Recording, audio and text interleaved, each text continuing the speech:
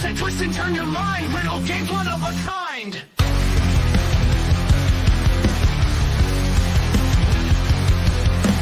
Puzzle time, tease your brain. Mazes, quizzes, whole new game. Laughs and giggles in every show. Facts and fun, now here we go. Welcome here, laugh and cheer.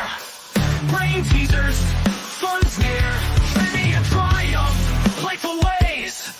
Join our epic, awesome days. Facts so wild, make you grin. Think so deep, a journey to begin. Crazy trivia, history tales. Puzzle pandemonium never fails. Welcome here, laugh and cheer.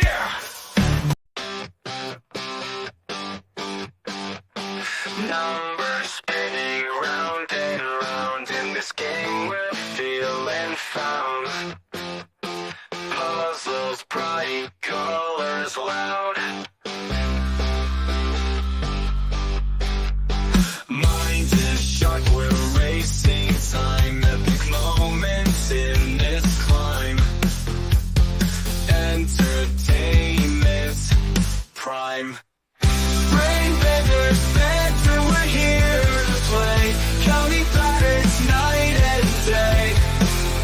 Solve the riddles, make them sway.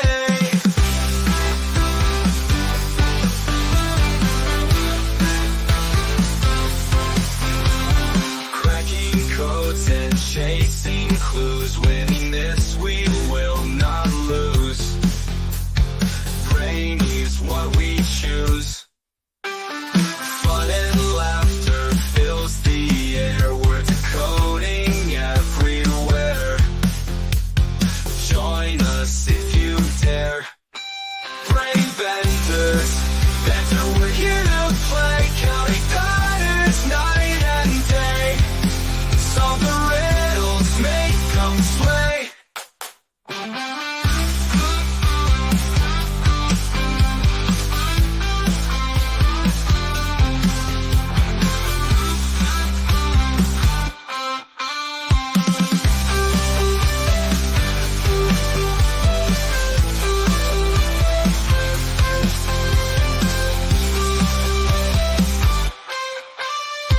Cracking codes and chasing clues. Winning this we will not lose.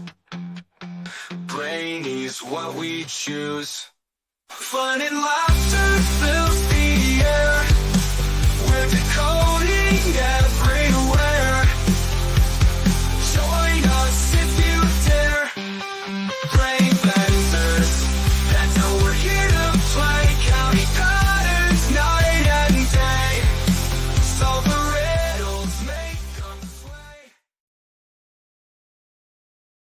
Hey everyone, welcome to our Saturday. Tonight's going to be a really extremely fun night because tonight we're actually going to have all of the creators telling you our YouTube stories. So we're going to tell you how, when, why, and all of the things that we do. And you guys are open to ask us anything that you want to know about what programs we use, how we create, where we started, and where we've ended up, and where we plan to go. So you're welcome to ask us anything, and we're here to share with you. And tonight it's personal. We want to be on one with the chat. Like, we want to know, this is our journey. We want to know yours too. So first of all, I'm going to bring up Tim. Hi, Tim. Hello, everybody. How are you tonight, Tim? I'm good. Minnesota. I see you took my name down. I didn't take your name down. It was on the screen. It's not there now. I don't know what happened. Sarah fixed it. Anyways, that's okay. Welcome, everybody. I'm from Minnesota. I'm UFO Man, and tonight I'm also the awesome TD #1. Because we have another TD on the panel who is claiming she's the real TD #1, so we'll have to look into that one. But anyways, welcome everybody in chat. Welcome everybody watching online. Tonight's sure to be a good show. Welcome in and watch Triple B rock. Thank you, everyone, for the BBB community. That includes all of the creators and all of the people that follow them that are here tonight. Like, I appreciate all of you. and all of your fans and all of your people that come and spend time with us. And we're all here to grow together. And that is why we're doing this YouTube tonight, to just share with you guys our journey and like what is what. We get real. Let's get real. And I'm going to bring up Sarah next. Are you ready, Tim? Yeah. Oh, here we go. I did it. Giggles. Giggles. Right? I've gone by many names in my time, and currently go by Flock Sarah Giggles on everything. I don't know, whatever. What's up? What was the question? I already forgot. There's no question yet. We're just introducing everybody, and then in the order that we introduce people. I exist. I do things on my channel. I will get back to doing things on my channel because I went and got my tooth fixed. I now have a crown. Yay! Yay! So glad you're back, Sarah. We're glad you're back. I can talk, word mouth, speak, eat. That's fun. Survival things. Yeah, exactly. Survival things. Oh my God. Absolutely. So are you good for me to bring up the next panelist? And then we're going to go in order of our stories of who we're bringing up. Base. Do that. And I concur, agree, all the 920 yards. Yeah. Okay. All right. And we're bringing up Chance. Hi, Hey. Chance. Hey, happy Saturday night as we're live. I also want to acknowledge the Facebook Live viewers and the Twitch viewers and the listeners, and happy to be here. I'm the Nostalgic Pod Blast out of Atlanta, Georgia. Nostalgia is my game, and we have fun talking about comic books and old movies and music and all that sort of stuff. And that's all I have to say about that. Last night he went live suddenly. So check out his channel. He has like an hour and whatever the heck show of comic books. I showed every cover of Volume 2 of the Ghost Rider comic book series. That's the Johnny Blaze Ghost Rider series.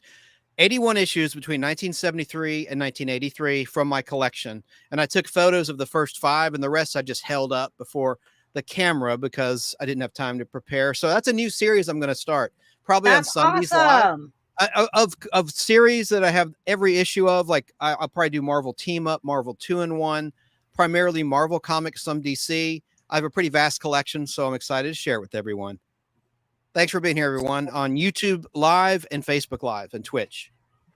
Absolutely. And any platform that we decide that we want to broadcast to, because we're that kind of people. Word and thing. We're us. All right, next I'm going to bring up the other TD. TD, your mic. You're muted.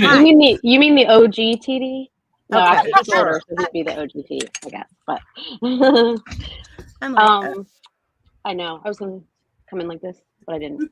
Anyway, I decided not to. How are you guys? How's everybody? Good. I exist. Amazing. We're amazing. Good. We're amazing. Sorry, I'm pouring my water in my cup. So, oh look, Chance, I still have my sticker. It's going strong. It's been in the dishwasher, and it's still like there. Look. Oh, look at Look that! at That's that. so cool. Did you Mod Podge it or anything to the cup? No, but I love Mod Podging. But I did love not. Mod Podge everything. Yeah. I Mod Podge Yes, everything. me too. Chance, No, it's I just need, a really good new quality. stickers for Temecula to post around for you.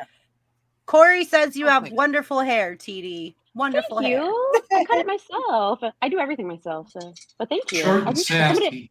someone Short at and sassy. the grocery store said that tonight too. I appreciate that. You do So we everything still, yourself. Corey, do you? we still have 2 more panelists coming up. 2 more amazing panelists are coming up. He's asking where Super D's at, and I'm like, he's still backstage. He's coming. Yeah. Yeah. Yeah, we got the. All right. Are we ready for the next All right, person? Then do You it. sure? Yeah. All right. I'm gonna bring up Super D. Oh, that was long. Greetings from South Carolina. Hello, everybody. Hi from Southern What's up, California. shenanigans? Hey, from Northern California. I'm the Daily Dan Blog. You can call me DDB, and I'm hanging out here with BBB. And I noticed that Corey's comedy channel's in the chat, and I guess that's CCC. CCC. So that makes Sarah CCC. Triple D.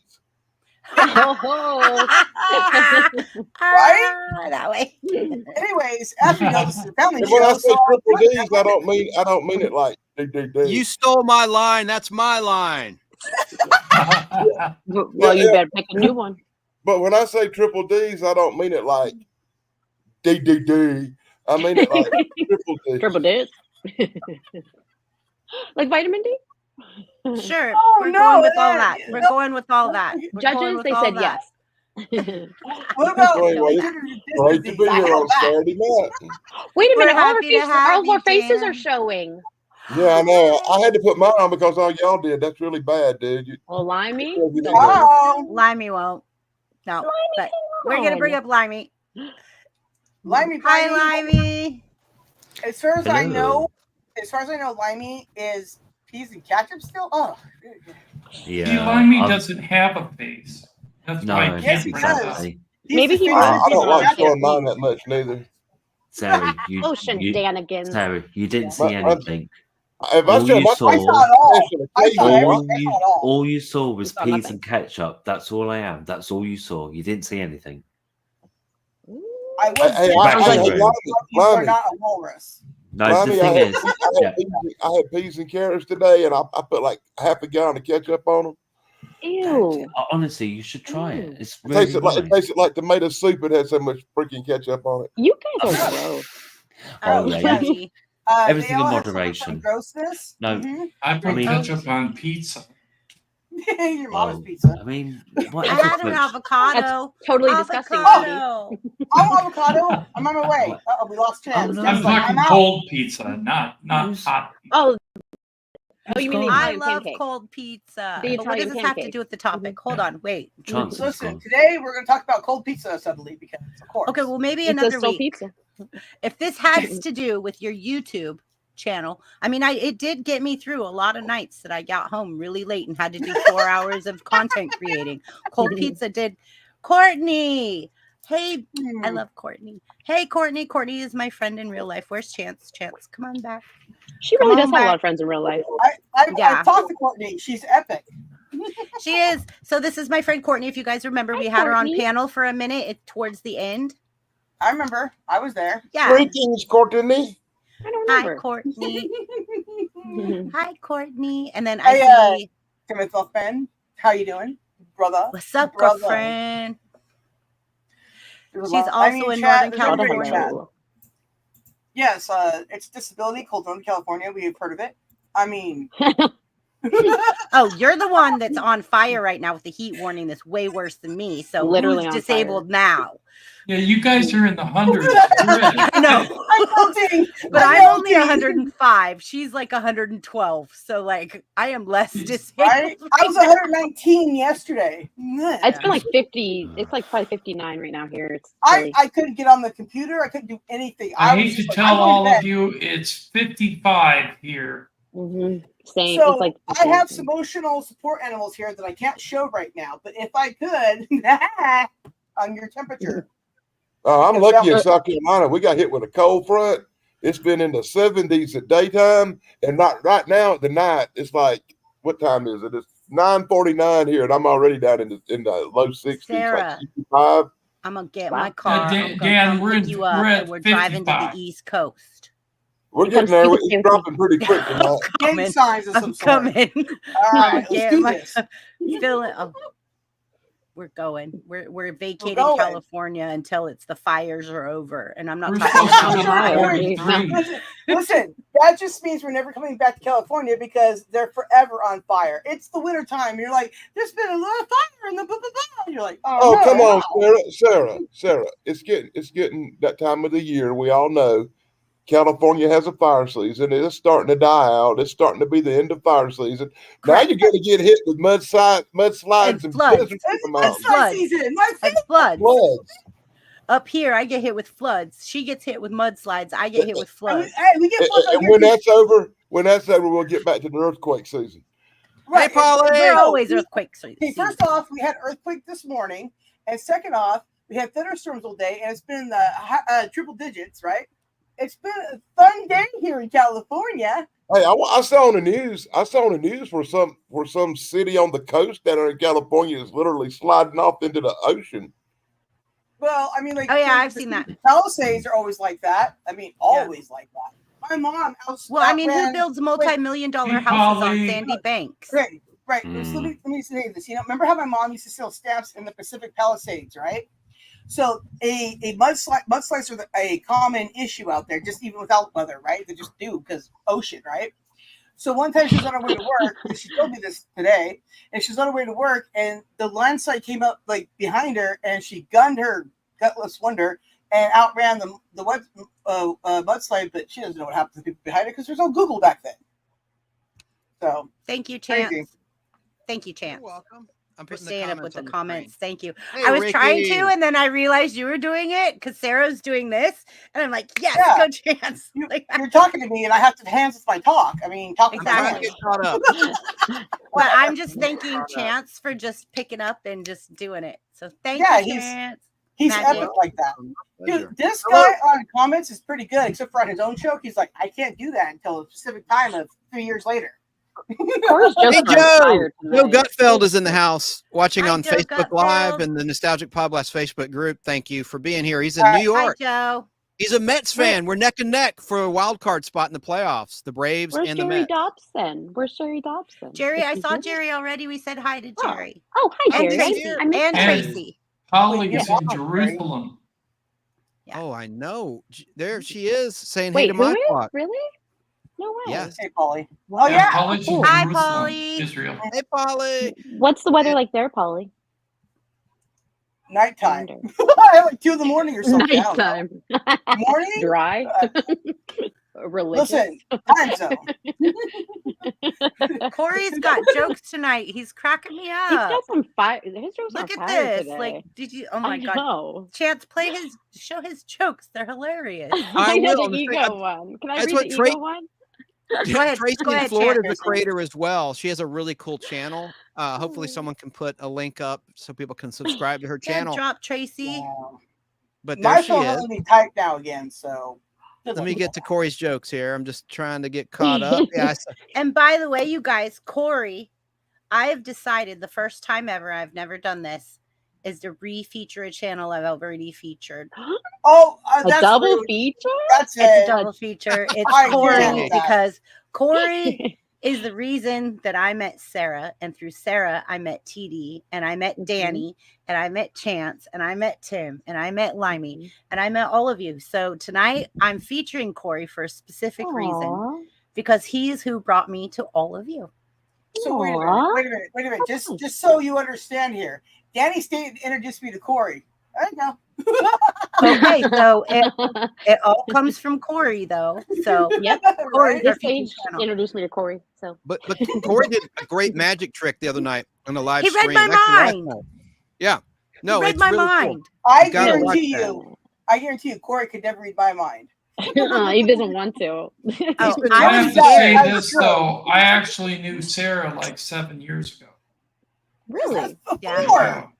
But I met you through Sarah, through Corey. Yeah.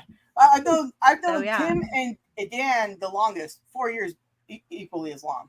And I've met Adrian and was jamming and Music Fun, etc. Adrian, my friend, and all of them through Corey. So I just wanted to re-spotlight Corey tonight again as something, and especially because we're talking about our YouTube journeys. He is a very huge part of my YouTube journey because I don't think he remembers, but right before he hit 1,000, I was already subscribed to him and he was subscribed to me, and he would like leave me comments, which would get me motivated. And then all of a sudden, like my channel started taking off, and I don't think he noticed at first, but he was leaving me comments when I was under 1,000 subs. And then when I hit 1,000, then it just started being more noticeable, I think, when he's like a matchmaker. Like a matchmaker YouTube creator. It's awesome. But I think with Corey, it was more when he started going more live. Like he started doing more lives, and I could catch them because I was actually off work. Because you guys all know, like I'm a workaholic. I can do a cute impression of Corey if you want me to. Yeah, go ahead, do a cute impression of Corey. He goes, all right, we've got 11 in. If you guys wouldn't mind hitting that thumbs up. Okay, we got one. We lost one. But hey, we got 2 It's more. eyeballs. Okay, You gotta say eyeballs. 26 27 eyeballs eyeballs in here right now. Oh, well, I have an imitation of Corey, too. Bada bing, bada bang, bada boom. And then he'll throw in a joke. Comedy. Then my wife asked comedy. if I was sleeping. I said, no, I'm checking my cracks for eyelids. Bada bing. Chance, your That's turn, comedy. Chance. I can do an imitation of Corey, but I'd have to go get an egg. Oh, come on, be nice. Wait a minute. I thought you were gonna, wait, listen. I thought Dan was going to say I would do an impersonation of Corey, but it'd have to be funny first. No, Corey's I can do an funny. imitation of Corey. There you go. Oh, yeah, look, bald head. Corey. No, And my wife asked if I took my haircut. I said I got them all cut. The Bald Club for Men. Listen, Chance, my name is Corey. Yeah. what do you have to say about Corey? We've all spoke about Corey. Corey's a comedy god. And He right now I is. have one of his jokes, his epic jokes on the comedy? screen. He says, Right. Corey's comedy channel says, I'm not losing hair, I'm gaining face. Yeah, Love brilliant. it. What? I'm a fun guy. Let me get some more of his comedy up here. Yeah, but he's a magician. He's been interested in magic, so he says. He literally he read was my a mind. kid. I picked Yeah. the card. There was no Yeah. way. I was It's so.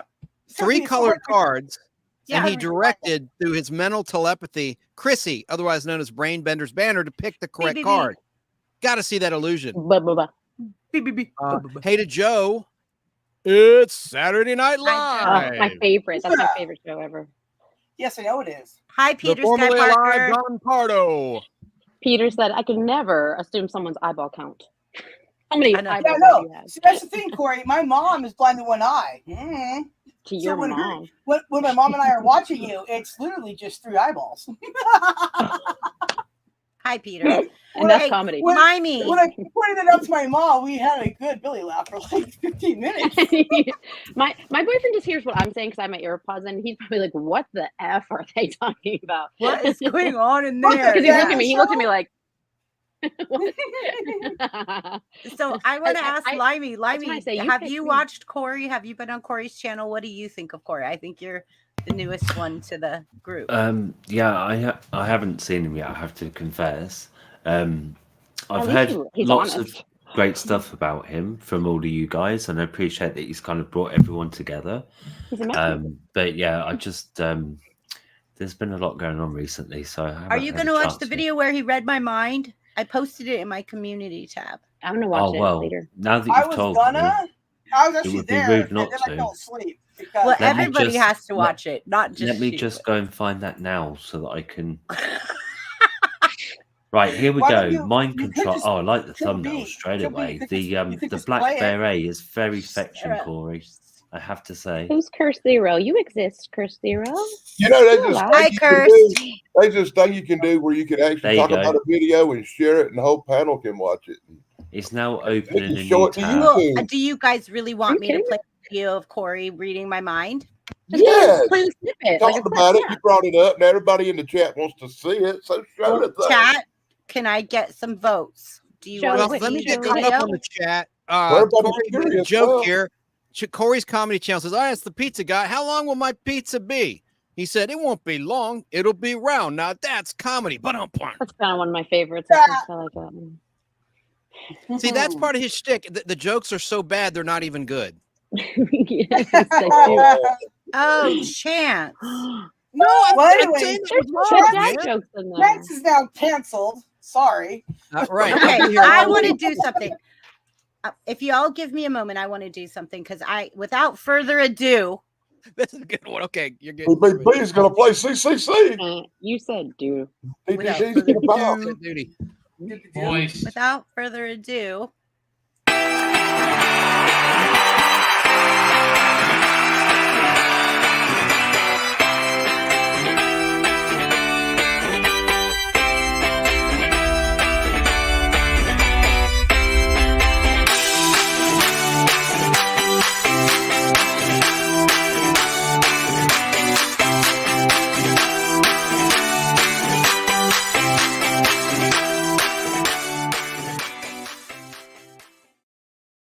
Standing ovation for Yeah, Corey. woo! I'm not standing up.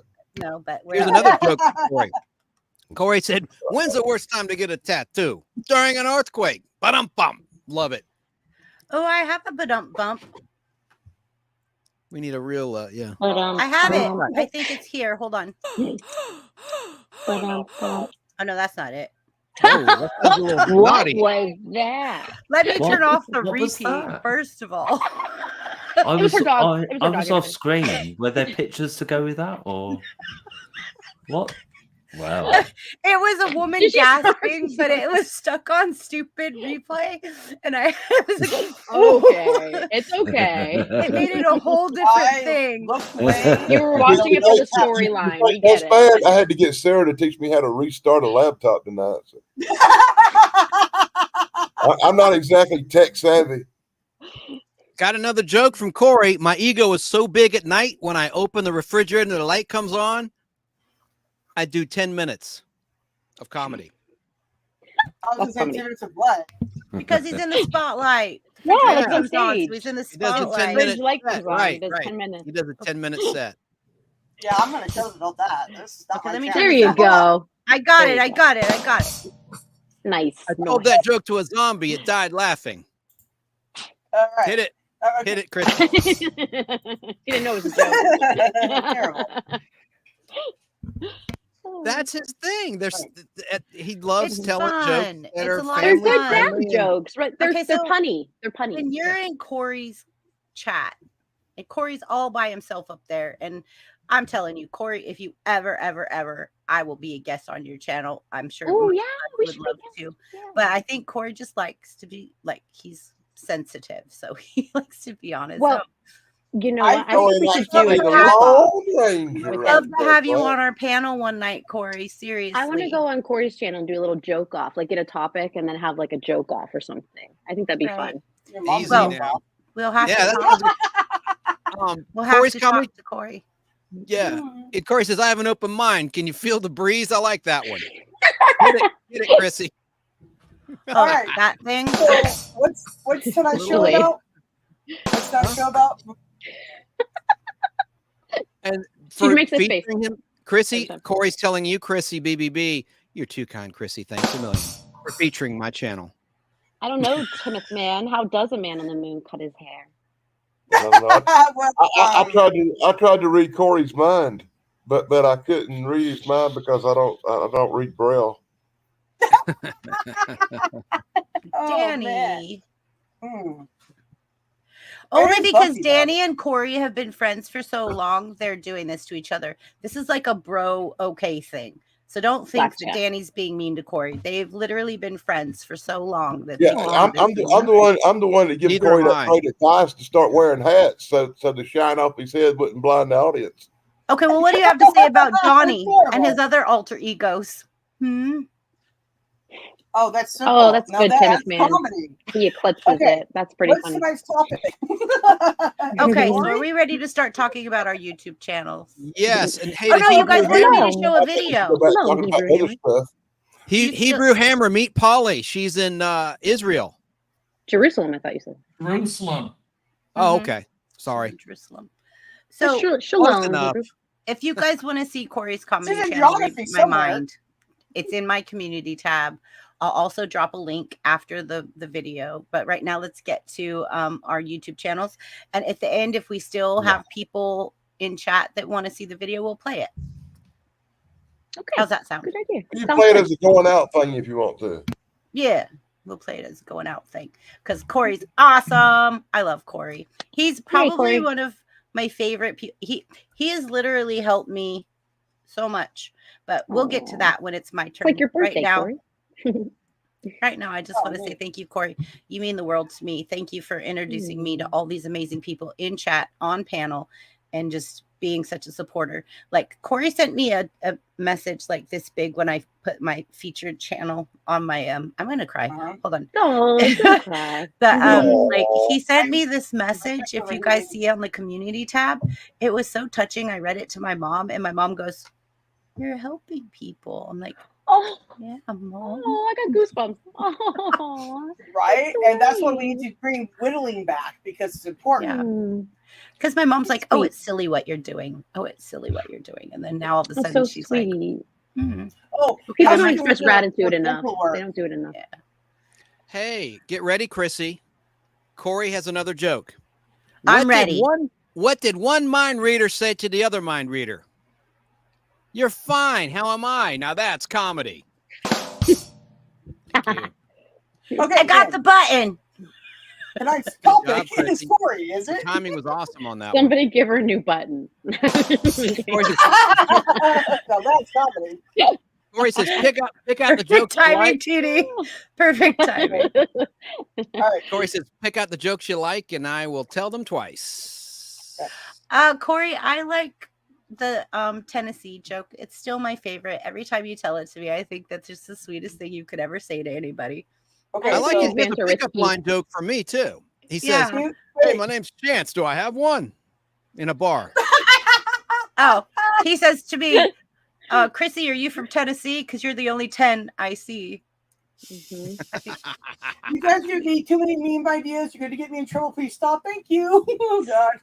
Chrissy, here's Pickup one lines for are good you. memes. 'Cause you're a Navy gal, a former Navy gal. Corey says, my ego's so big, I joined the Navy so the world could see me. I don't get it.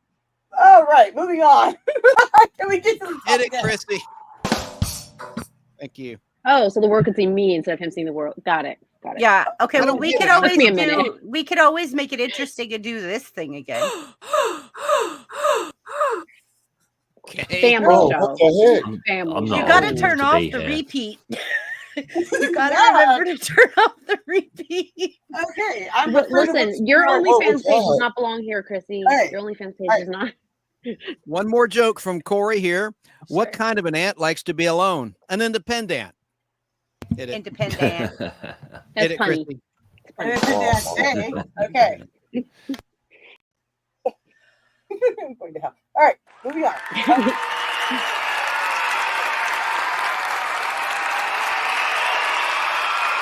Oh, righty then. Every time you play that, I think they like me. They really like me. Dude, my Aunt Janice looks like that chick. It's crazy. All right. No, So true really? though. Every time it plays, I'm just like, I know, me too. I'm like All the victory. My picks are ready, guys. Come on. I know I want to die. Hey, we have some laughter from Tracy going Corey's way. All right, and hey to Jerry Dobson, Nostalgia World on Facebook. Hi, Join it Jerry. today. His Facebook group. How There's you doing, Jerry Jerry? Dobson. Hi, there's He's in Jerry. Michigan. Jerry. Michigan State. Yeah. Did you just call him Nice, my missionary? neighbor, kind of. I'm in Ohio. Yeah, Michigan is very close to Ohio. Okay, so Chrissy, topic can you tonight- translate this joke for me? Why don't you read this one, Chrissy, since it's Navy? Sorry, Sarah. Hang on, Sarah. Is that not a I joke or joined the not a Navy joke? and spent 4 years in a submarine. So basically, the term that you join the military is usually a 4-year term, 4 to 5, depending on the new terms now could be different. But you join the Navy, spent 4 years in a submarine, meaning he didn't get out. He was What? Did he have? submarine. He's there right now. 4 years in a submarine. Was there a screen door on the submarine? I've heard that that's not helpful. Sarah. Sarah. Wow, that joke's even less funnier than usual. No, Right? it's a personal, private thing that Sarah knows about a screen door being on a Actually- submarine. That we're taking on water, we're going down. It's a good metaphor, though. I just remember one joke from when I was a kid. Sarah. Like we went to see the Lone Ranger in Tonto, and it was a personal appearance. They were signing autographs, and after it was over, Tonto was standing out front of the building, and every girl that went by, Tonto would go, Chance, Chance, Chance. Oh my God. And I had to ask. I said, Tonto, aren't you supposed to say how? And Tonto looked at me. Oh. And Tonto had looked at me and said, I know how. I just need a chance. I'm not gonna lie, I don't get that one. We have Oh, He yeah. some knows jokes. how. He just needs a chance. Yeah, we got some jokes in the chat too. Tim, Oh my DD, I'll text you. It was I'll clean. text you, Come on. DD. I got you. Nice. My tag is over here. I don't have a lot of time. Hey, Tim Mothman says, "What type of bear is toothless? God. What type of bear is toothless?" A gummy bear. You got it. Good job, TD and Tim. Mhm. It was I a got it. stereo. My tag is over here. What do you call? Okay, here's What do you the call dirtiest. what do you? Okay, I what do you got it. call- I got it. I'm gonna tell y'all the dirtiest. We need a comedy night, obviously. Listen, I'm gonna tell you the dirtiest clean joke I know. The dirtiest clean joke I know, and that was Bear and Rabbit were sitting in the woods taking a poop, and Bear looked over and asked the rabbit. He says, "Rabbit, do you have trouble with fur, with poop sticking to your fur?" And the rabbit said, "No, not a bit." So Bear wiped his butt with the rabbit. I'm gonna say I posted that one on my community post one time. You mean a dingleberry? I got a stupid one. What do I you have call one too. what do you call a ahead. dog of a Tyrannosaurus? What do you call a Tyrannosaurus's dog? No, what do you call a Tyrannosaurus? Tyrannosaurus Rex.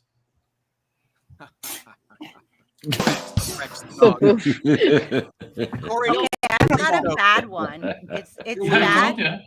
It's adult, but Chris. it's not bad. Like it's clean enough to be on our channel. Okay. So if hawks have baby hawks and doves have baby doves, what birds don't have babies? Swallows. Big birds. Swallows.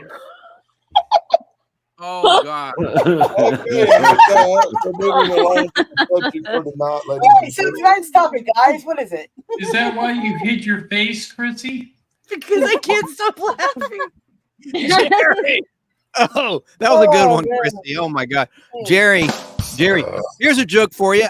I looked in the mirror, and the figure looking back at me started laughing while I stood there shaking my head. Poor guy. I'm through. I told only 2 jokes I know. All right. Okay, that's brilliant.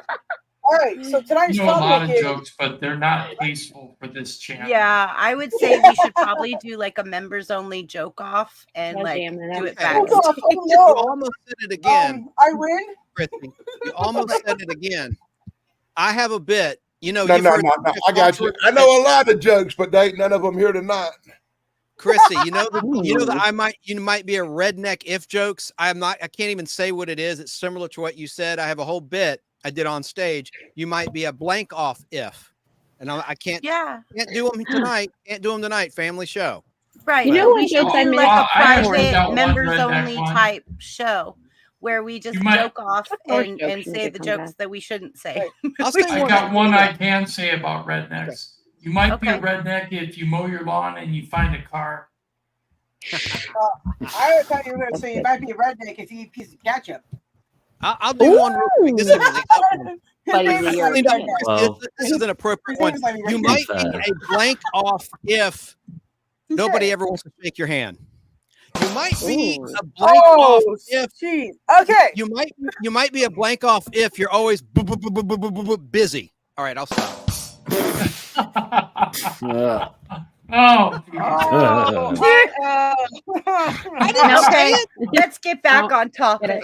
okay. I'm trying a lot. You all did awesome. High fives, everybody. That was Limey. I don't know that I want a high five No chance. credit I'm for just this. No, saying. I just want a joke from you. You're Oh, the only one sorry. that didn't Hey, give wait a a joke. minute, That Chrissy. was it. That was my joke. Chrissy. The first Chrissy, 30 that was minutes the of joke. our One more. show This is tonight good, is this is sponsored good. by Corey's Comedy Channel. Chrissy, you might be a blank off if you are without child. Okay, I'll stop. Oh, okay. What the hell? Chance. Okay, sorry. Why can't they figure out blank off murders? I don't know. All the DNA is the same and there's no dental records. See what I Okay. See what I brought even BBB into the gutter. Come on, Don't Christy. We do want it. to see you laughing. That's part of it. Seems We like gotta that hear the happens a snort. lot, Lance. I Peter mean, says you he's hear joking things. It off doesn't right mean now. it's appropriate to say. You hear funny jokes and stuff, especially in a trucking company. I hear all kinds of jokes. True. You have to have thick skin for sure. Yeah, but it's not always things you want to repeat. Like you giggle like under your breath, like that's funny, but you really, really, truly, it's not something that's appropriate. Right. And that's and you know it. Bird, I'm not a trucker. Trust me. I mean, I worked in a prison, so I've heard it all. You hear it, and sometimes you giggle about something. You're like, "That's really wrong." Absolutely. And usually you're quiet, but then sometimes you get a good one back. Like when this one guy's like, "I want you to have my babies." I was like, "How are you going to pay for them?" That's the best joke yet. Hold on. He's like, "Oh, that's very lesbian of you." CJ's joke, Chrissy. You want to read that one? I'm not in the chat. Why did skeleton climb up a tree? Because a dog was after his bones.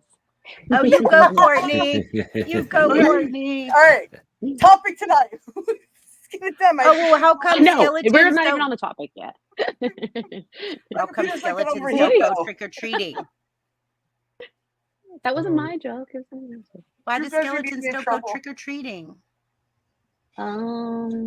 I don't know. A lot of jokes about bones. I just can't make rid of them on here. Lots of jokes about bones. All right, because this is in my channel, I'm gonna. Should I read the topic for the evening? Yes, please, and thank you. Okay, you're welcome. Let me go to our little private chat. Thank you, TV. Okay, no problem. So, title. Wait, real quick. Hello to the Dr. L. Keepers live on Dr. channel now. Keep it his memory alive. So make sure in my community post is the link to that show. So check out when you can. Yes. Doc lives on. They're epic. Doc lives on. Hi, Keebler. We love you. Love my dog. Okay. So our title is Creators Unplugged, our YouTube journey's description. So join us tonight for a special live stream where YouTube creators from various niches share their personal journeys, discover the highs, the lows, the unexpected turns, and the milestones that have shaped their paths in the world of content creation. Whether you're an aspiring YouTuber or a seasoned creator, this session will provide insights, inspiration, and real stories behind the videos you love and people you love.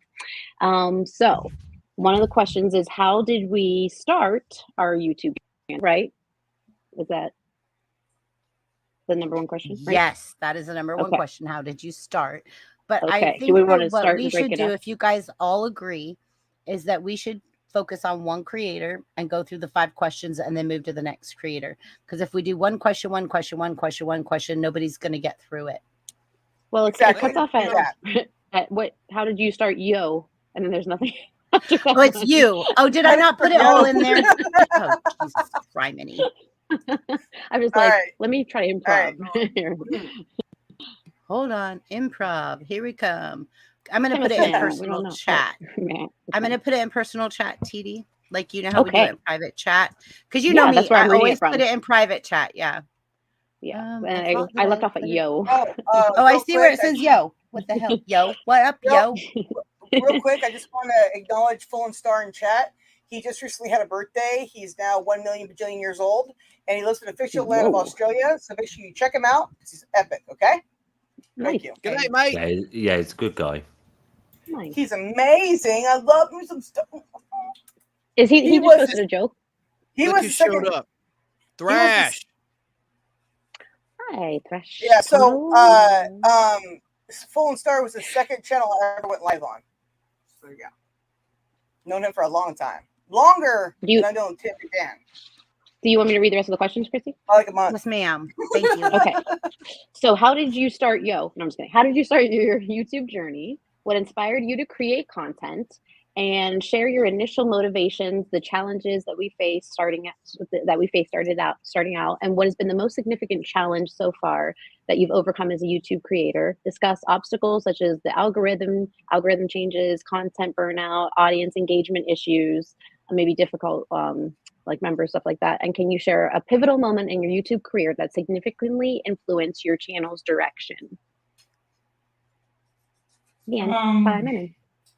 And you can always look in private chat. Private chat is the whole entire thing. Yep. You can go right back to it. How did I start my channel? Well, back in the day when I was really young, I was very interested in UFO books for some reason. I didn't know why necessarily, but I read Chariot. What was it called?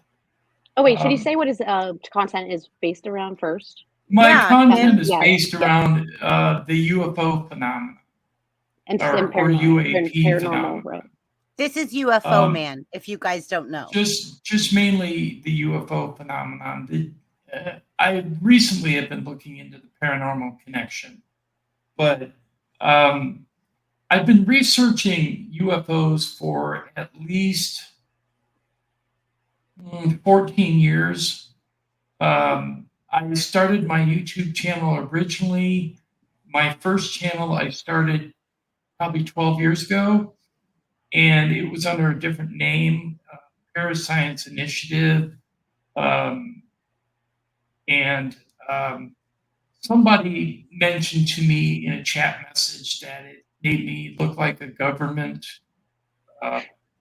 informant because I was working for the mind control operations going on with it because of the own eye.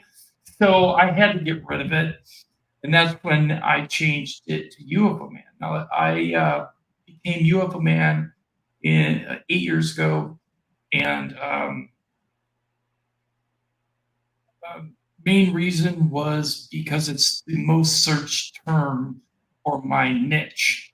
UFO is the most searched term. So yeah, the search engines would lock onto my channel and it would force the algorithm to put out my content. Now, this is before the days of what is it, 10,000 views or 1,000 subs to qualify for monetization. I was monetized immediately. And that's back in the day when you could place commercials on your own video. And some people went crazy with putting a video like every minute. I never watched any of that stuff. I only put maybe 2 commercials on an hour. Anyways, getting back to the start of the channel. The reason why I started my channel is because I had a really close sighting. 50 feet away, 500 feet in the air, 6 rectangular objects with rounded corners filled with what I call living fire.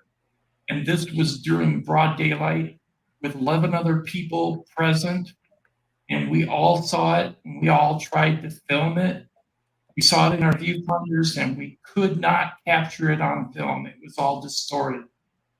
3 days later, a guy in Spring Valley, Minnesota, caught the same objects in his backyard using an old Sony camera, one of those big, bulky ones. He caught it on his film. And it was actually released on KTTC Channel 10 News, which is an NBC affiliate out of Rochester, Minnesota, back in like 2000. I don't know. It would have been like 2015, 2016. So if you want to look it up, you can go to KTTC Channel 10 News out of Rochester and look in their archives and you can see that footage. It's never been proven other than an unidentified sighting. It was reported to MUFON. MUFON came down and investigated the guy in Spring Valley and correlated the 2 sightings as being the same objects. Ever since I had that close-up sighting, I wanted to find out if anybody else has seen kind of the same. Because when I saw it, my world paradigm changed. My worldview completely was shattered because I was like, wow, it's no longer just a possibility. I saw something that shouldn't exist. It was actually not of this world, definitely not of this world. No sound, stayed one place for at least 45 minutes. It was just crazy. So I started UFO Man and I started researching UFO sightings. And back in the day, they had the old UFO sightings, you know. like the ones you see in black and white, and the ones you see from Project Blue Book, and the ones you see from people that are filming in the yards with really bad cameras. And so you see little dots in the sky, and that really didn't help much. So I started researching people who were credible within the government, as well as behind the scenes in the government, and that were non-government people, and also citizens that I knew around the area where I lived, on whether they had seen anything. And that sparked my interest even more. So I created a channel, and my channel's doing pretty well. Not as well as Chrissy's, which I would love to be in her position, but my niche is a little tougher, I think. Such a tight niche. It is, Tim. It is. My niche is so tight that there was so much competition.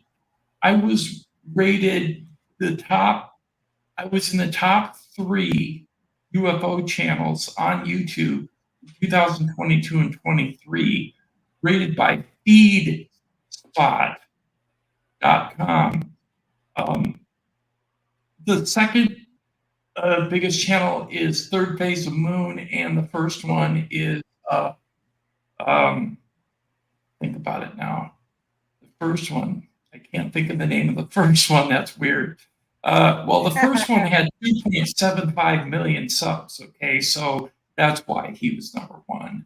And the second one has like 775,000 subs. So I'm way out of their league.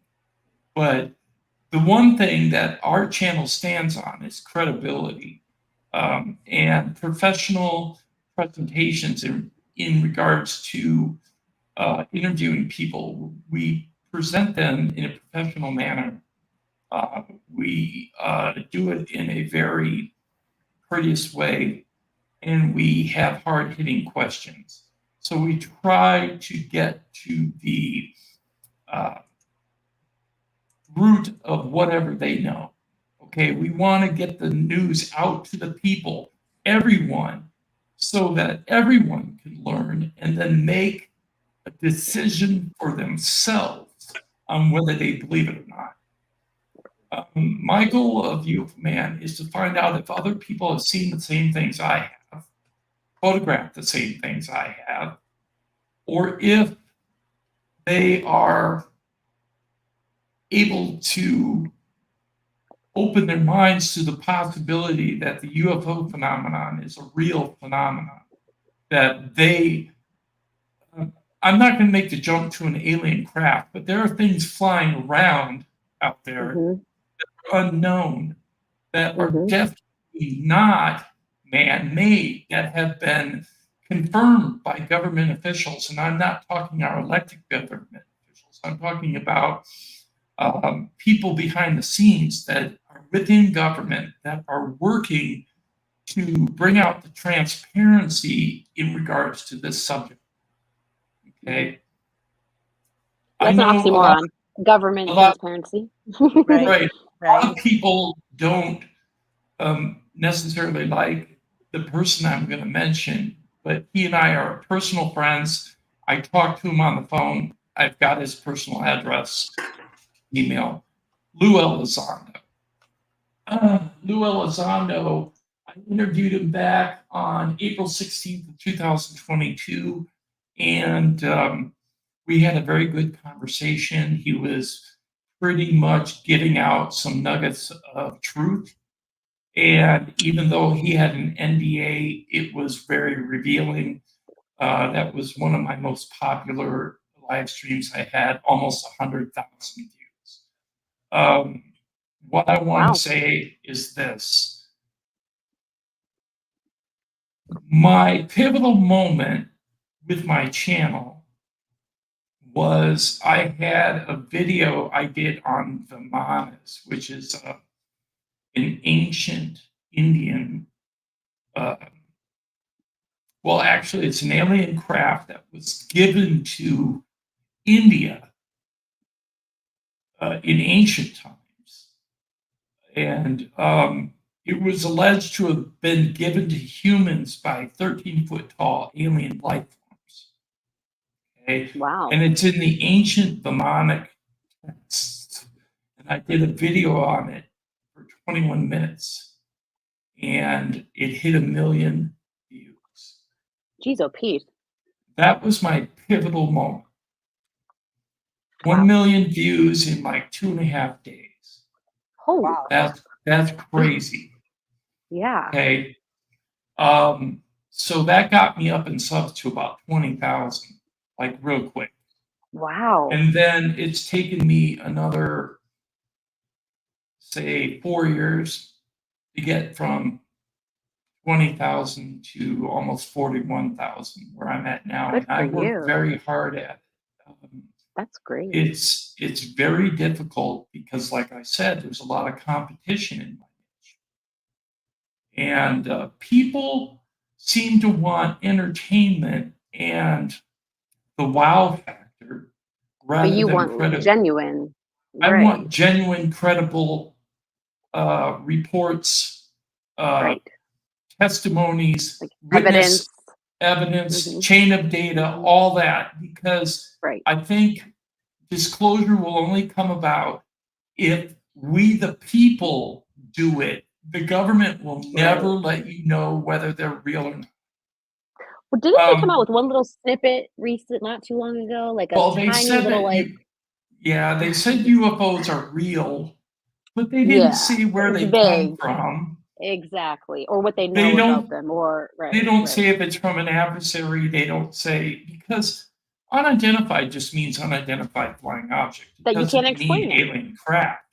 Right. It means you can't explain it. It's very unique and not something that's well known. You know, That's why they went to UAP, right? Which originally was unidentified aerial phenomena. Now it's unidentified anomalous phenomena. But it doesn't have to be in the air, so to speak, right? I mean, no, it can be. It can be in the water. Right. There's something called transphasic technology, which, believe it or not, the U.S. government already has that. A lot. We have a patent on 2 different vehicles that can travel underwater, exit the water, enter the air, and travel like a plane, and then exit the air, our atmosphere, into space. Oh my God! So you got transphasic technology because you're going from 3 different mediums. Well, I don't know if you've seen it, but Pittsburgh has these ducks that go from the water to the land. These big old ducks you could ride in. Well, those are boats.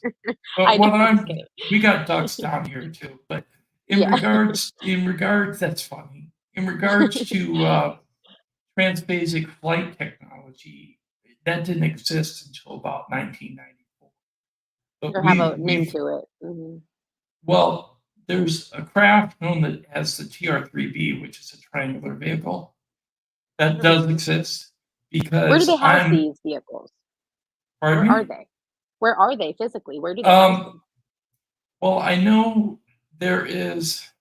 I can't remember the name of the base, but the base is underground. It's in Nevada. So a military base. It's a military base, yes. And that's where they actually have some of the TR-3Bs because they house them underground. That way you don't see them. Yeah, I hope El Chapo's tunnels didn't run into that. They launch them at night. Okay. If you see one during the day, you're not going to see the craft because they're so fast. They're beyond hypersonic. What I'm going to say to you is this: they have a trail behind them during the daytime that you can see when they're first firing up their thrusters, and it looks like a string of pearls. So if you see a jet stream that looks like a straight line with a bunch of pearls attached to it, it's most likely a TR-3B flew over. So like circle line kind of thing, like circle line with a dot, and then a Got it. dot, another dot. Yeah, that's Interesting. I've actually seen that over the building where I live. Really? So I do know that they're flying around. Have you been to Roswell, New Mexico? I haven't been to Roswell, but I have heard presented virtually on big screens in a convention hall at Roswell. You should probably go and visit. Yeah. Yeah. I did in Roswell at UFO Expo 2 years ago. And I also presented at Contact in the Desert in 2020. Cool. That's awesome. So this is the thing. So yeah, those were pivotal moments too. But what I want to say in regards to interviewing and how my channel grew, I interviewed someone that's kind of on the fringe of ufology. Her name's Carrie Cassidy. Carrie Cassidy used to be an investigative journalist that looked into the serious side of ufology, but then she started getting into more speculative investigations that had no chain of data to prove what she was saying was truth. It could be believable, but no credible, like, kind of evidence. Like saying that reptilians live underground. How do you prove that? See, that's my point. That's speculative.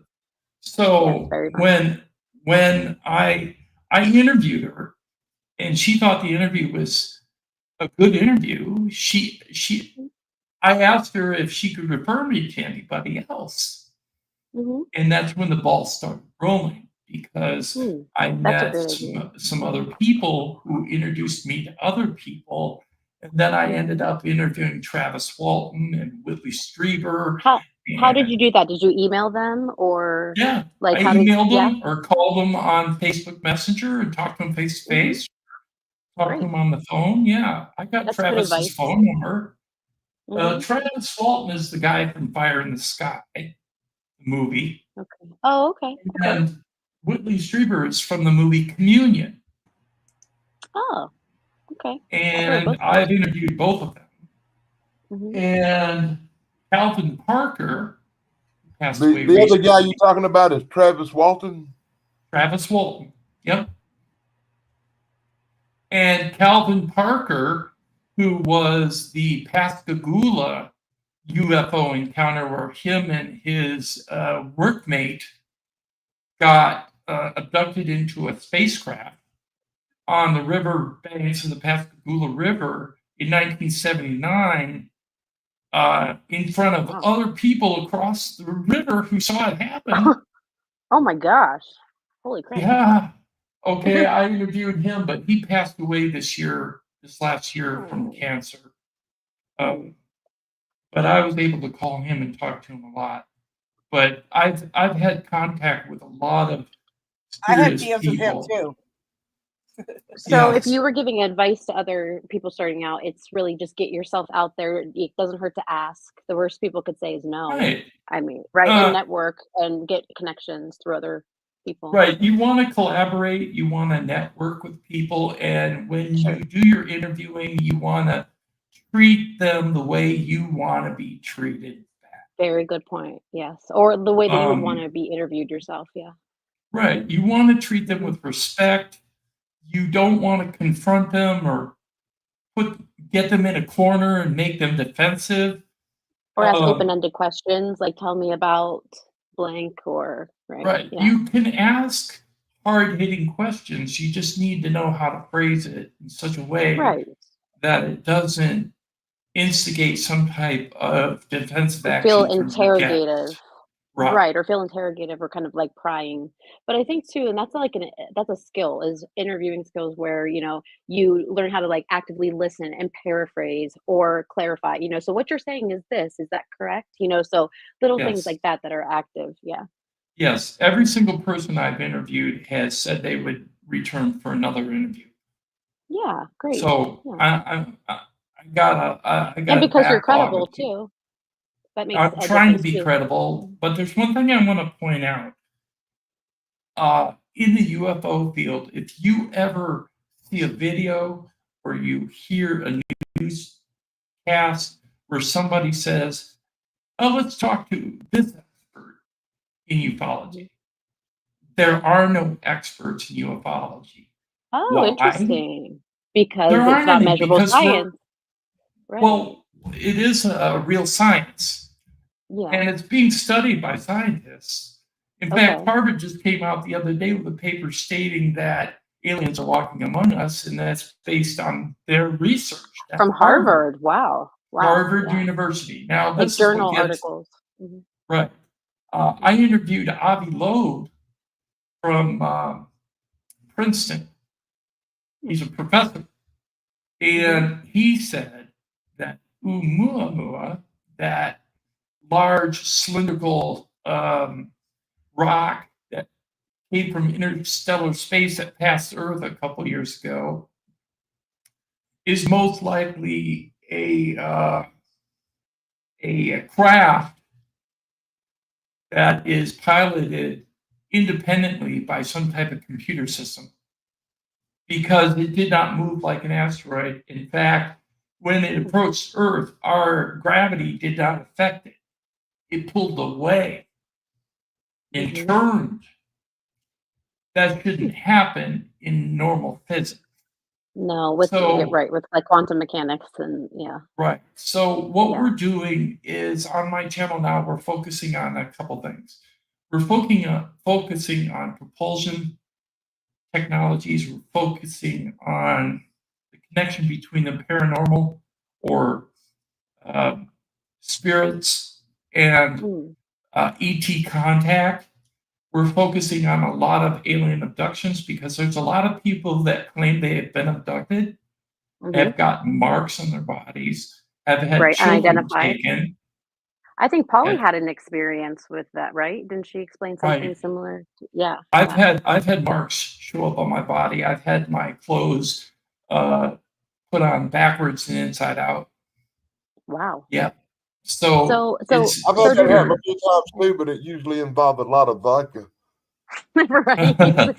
Mine didn't involve vodka.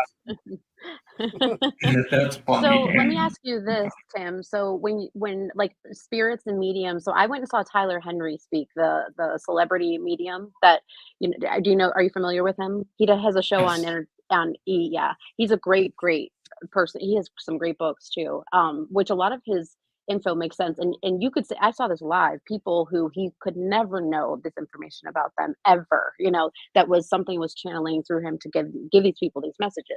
Right. So do you consider that, is that lumped under the whole paranormal kind of? Okay. Gotcha. It is, what about because Bigfoot? see, a lot of people who have claimed that they're abductees, even generational abductees, people who had their grandmothers and some their kind of great-grandmothers abducted. Oh, wow. You know what I mean? Claiming abduction. Yes. Or interesting. So maybe they target grandchildren. a certain like a certain family structure or something like that. It looks like they're targeting certain family lines. Yes. Right. But the thing is there are different species that are involved, according to all the interviews I've done in regards to alien abduction.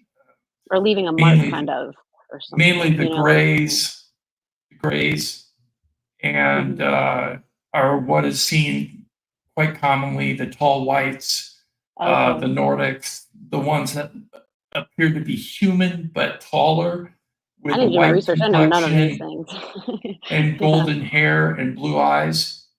So they look a lot like the Nordics. In fact, the Nordics were alleged to have made an agreement with the Germans during World War II for technology advancements. Oh, interesting. Yeah. So that's why, I can't say him, but the German leader wanted to create a Nordic race, right?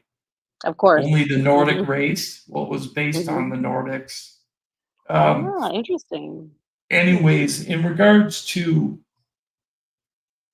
paranormal being attached to ufology, I do believe so, because a lot of people who have been abducted have seen passed away loved ones on board ships. So the empaths and not just empaths seeing them, but regular people have actually seen passed away loved ones on board craft. Yes. Very interesting. So there's something going on there. Now, also, the other thing I wanted to say real quick, because this is a lot to cover, was that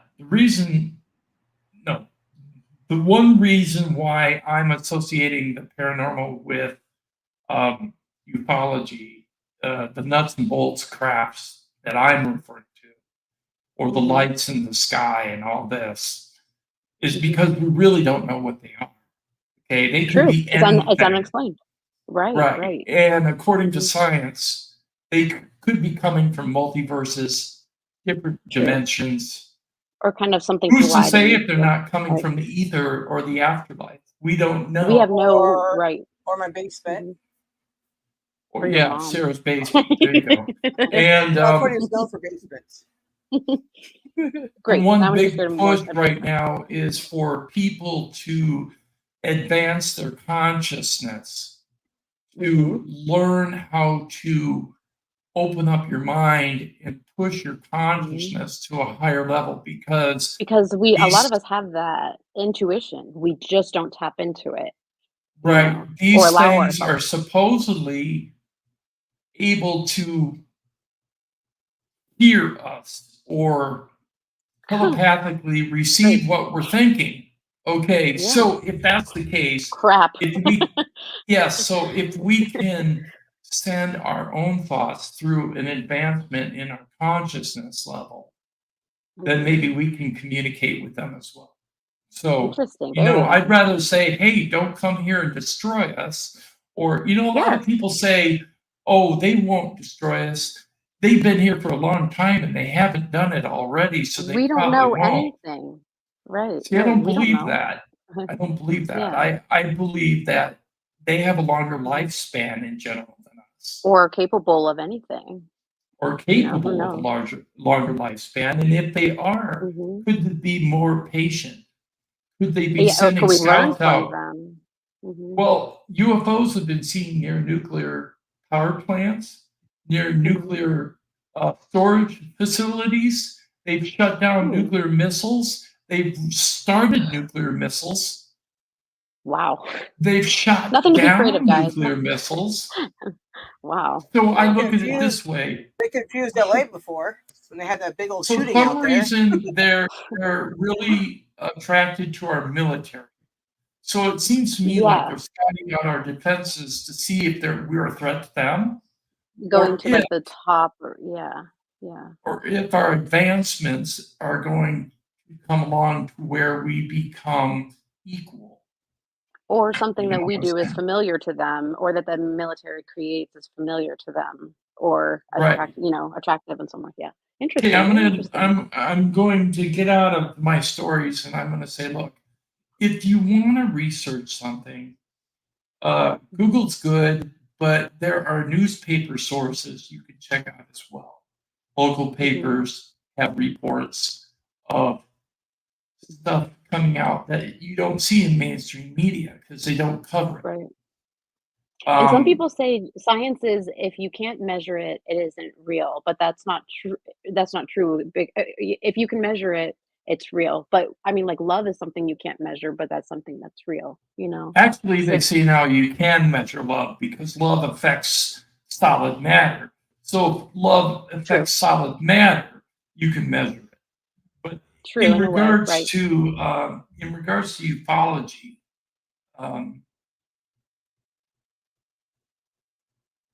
it's still a new field. So there are no experts.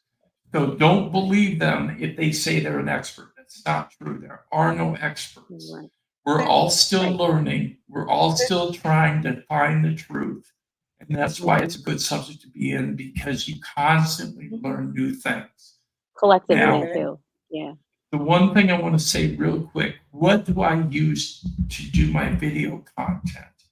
I used to use a platform called Wondershare, Filmora, but it costs like $49 a year, and I didn't want to continue paying for it. Do you have an LLC? Because you could write that off. Yeah, that's true. But I actually have a different platform that I use. It's called CapCut. CapCut. Oh, I use that too. I use that It's too. a really excellent editor. And you can pay for You it use to it, get Sarah? the Pro Tools. Huh? Yeah, I use CapCut as well. I thought Chance was over there sleeping for a minute. I thought he was dead. Actually, I it was thought crazy. Chance was sleeping too. I'm like, what is he doing? Is he like, okay? Yeah, he's sleeping on me chair? because he's bored. I see him. Is he okay though? No, for real. Is he okay? Chance, are you okay?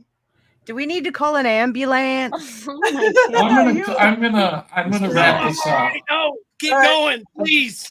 Tap into your subconscious, Chance. All right, continue, Tim. Continue, please. Chance, jump off the bridge. No, I'm just kidding. Oh my. Oh my goodness. I'm gonna pink slip you. I'm gonna give you white sheet retreat. Oh my goodness. Okay, real quick. CapCut is a good editor to use if you don't want to spend any money but have an excellent set of tools to create quality content. Play around with it, yeah. Go in there and play around with it, learn it, and it will help you put out quality content. Everything takes some trial and error, I think, too. Yeah. Yeah, but it took me some time, a couple months, and I was really good at it. So you go ahead in there and you can do quality content. I use StreamYard. Maybe you can show as my Danny how to put his platform. laptop on. I use the same platform as Chrissy. Where do you do your thumbnails? What do you do most of your thumbnails and stuff Okay, like that's a little different because well, that's why I'm asking, because I want to know like what programs. I don't use a typical thumbnail creator. I was creative in how I could do my thumbnails. So what do you use? There is a t-shirt creation site called Zazzle. Oh yeah, I like Zazzle. Oh, Zazzle, yeah. I've heard of Zazzle. If you go to Zazzle and go to create a poster, right? It gives you a creative field. Good and then idea. you can upload your images to the poster frame and create your thumbnail. Nice. Right? Good idea. And then take a screenshot of your thumbnail. Right? Yeah. And then I go over to a photo editor, and I have a free photo editor called iPiccy, Piccy, the letter I. And it's free, yes. And I go on there, and I can do anything I want to do.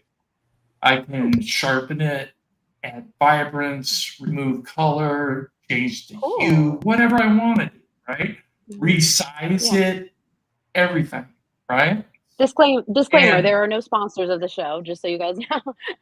Right. These are all free things. So right. Mm-hmm. It's not That's like great. That's a great idea. No. So you can you make a logo on iPiccy. Zazzle? Can you make a logo on Zazzle? Do you know? Sure you can. I made Sarah's logo on Zazzle. Did you? Yes, he did. Nice. The original one with the red alien head with the mohawk. Huh. Okay. I think I made my stupid little like watermark on. I think it was on CapCut. Another one I use that you can use for free is Canva. I like Canva too. Canva. I use I Canva to make my boyfriend make a logo YouTube with headers. Quick, there. That's the logo. Yeah, I made that one on I made that one on Zazzle. I like it. In fact, when he Peter Sky Parker wants to know if you have a promo code, Tim. What do you mean by promo code? Like if you get like credits if you refer somebody? If somebody signs up, like I have promo codes for Canva and like different programs. I have a promo code underneath my videos for CapCut. Okay. You can go in there and so just click on that. So go to my channel, UFO Man, and it's all in capitals. It's not in small print.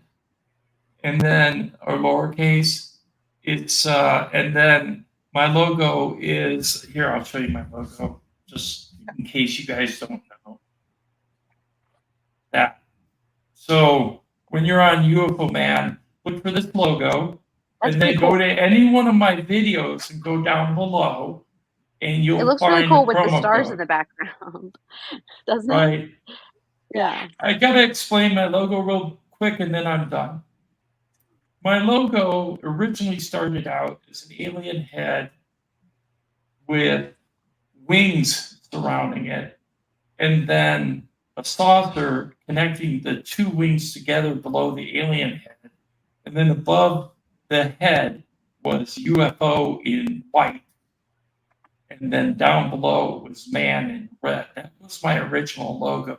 And then in 2020, I got sick of that logo and I changed it to something simple, which was originally a black ring around a black alien head with a white star in the middle. And then in 2022, I decided to make it more professional looking. And I had a friend who was really good at graphic arts take what I wanted, and I told him, make it look like Brat. And he did. So this is the outcome of that. He has a channel called Anomalous Vegas. His name is Stephen Barone. He's been recording UFOs over Nellis Air Force Base for the last 10 years. He's the one who created my logo, except for the design idea. The design idea was mine, the alien head with the star. The star means, what do we normally think the origin of aliens are? They're from space or from the stars. Now, stars could be anywhere. Multiverses, different dimensions, it doesn't matter. So the star is their origins. And it also represents tribal elders in the United States, in the Americas, talking about how star people came down and taught them agriculture, mathematics, so how to deal with nature. So that's what the star is for. And the alien head's just self-explanatory. So UFO Man, this is my logo. If you want to come to my channel and subscribe, please do. If you already are there, thank you very much. Brandon Mitchell. And my time is in. Nice. Right. Thank you. Chance. I learned a lot in that short period. Yeah. Chance, Brandon Mitchell from Keebler's Quest thing is in your chat. Hi, Brandon. Hey, Brandon. Hi, Brandon. Hello. Welcome. That was really cool, Tim. I love hearing about the origin of your great channel and the logos. Yeah. And that was good information. I'm going to really what programs process he it. uses Seriously. and stuff. Yeah. And for Very the record, I'm not Norwegian or whatever, like one of you, or the Nordic, because I have green eyes. Well, I don't have any Norwegian in me either. I'm mostly all the white European countries, but not. Yeah, me too. Not I'm Norway. German. Right. I have no German in me whatsoever. I didn't know I did, but until I did Ancestry, I didn't think I did. I thought I was Polish. I did Ancestry, and I'm mostly Scottish. Oh, I'm just white girl. Basically. I don't know what I have in me, but my eyes are brown, and they say I'm full of poop. Oh. Scotland was the first country. My eyes are aquamarine, meaning I'm full of methane. So don't feel bad. Mine are green, meaning I'm full of. Mine is root beer candy. I have root beer candy eyes. They're amber brown. Oh. Mine is my birthstone. When's your birthday, Tim? March. Okay. March 13th. On Halloween. Mine's on Halloween, so maybe I'm one of the ones that the UFOs are going to come target. I'm just kidding. Well, make sure you go live so we can see. My birthday was the same day as. I'll be on his page. Yeah. My birthday was the same day as the Phoenix Lights. Ooh, that's March meaningful. 13th, They were coming for the you. Ides of March. The Ides of March, right? My birthday is 13 days after Halloween. So you're a Scorpio, though. Yeah. Nice. I'm I a don't know about a Taurus. Scorpio. You're welcome to Mothman. I'm like Tim though. I've got a lot of. My mom was actually born in Scotland, in Glasgow. Oh, that was the first time I ever flew on a plane. I went to Scottish roots. My dad was born in Scotland. It's beautiful mother was there. born in Kentucky. Interesting. Talk about UFO. They got the Loch Ness Monster there. That's where it came from. Your mom's lost the monster. Anyway. Shut your mouth. Anyways, HOB. Who's next? We're going to go in the order that we introduced everyone. So that would be you, Sarah. Okay. because I heard baby last time. Birthday. No. That's right. All right. So now just give me one of the questions at a time because I can't memorize all that. Let me TD, you got this, TD. You got it. Read me the first part first. We're going to turn our cameras off, let TD talk to you, and let you Number one, this is one I've added, but it goes hand in hand. So number one, tell us about your channel. And number two, so just give me the first one first. Like, talk about your niche or whatever, kind of like the overview of your channel, and then kind of share your personal journey starting it. Okay, let me start with that then. Okay, so this is not my original YouTube channel. When YouTube first started, of course, I jumped to the bandwagon because who wouldn't? Anyways, so my original YouTube channel is the birth of, or is it the death of Sarah, the birth of SJ, or something like that. It has my cat Roy's the picture. I'm subscribed to myself because I lost access to the YouTube channel because see, emails, FYI, they're the worst. Okay, so especially my younger days when emails were like the thing. I had a Yahoo email, right? No, I didn't check it. So yeah, I lost the access to that YouTube channel. So now it sits there and it mocks me with, ha ha ha. Now, so I obviously left it for a while. Then I only came back at like pretty much full time here on YouTube in 2016 or whatever. So whenever I made this YouTube channel, or my cousin made it for me, because spelled good typey thing. So I kept access to this channel. I have two other channels, My Flock ADHD and Queen Mary currently. I use them mostly for testing right now. So why multiple? What? Why more than one? Why? Okay, well, things to learn about YouTube, right? One is if you want to have different channels that do different things, right? And one to test, you want to separate all your YouTube channels so they're not on just one YouTube channel. Because if YouTube deletes one channel because of copyright strikes, all those channels get stripped down because they're on the same email. So always have multiple channels, especially if you want to do content creation, because you never know when your channel is going to become in jeopardy, right? Like I'm right now in severe jeopardy. I could lose my channel literally at any time. That's why I keep taking down a bunch of content that I have put up in the past, because it's all questionable now about fair use and everything, because chronically changes that I have no ability to fight anything overseas. That's my problem now, right? Right. So, now I have to be super careful about everything until my channel's out of danger, and it's not a good feel. It's not a good feel at all. So you gotta do better. That talks about copyright or like what you're allowed, there's just not. There's not like this thing like, okay, you're starting your channel. Like, yeah. See, the thing is with like copyright, like, just a copyright claim is fine. You're not going to get in trouble. But if you get a strike, right, and you can't get in contact with them, or they don't give you enough time to take it down, some people just strike you instantly because they don't care, right? They just don't care. I've learned to use nature footage or, any type of footage that says like HD seems to all have, copyright on it. The best thing is to go out there and make your own, and then use their YouTube like little short tools if you want to use other people's stuff. Because I'm telling you, even if you do everything right, somebody could just say nah because I said so, and I can't prove it, and they don't have to. And if I try to do anything, I'll lose because nobody's there for me, right? No one I can't still type anything to defend myself. So there's that. Right. And there's not like a go-to person to ask. Like if you work for a company or something, you go to your supervisor. There's not like a, hey, can I put this? Right. But see, with the YouTube, one of the biggest criticisms is you get a hold of them easier if you go to a different platform. Many people went to Twitter just to get a hold of YouTube. Right? It's crazy.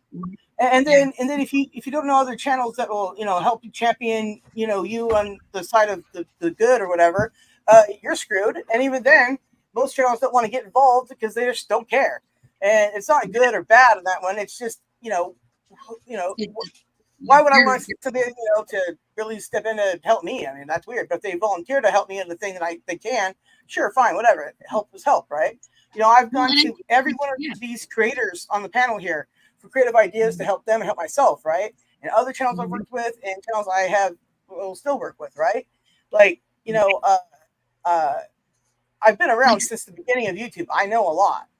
Right, right. And like Steve DeLeve, like I remember when he had the thing with the Gallo sister, like not a lot of people talk about it too. So I know that was so funny. Yeah, okay, yeah. Before that, like he was about to lose his channel. They struck him down with copyrights. Yeah, they struck him down with copyrights because they said so, right? And then there's people out there that I've had beefs with. I know I had beefs with. So I woke up in the morning, kicked out of the Discord. They're out there on Twitter going, "Oh, my fault's doxer." I'm like, how? Oh, I commented on a video of a person that doesn't like anymore. Now I'm the. Who are you? Anyways, that was a whole episode too of like, what? So, drama will follow you everywhere. You don't even have to do anything. You can just simply leave a comment on a video you watch, and other creators go, wow. PD, could you move a little closer to the mic or something? You're coming in really bad. No, my AirPods just died, so I'm just trying to plug in my other big mic, actually. I think she's gonna go fix her AirPods or something. Yeah, I'm gonna go put my big mic on, like my big one. Okay. The big one. Sorry. No, thank you. I appreciate it. Yeah, my thing they just died. So anyways, go on, Sarah. Carry on. I don't know where I just left off. So just about like starting out getting like having multiple channels, stuff like that. Oh, right, yeah. So, in the beginning times, people were separating out live streams, videos, and shorts, right? And then when I became tired of that, because if I'm helping all these other channels out, plus I'm going to watch my own stuff, make my own stuff, then I'm running like other channels. I was like, nope, forget I'm putting it all in just one, right? Which is good and bad. But then, when my dad was dying, right? I left YouTube for like a whole month, and then he said it was too much. It made me totally made me. He asked me to come back, on a lesser scale, right? So it's like, YouTube in itself, you're gonna meet the good people. You're gonna be, people that turn out to be not so good, or people you just get along with. So it's not a problem. Nobody can get along forever on most things, right? That's not so much an issue. It's how you handle those kind of issues and what kind of person you are in public, right? Because once you put your face and name out there, you're now a public figure, and all bets are off, right? It's crazy out there. So, for the same exact reason people like me, the same exact reason people will not like me, and that's just how it is. Because I'm not out there doing the thing that's crazy and it makes me look like I pooped in my pants. You can't please everybody, right? No, I'm not going to try to. That's too much trouble. But But see, when everything is said and done, drama will always follow you and happen for reasons of whatever. Somebody one day doesn't like who you have on. Next thing you know, you're the worst, and they're going to tell the world about it for the next 100 years because they said so. And you're like, cool. Well, you put my name out there, then thanks for the free advertising. Helpful. And it's like, and another thing too, I've learned too, if you truly believe you did something wrong and you don't want to do it again, fine, make a public apology. If not, absolutely. Sometimes the best thing to do is just, and don't even worry about it, right? Because if it's not true, what are you going to sit there and go, hey guys, I'm going to defend lies because whatever. If it's not true, it'll be found out by people who are seeking those answers or whatever, and find out things aren't true, right? It's just how it is, right? And right. And everyone's truth is their own perception, So well, that too, but there's also the real truth too. It's like, no, it ain't me doing that kind of stuff because, well, it just can't. Also, not me, So, it wasn't me. Yeah, and it's crazy out there, right? I mean, you're gonna meet all kinds of people out there, right? And absolutely. And again, it's not necessarily always bad or good, right? Sometimes it's just an inevitability. But how you handle yourself on the internet, like I must admit that it's I've been streaming now for 4 years and I have got it right hardly at all, right? I work with people and stuff you know like that. a lot, yeah. But I know, but I still goof. I mean, for example, my channel's in danger. I goofed, right? Because I went streaming with other people, and we were all doing group just chill streams, playing stuff, and then foreign countries go, hey, because we said so, and now you're screwed because they suddenly don't know the language or something, right? Like I had a problem with Brazil and Canada, so there you go, right? Can't do anything about it in foreign countries, anyways, and yeah, try to get YouTube, you're like, right. Oh well, yeah. But I think too, but and it changes sometimes too. So you just never really know. Like things change. Yeah. But yeah. Let me go to the hold on. Let me go to the next question for you. Okay. Thank you. You're welcome. You're doing great.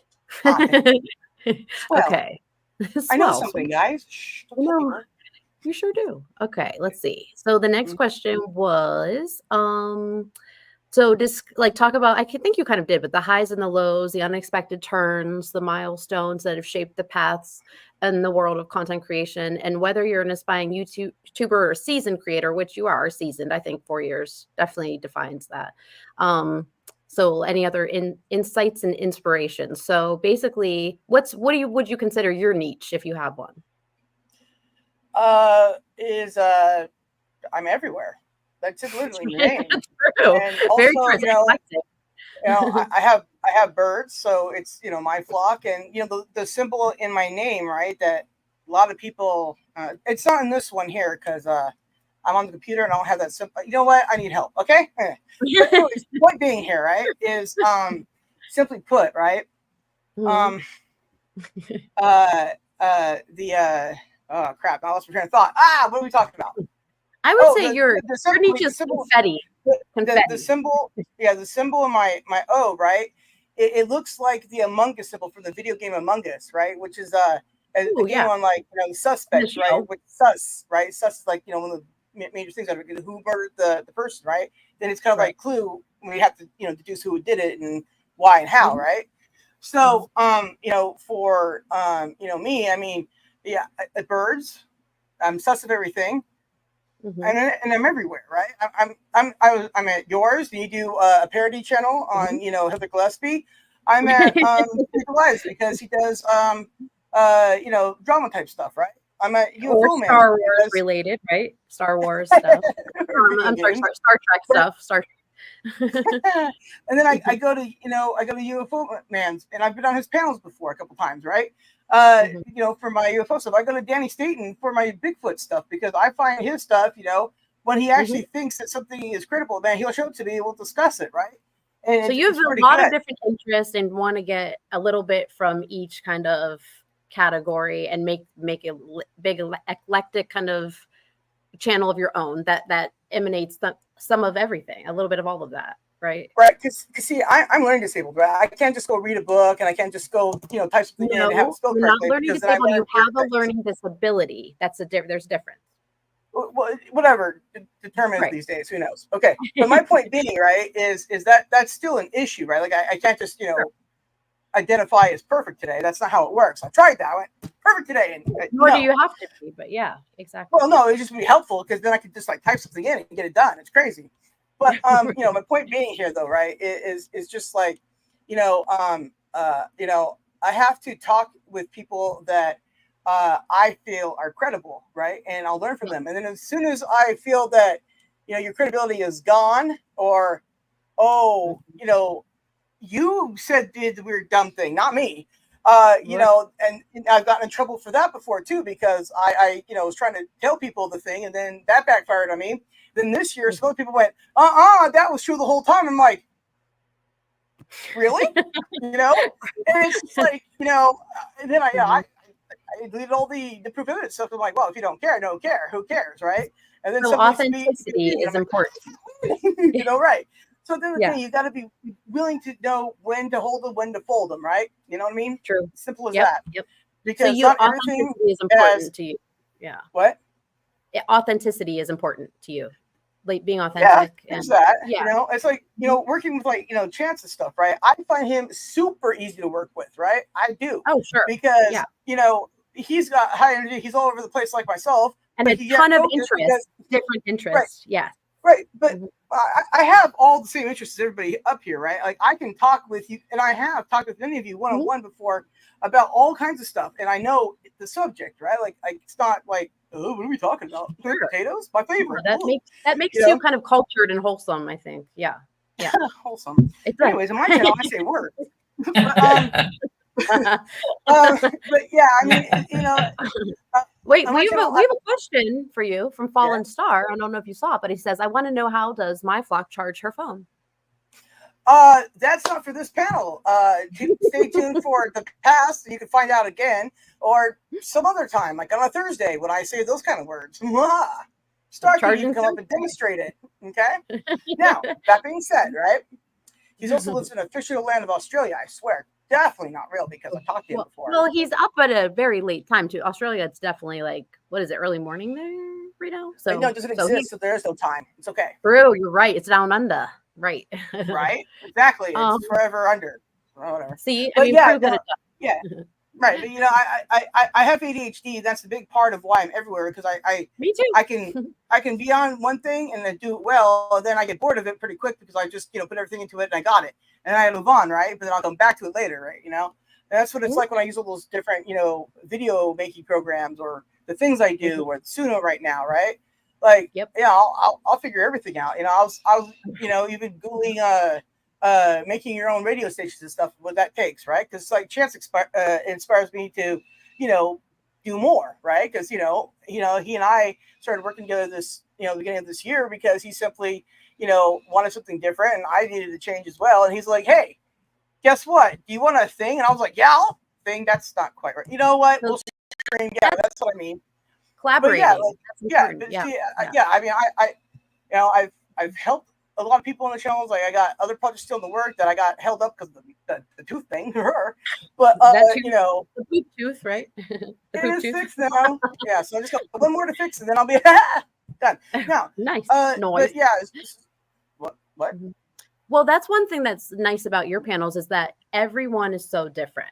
There's not going to be like two people that are completely aligned or two people that have the exact same kind of genre of a page. You have this like ecstatically different, unique kind of little friend group and everybody has different insight that contributes, and that's why it's good because it's different. It's not right or wrong. It's just like different people at different types of, different ages, different races, different everything. So that's kind of nice. And I think comedy is a big part of what I do because I will say the funny thing, at times, and I'll purposely misinterpret something so it sounds even funnier, more ridiculous because that's even better, right? Like year one of my streaming, right? This bigger channel at the time came in, and it was the first time I was ever live on camera, and she come in and she talked about one time that she took her daughter to school and hit a deer with her daughter, right? So instead of me going, "Oh no, the deer went through the windshield," right? I said, "Why would you pick up a deer and hit your daughter with it?" See, like it's simple. You put the reverse saludo there, and it was funny, right? So you got the whole everybody going, "Oh, right?" And then she's just like, "Well, that's clever," and I'm like, "Well, that's just what you said, I swear." And that's comedy. So, and that's comedy. But yeah, you know what I mean? It's like I talked with Corey too, like in chats, right? Like he was having issues and stress or whatever, with using StreamYard, right? And he was typing to me on one of our things, right? And I was like, and this was just after I had went live, running a panel with Starkey and Danny, and driving on windy roads, trying to find a fire that I could only visually see, trying to find the area for it, right? So I did always all have that. A fire. Yeah. Well, I'm in California, we're hot, lit AF. Anyways, Temecula, which doesn't exist either, but whatever. Right, except I'm here. It's crazy. All right, but yes. So he was just like, that's helpful and stuff like that, and I was like, dude, you're just sitting in your house, relax, you got it, right? I'm running all the buttons, while driving on a windy road, trying to find a fire, talking to Danny State. You know how distracting that is? Yeah. And every time I lose signal, Dad's like, well, she's the worst person ever. Thanks, Dan. Yeah, you're like, I'm sorry, I'm just trying to avoid an element. But at least I had texted him. I was like, dude, there's a fire here. And he's like, run. And I was like, no, I'm going live. He's like, all right, I'll go with you. I was like, that was epic, Have right? you ever thought about like consulting or doing something where like writing an ebook about like StreamYard or live streaming? I'll edit it for you. How am I supposed to write that? I will help you. I can help you. But I mean, honestly, it would be helpful. Ebook can really make some money with ebooks. You think about it though, for real, or do tutorials or something like that too. For real, you should think about it. They've actually got programs now where you just like say what you want, and it type it for you and stuff. Some of the disabled people use that stuff. And I'm a nerd, and I love editing stuff, so I love it. Right, and see that's the thing too, right? A lot of You're right, K-Moon, into the way. Right. I started looking at my chat, and then I got lost what I was saying. And I mean, Triple B herself, I was very skeptical when she came to me originally because she was like, "Hey, yeah, I've been live a couple of times, so I need help use the StreamYard." I'm like, "Wait, what?" And this is all coming shortly after my dad died, so I wasn't exactly all in the what's happening. Can't remember everybody's stuff, right? Because like a feather in a hurricane. Yeah. But then there's Okay. 16. and then I emailed Triple B, and then I met her back. Yeah, I met her backstage. And that's why Jess and I work well together, because all I can do is just go, "Oh, wow, that's awesome." That's comedy. He's so cheeky. But I mean, at least you say something weirder. Right. Okay, TD, you, right? I met you originally in Steve Delight Shop, and you had 3 videos up or something, right? How did you even find my? Oh, it's from Steve's. From Steve. Yeah. Did you watch Heather's stuff before? Okay, that's a whole nother subject. We don't have time for all that. Okay, that's a whole different one. Yeah. But okay, so the moral of the story is, right? Because I'm on UFO Man's team, and Steve, earlier this year when he came back, did a stream about UFO stuff, right?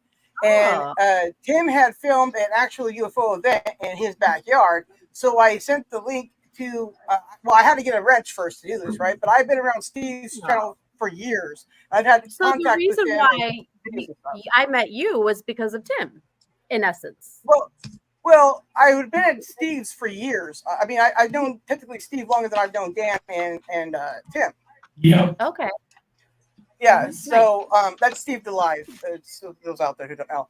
Jerry Dobson starts throwing pies around the room, Stooges style, for no reason. I think about Chance, which is really funny. See, now that's comedy. That is comedy. Right?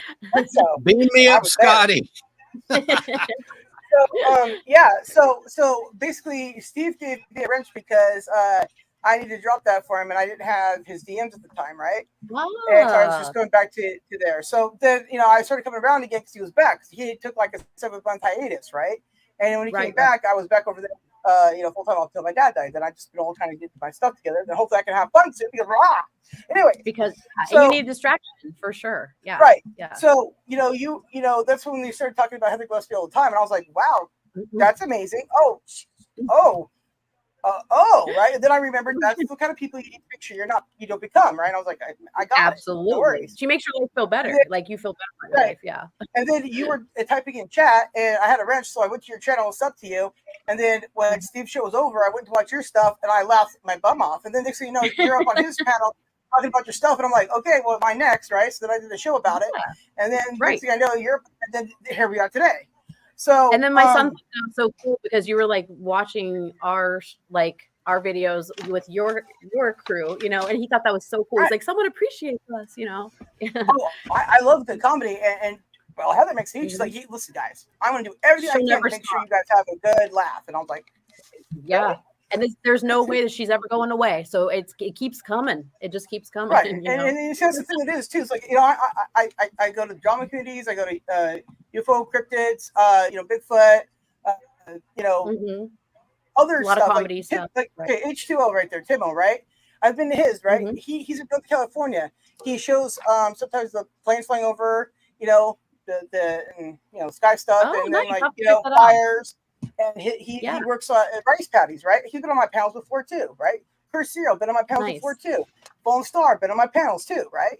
Tim been on my panels. All you guys have, right? And it's like, I love discussing things. I love that kind of stuff, right? Sarah is a facilitator. Yeah, too. She's a connector. In order for me to learn stuff, right, I have to do it and immerse myself fully into it, right? Where I would go do as many streams as I could do a day of all different types, right? And then I graduated to do a 20-hour stream myself, right? That I've done 12 hours and longer and stuff. I've been on other people's panels and done for months at a time, right? And learned about that process of it, right?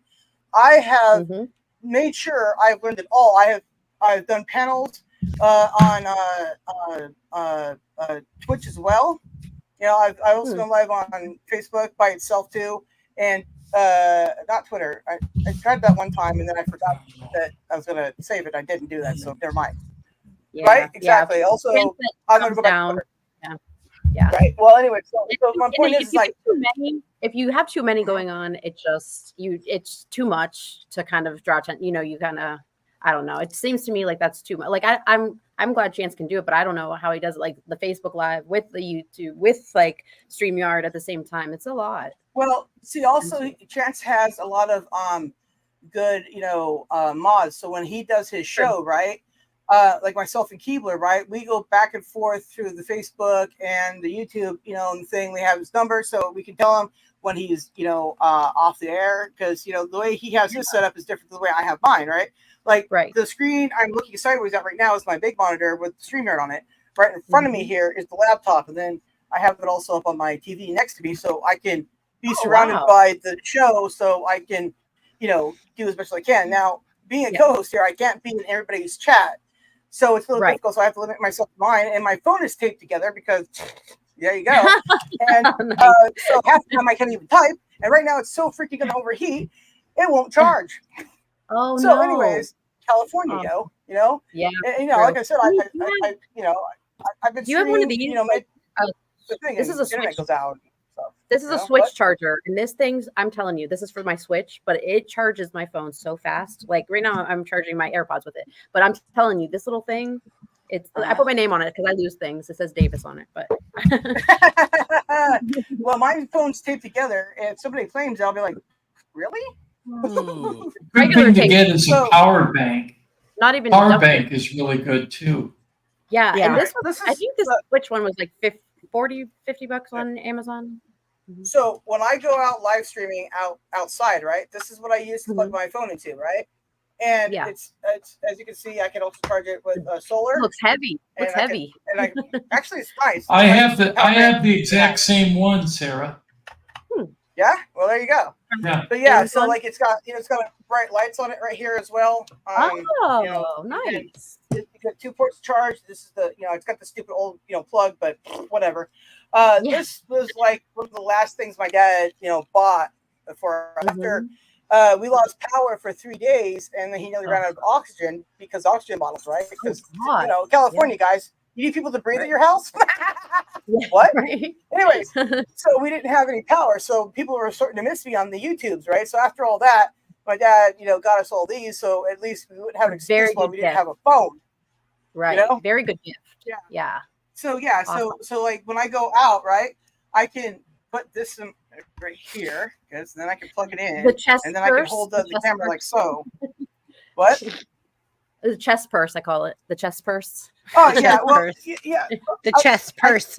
Boobies. I just that too. But no, I needed also the cords don't get cold stuff, right? So look, if I had none of this, I would have a vest or something with all the pockets, okay? Like a cargo, but right here. Right, yeah. I'd be covered in batteries and cords. So well, I think you answered everything actually. I was just looking. I think you really hit it all. Yeah. Are you sure? Because I got more to not say. We always do, right? No, I just said I have more to not say. Oh, to not. No, I thought that was really insightful, Sarah, actually. That was really cool.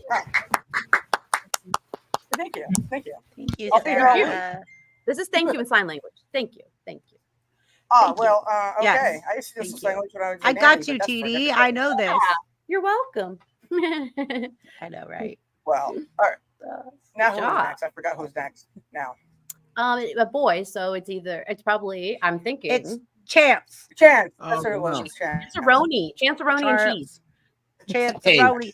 Oh, I want to sing that song now. Pepperoni, but the Chance-a-roni. Like, okay, we're just not. I was going to say Chance-a-roni, the San Francisco treat, but the Only has the first name is C-H-A-N-C. Do you need me to read the question again?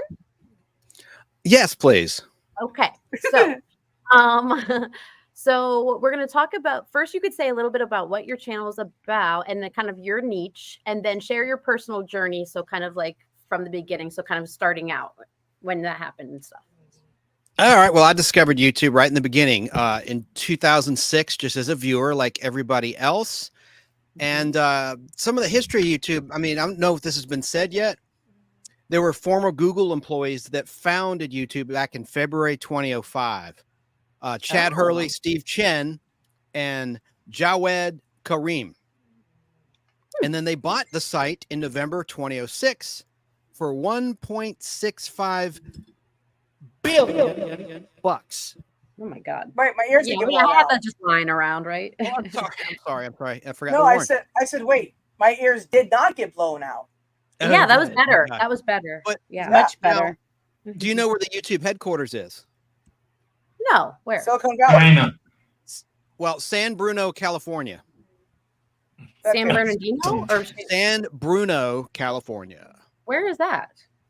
I have no idea. Hey, Sarah? it's in that area of geography. Oh, you gotta ask me. Do I geography? You live in California. So does PD. But check it out. I mean, check it out. So these three dudes that worked at Google banked $1.65 billion way back in November 2006. I'm sure their family's still set for life in the next several generations of their families. Yeah. How old were they? Like around?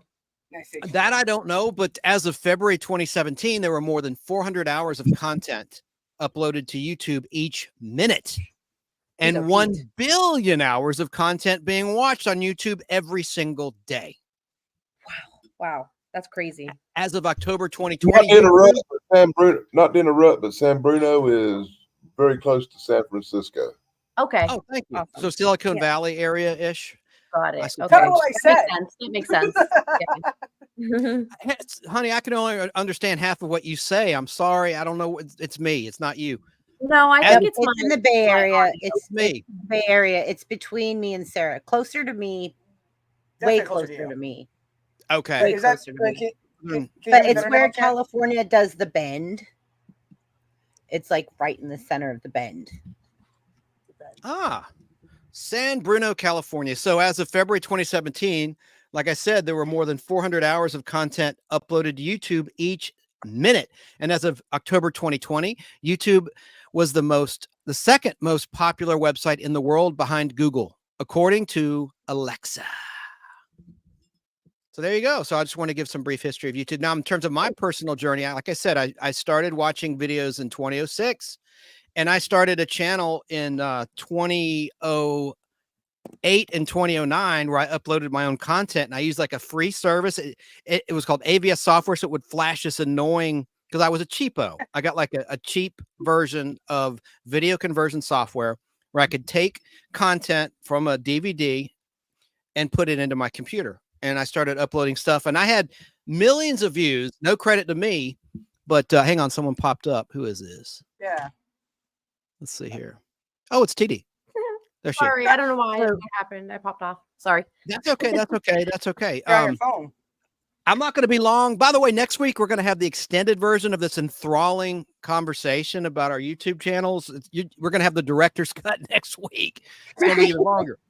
But I was watching Space Giants and stuff like that. So my channel got taken down by the nice people at the E Entertainment Network because I'd put E True Hollywood Stories up, and which they owned. And it was actually the Red Fox E True Hollywood Story that got my channel shut down ultimately. Back then, the strikes, the copyright strikes, were much more deadly to your channel. And one that really got me in trouble was an episode of The Ropers. I put the entire episode of The Ropers, which is a spinoff of Three's Company, on my channel.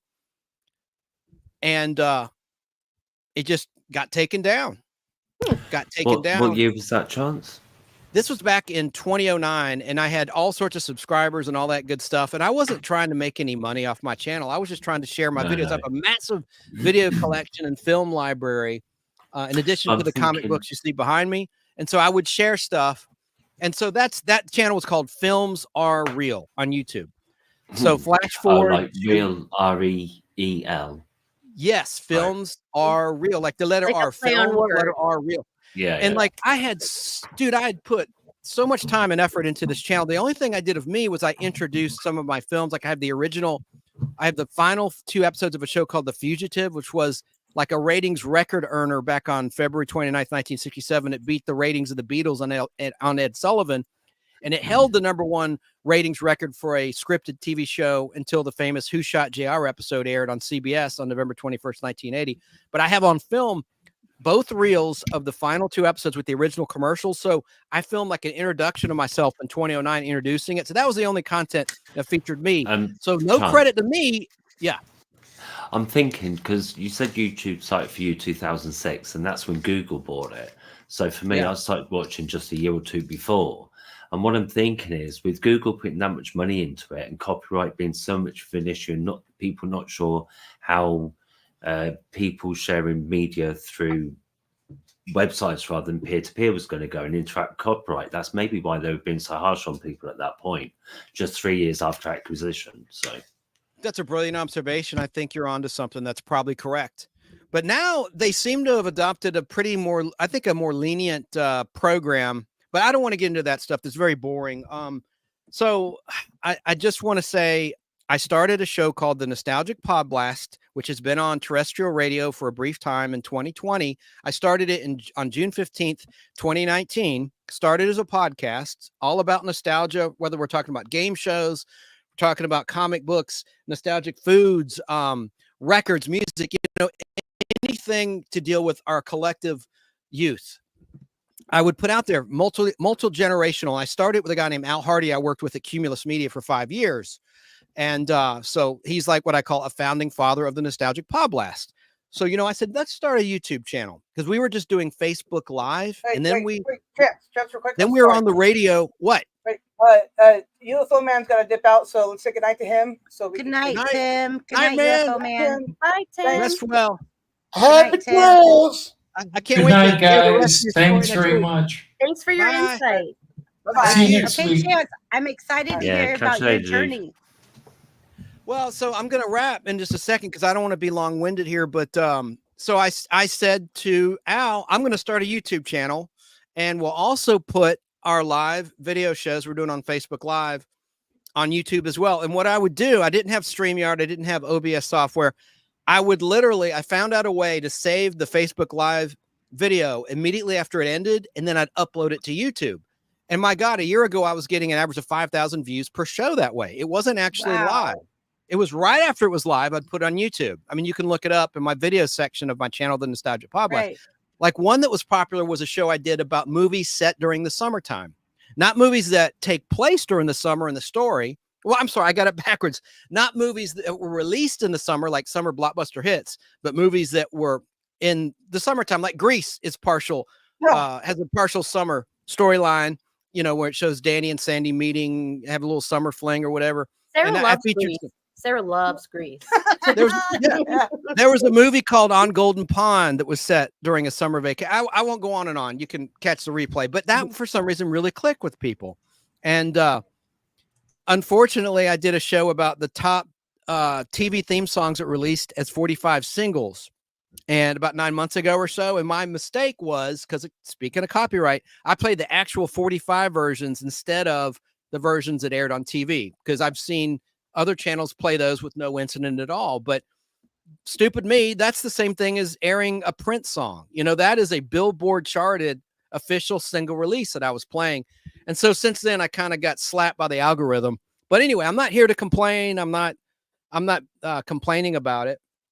But that's sort of my journey. So me and Al were on WTZA AM and FM 50,000 watts only for a few months, because the station unfortunately fell victim to COVID-19 when all the advertisers pulled out. And there were a lot of businesses that were our advertisers that were shutting down temporarily, when things closed up, and that killed the entire station. So now I rely on YouTube and Facebook Live to, get my show out there. And it's a nostalgia show professionally. I have a board, professional equipment, and now I have StreamYard, thank goodness, so I can take the show to another level, making it more like a TV show than a radio show with the video clips. Your show went from good to great after you used StreamYard. I've watched your old stuff and I was like, haha, what? It wasn't even like HD. I know it was because I was taking it, like I said, from Facebook Live, and it would be like 420.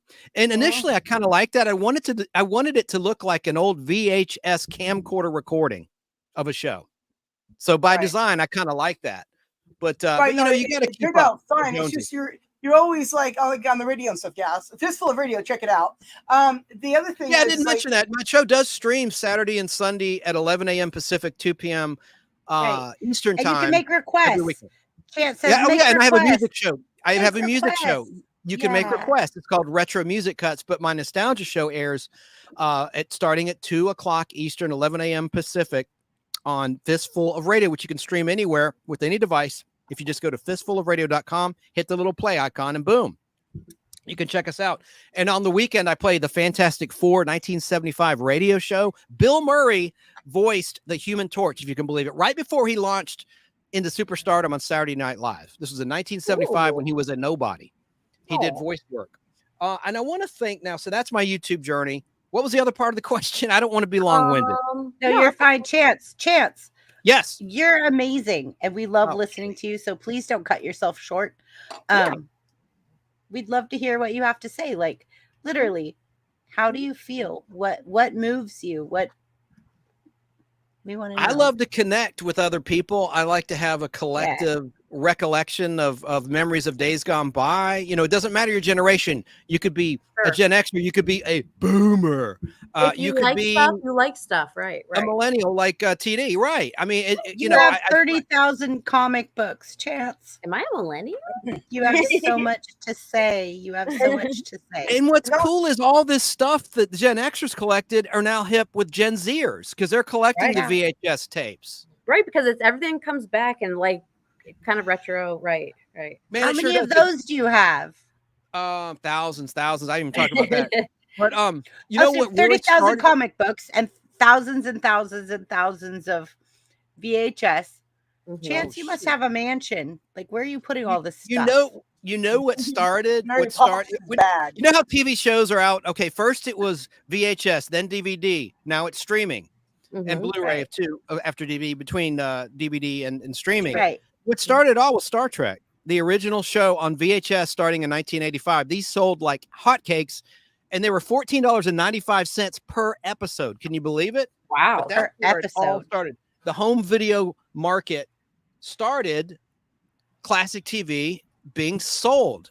No one thought anyone would pay for a 1960s television show, and they did. And then The Outer Limits was released. It was sci-fi that drove the whole market, you know, long before Friends and all those shows that are more mainstream. So there you go. Hello, Retro Nerd Girl. She has an awesome channel. Oh Someone my God. should hook it up. I love Retro Nerd Girl. Please, I love her name. Cute. Drop her link. She's cool. She's amazing. She's so amazing. You'll find her channel also in my community post, along with everybody else's in mine as well. Right. Always. And I've also posted her in my community chat. She's been a featured channel here. But Retro Nerd Girl does amazing job with her avatar. It's so cute. That's Chance, I wasn't a nerd girl. No, that's why I brought her up. I think she's awesome. So also, we love Chrissy, Retro Nerd Girl.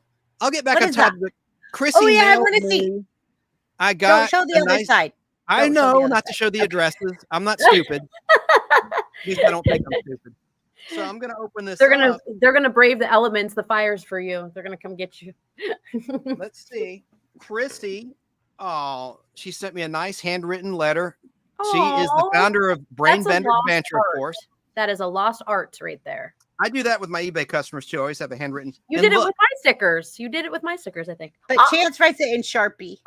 Oh, well, BBB, I want one. Okay, send me your address. Okay. Send me your address. I'll send you one. The BBB sticker. Check that out. So thank you, Chrissy. And she says, Sarah, may I read your letter to everybody in your audience? On our audience for simul streaming? Go ahead. I'm still sending Sarah a package, and then I'm gonna send TD a sticker. I'm gonna put it in the private. Danny Staten got one too. It says, Chance, thank you for always being a great friend. You are very sweet. Thank you, Chrissy BBB. Isn't that nice? Yeah. Thank you. That's very sweet. I like your handwriting too, Chris. Everybody keeps saying I have nice handwriting. I'm just like, you do. I have handwriting. I wish I had these. Show it. Well, I did show it. Oh, okay. And I want to thank some of my fellow panelists. Sarah Myflock has really helped me grow. And the people that aren't on the panel, thanks to Sarah that I met, especially Chrissy, BBB. And I don't know, how did we meet, Chrissy? I think I found you. I met you through Sarah. Through Sarah. There you go. Sarah is like the epicenter I met him of our through Sarah YouTube also. nuclear family. She Yep. really Yes. is. And I think the But world of I IT met work. Sarah through Corey. And then I met all of you through Sarah. I met Limey through Sarah too. I met Corey through Dan. I met Thrash Pondo Pons through BK on the air. Oh, and I he was saw on Thrash Dave Pondo was Brunstrom. in the chat earlier. I wanted to say hi, but I didn't want to interrupt. This is like being stuck in a couple's like conversation about how they met. I know. And I'm What's sorry, the focal folks. point here? Sarah I and swiped Danny you up. I'm sorry to the And layman. Chance and BBB and Limey and TD, because we are all family.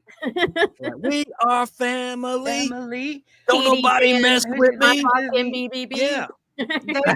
Ooh, TD, I love it. So that's it. I mean, and I want to now talk about Limey Redneck. I really like him. Yeah. He'll be up in just a moment. I How love can his you not voice. like He's in Limey? England. You You know, can't we not- should have let him go first because it's doggone 5 hours difference. It's like 5 a.m. his time. Yeah, he's a night owl. He's fine. I have requests. To it, Fucking Sarah. I So, have requests. I'm gonna in a minute. Now, Poking you. requests. Oh, I was I thinking. have requests of who goes first. Sarah. well, this is, if you get a hold of me and say that you can't stay or you got to be earlier at the thing or you're going to be late, it's helpful because then I get the schedule out, you know? Because then we have so a she tells starting me point of who needs has to go- limited time. Yeah. Anyways, Chance, go on. All right. Well, I want to play a video piece with Chrissy's permission. It'll be fine. It's just a 1975 commercial. Okay, so you guys know I lost my ears. That's why I was gone so long.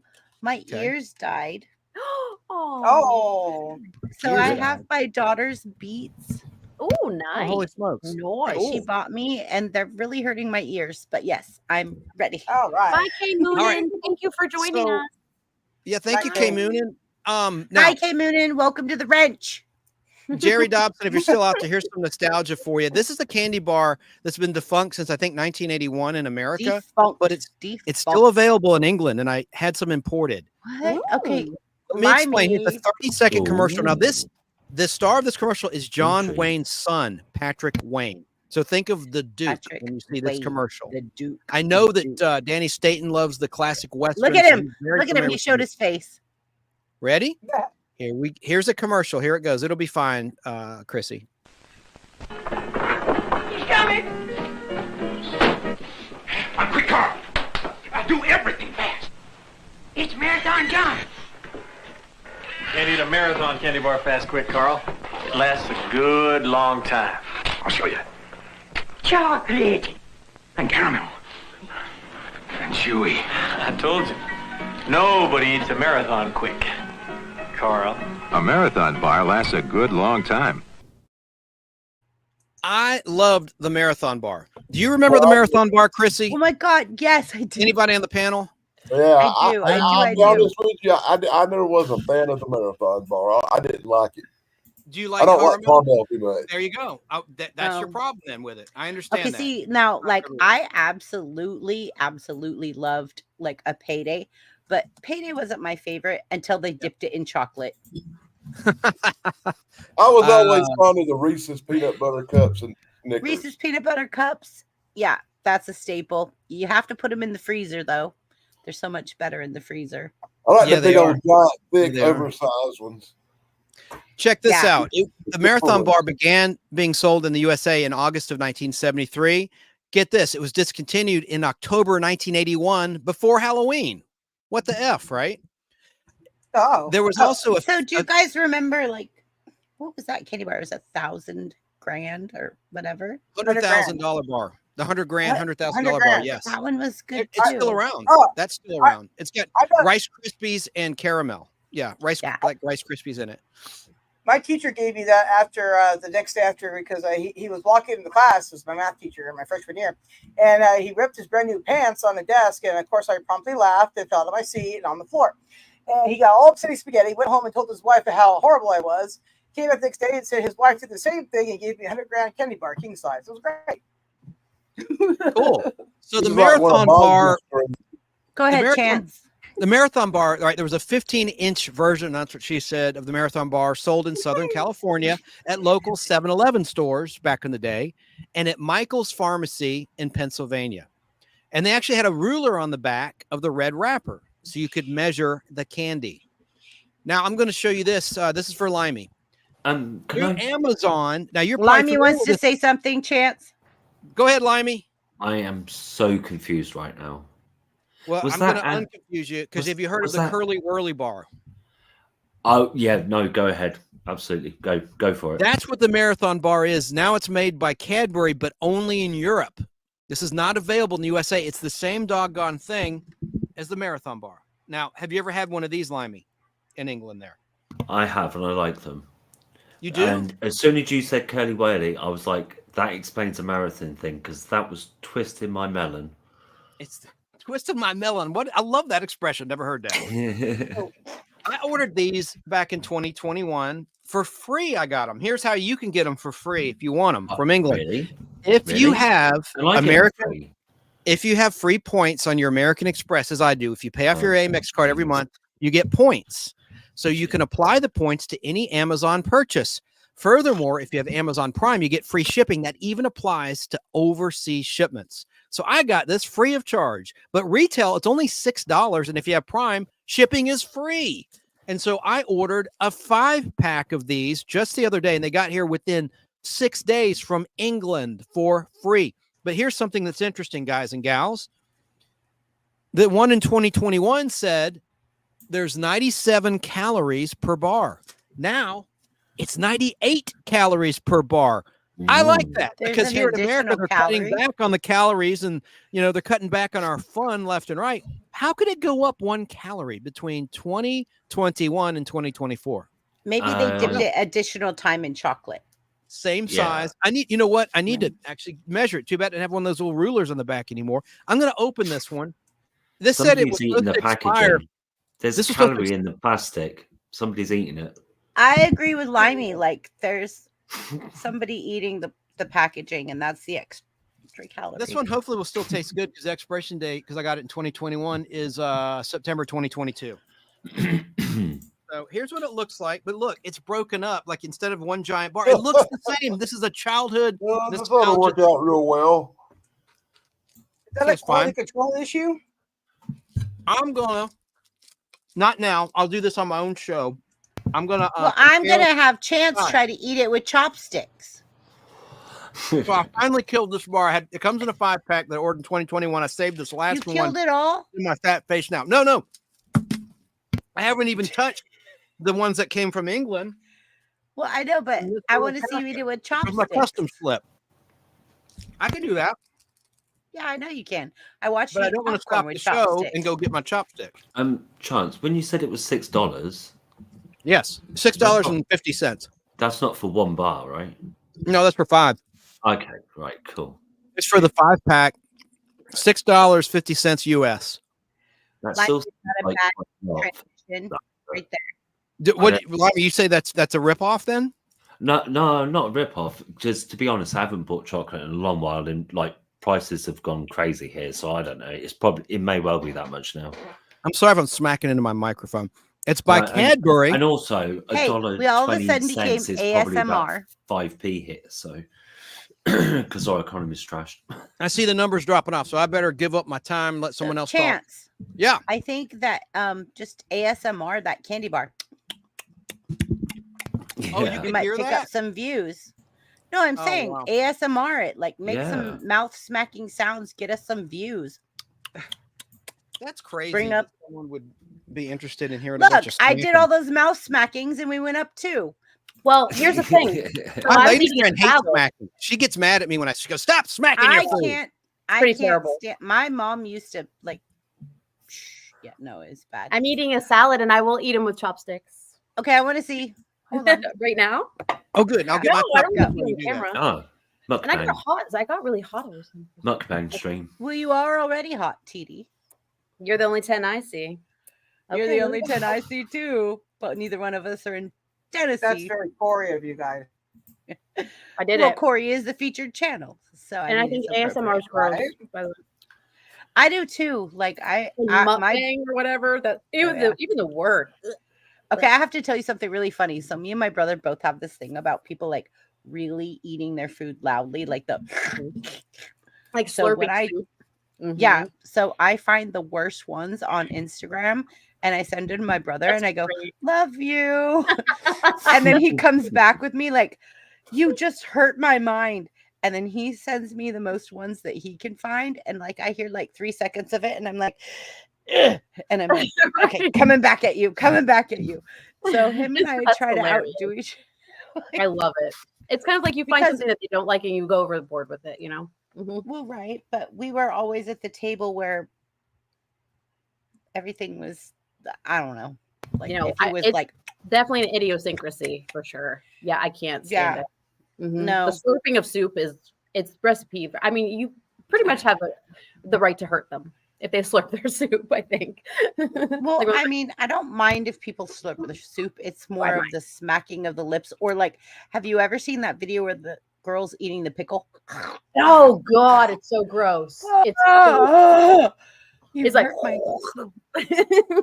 yeah. I'm just like, well, I just but- want to show you I could do it. So I can do it. Let's have a duel of the chopsticks. Okay, let's On do guard. it. No, So how do I put both of you two up? I don't know. All right. Okay, Just there we go. side by side, I guess. I'm going to try to eat the next section Well, of the whirly bar. Sarah, how do I put them both side by side? How are you on camera? I think she fell asleep now. Sarah, I'm here. Sarah, blink twice if you need help. how do I put Chance and TD on the screen to chopstick eat together? All right. Well, you're gonna want to just this one, I believe. Is this one? No, it's that one. Oh my gosh, which one is it now? Hold on. Oh, there we are. Bye, Corey. So that one? Bye, Corey. We love you, Corey. This one? Thank you for spending time with us. He said he's going into mobile mode, and thanks for highlighting him. Let me see. Okay. Yeah. Corey, you can says, catch the I'm replay. I'm going into I don't mobile know. I mode. can't find the layout for it on here. That Stardust. I won't. Corey's saying I'm going to mobile mode, so I won't be able to chat, but I will still watch. Thanks again, everybody, for all the fun and support. Keep kicking up that Stardust. No, H2O. I have not seen the Chinese guy. Well, I can't find the layout for it. Can't do it. I'll All see right. it Well, there. let's. Okay. All right, you two go. Okay. Right now. I don't know how to do it either. Like I don't see the layout up there. Like I don't see it's it. a custom What do you- layout, which Oh, well, then Okay. But though I have a layout right here. None of them are that one. It's weird. I know because I selected the two and then they're both in the same slot and it's not working. But okay, this is good. We're Okay. going with it. Then I can't do anything about it. That's okay. There it is. There's the chopstick. There's the marathon bar / Cheers, curly whirly. fans. Cheers. And Dude, TD's that's my eating a favorite. salad. TD's eating a salad. A salad with Touche. some balsamic vinaigrette.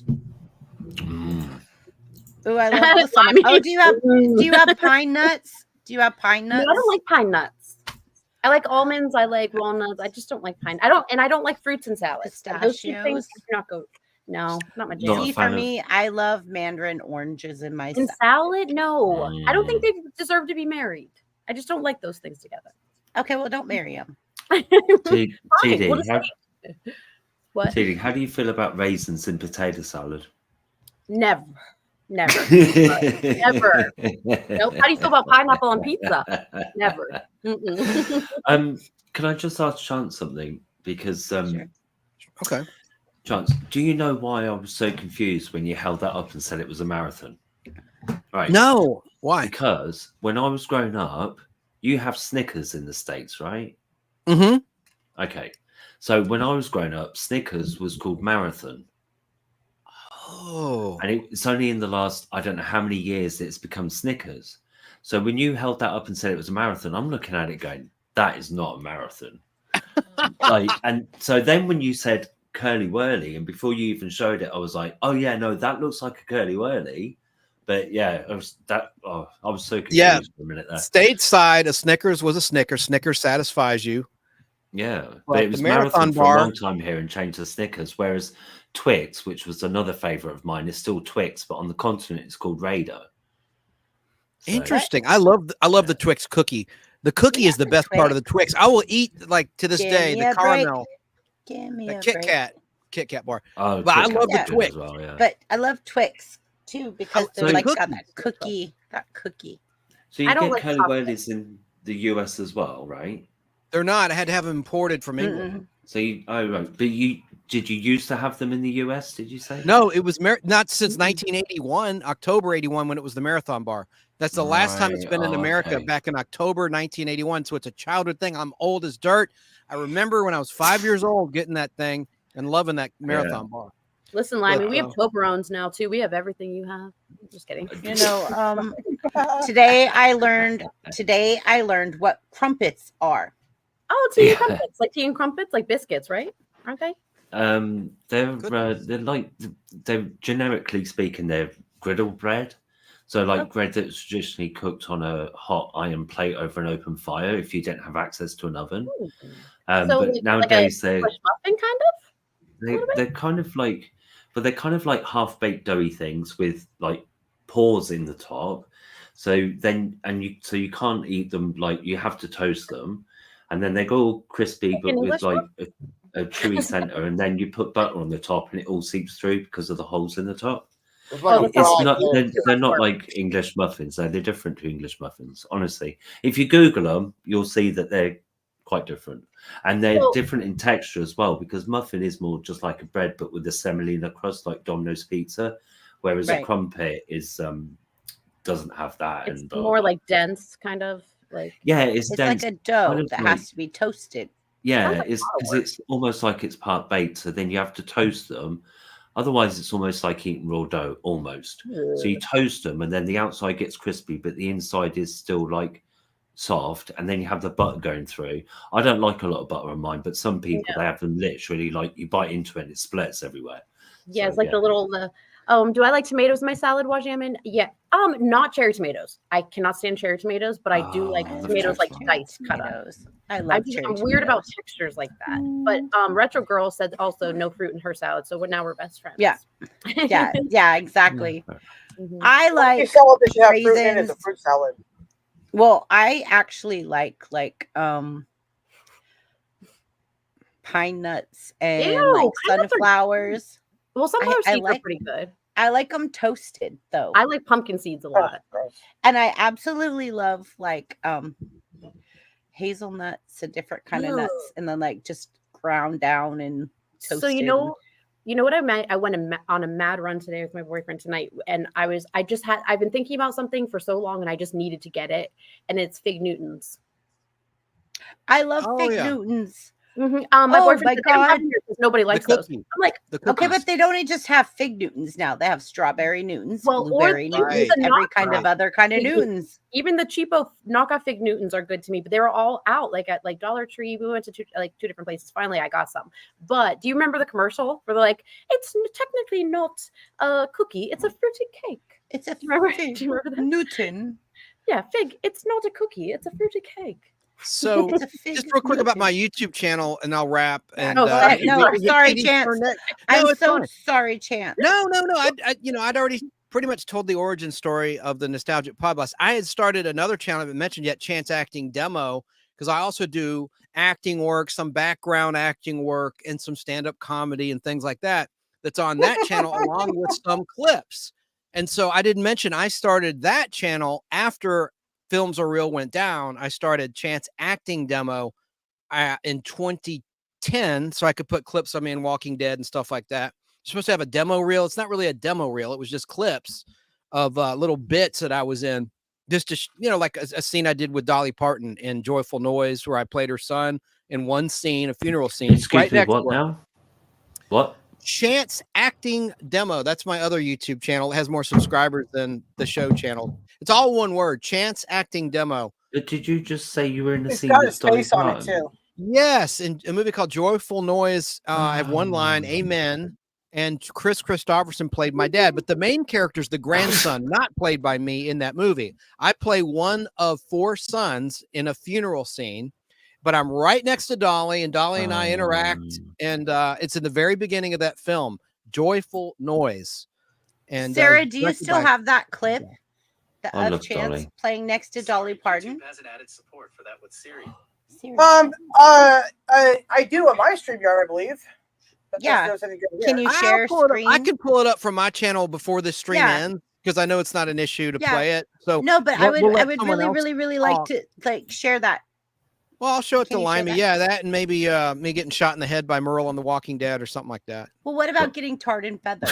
Oh, that where I'm tarring and feathering a bootlegger. Yeah, that was I played the henchman. Yeah, that would be good. Now, hey, Sarah put together really nice, huh? Keebler's just posted it. Oh, the channel, cool. Oh, the channel, yeah, that's my other channel. So should I? All those clips are on there. All those clips are on there. Oh, you can like share screen it, Chrissy, or something like that. Well, if I click on it, then is it going to take me somewhere else? And I've got to find out where. That's a Sarah question. Just let me handle it. Okay, I'll do it. I'm going to let Chance do it. Chance, but I don't want this to be the Chance show. I'll just play two clips. But this is part of Chance. Is this part of your YouTube journey? See, it really is, though. This is I forgot. How could I forget to mention that other channel that I used to showcase my acting stuff? Crazy. Yeah. I was thinking about. I was just stuck in Podblast land. Thank you, Keebler. She's doing an impression of me typing. Someone is. I'm sorry, that was me. Oh, that's okay. It's not impressions. It's Limey typing. I type very loudly. That's the inside baseball joke. Yeah, I forgot to mute myself. My keyboard's very clunky. I apologize. That's okay. So, all right. Well, I guess I'm going to move along. Is it TD's turn or who's next? No, I want you to show some clips. I'll do that, but it'll take me a minute to upload them. I mean, while someone's talking, maybe get back to me. But the last thing I'll say is I appreciate you, Chrissy. I appreciate Sarah. Sarah is like one of my angels. And we really, connected last December or so. Sarah, Keebler, and I are Chance's angels. And Keebler. Keebler. Did you say Keebler? Keebler. Okay. Sarah and I are Chance's angels. That's right. And that came up innocently in a private conversation. I said, I said, all you ladies, I said, you are like my angels, like Charlie's angels. You're Chance's angels. And I didn't mean that to be a public comment, but I don't care if we say it, whatever. Okay. Well, I just feel like we do. We all come together as a family and we all help each other. Yes, we do. Yeah. And I want to thank BK on the air, Barry King. He has a great radio show, WBHF. Because of him, I met a lot of good YouTubers also, and other people also that are in the nostalgia realm. And so I just wanted to give him a shout out too. He's probably not watching right now. I think he's getting an award. He is accepting. He won a radio award from a broadcast association, out of state broadcast association, for a promo that he did for his show. It's for a promo. So that was cool. They put him up in Jekyll Island or someplace, him and his wife. Right. Yep. Okay, so while you're getting ready, I'm going to put who's TD and Danny and Limey? Are they who's left? I think so. I guess so. Okay. Wow. So we got TD. Correct. TD in the house. Keebler would not be happy about this. Hold on, I'm pouring my cup. Yeah, go ahead and hide that. Hey, TD. Yes. Look at me. Cheers. Hey, cheers. Cheers. Okay, go ahead. Okay. Sorry, Keebs. We love you to death. Like, we love that you protect us and that you're always here. We love you're amazing. Yes, she's great. She is. Okay, so wait, the one that's on right now is hilarious. Hello, I'm gonna stick my thumb up there, and you're gonna like it. I don't know why that's so funny to me. Saucy. And I love that Limey says clunkety. He said it's my keyboard's clunky. It's so cute. Okay. Anyways, I can answer myself because I'm the very question. clunky. Clunky. It's clunkety. You got it, TD. Go ahead and answer. So this, I feel like mine's like everyone else has these deep depth, like kind of like what is your page all about and the niche and all that good stuff. And mine has no depth at all. In fact, mine's a very weird kind of. Oh, sorry, I don't know what's going on with my hair. Here, just what did some weird thing. Anyway, you look beautiful. Doesn't matter. Thank you, but I don't know. Gorgeous, baby. Now it's chilly, so now it's gonna get staticky and stuff, and that's really sucky. And I need to move. But anyway, so you just moved. I know, but I mean to a state with a beach. My cats are it's their like wrestling hour. Come to Cali, we got you. Yeah, you have fires too. Okay, so my niche is, it's so weird and it's hard to explain to people, but it started a year ago, 1 year ago, like pretty much like around this time actually. So my son and I would always watch Love After Lockup because it's like ridiculous. And this one ridiculous character, Sarah, stop. Sarah, please chime in if you can help me because I don't know how to explain this to people sometimes. The one character, she was on 2 episodes, Max. She's an absolute, she's a soup sandwich. That's the only way to describe her. She's just a hot mess. Listen, Jerry Springer was popular for a reason. Heather would fit right into there neatly, and it would be like just normal every day for her, just Tuesday. And everybody, yeah, that's about right. Chance will appreciate this. So she's so crazy. They only let her like in 1 episode or 2. And crazy is good TV. So that means she's really, really crazy. Right. So we're talking about networks that have on A&E's like intervention. I didn't know I was pregnant and like I didn't know I was having no baby. I eat a mattress. Cash me outside. How about that? Right, addicted. I eat my couch sometimes, the and dryer sheets. Crazy for that. Okay. Anyway. What's going on? She says that all the time too. What's going on? Anyway, so my son and I would always make like fun of, just little things. Cause he would be just, he's like my best little friend. He's always around. So like I'd be watching it. He's like, are you done watching your Heather?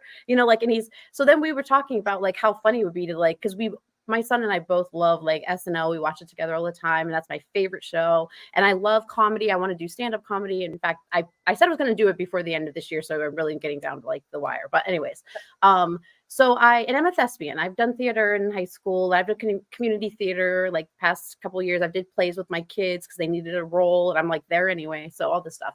So my son, I said, if I do this like little like parody thing, like video, and I didn't even know about if we're gonna put it on YouTube or not, but I was kind of sure. But I said, would you want to like act as like her boyfriend? Because her boyfriend's just this ridiculous like little passive bystander, and she's a homeless woman living in a tent giving you like business advice and saying she would consult for business if you pay her and all this.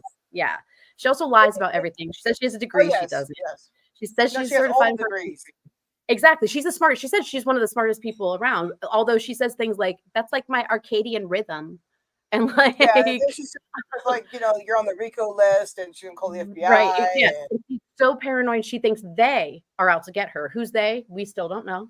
She thinks that they port through belly buttons and they make stuff like throw up, and she like faked a bloody nose and said she threw up blood, but it was like around Halloween time and it was obviously fake blood. Like she's just ridiculous. Right. It's not, we're not making it's not parodies of how they look or anything like that, because anyways, but and she doesn't have a job because why? Because they're keeping her from it. Right. So her thing is like, it's the actions and the things that are said that are parodied, right? Because in this world today, when you hear the weird thing all the time, you go, "Excuse me, what?" And then you laugh. Right. Like, for instance, she caught her boyfriend eating lamb chops. They're homeless, mind you. Lamb chops off this nice plate, like in the bushes. He was hiding, like eating these lamb chops. And she made a video about it. She's like, look what I found. And she like shames him. And he's got this plate with all these nice vegetables and stuff. And he's like, yeah, I did. Yeah. It's pretty interesting. Yes.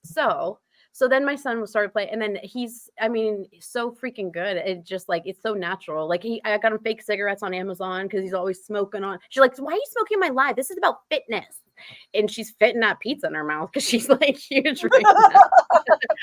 It's way more than this.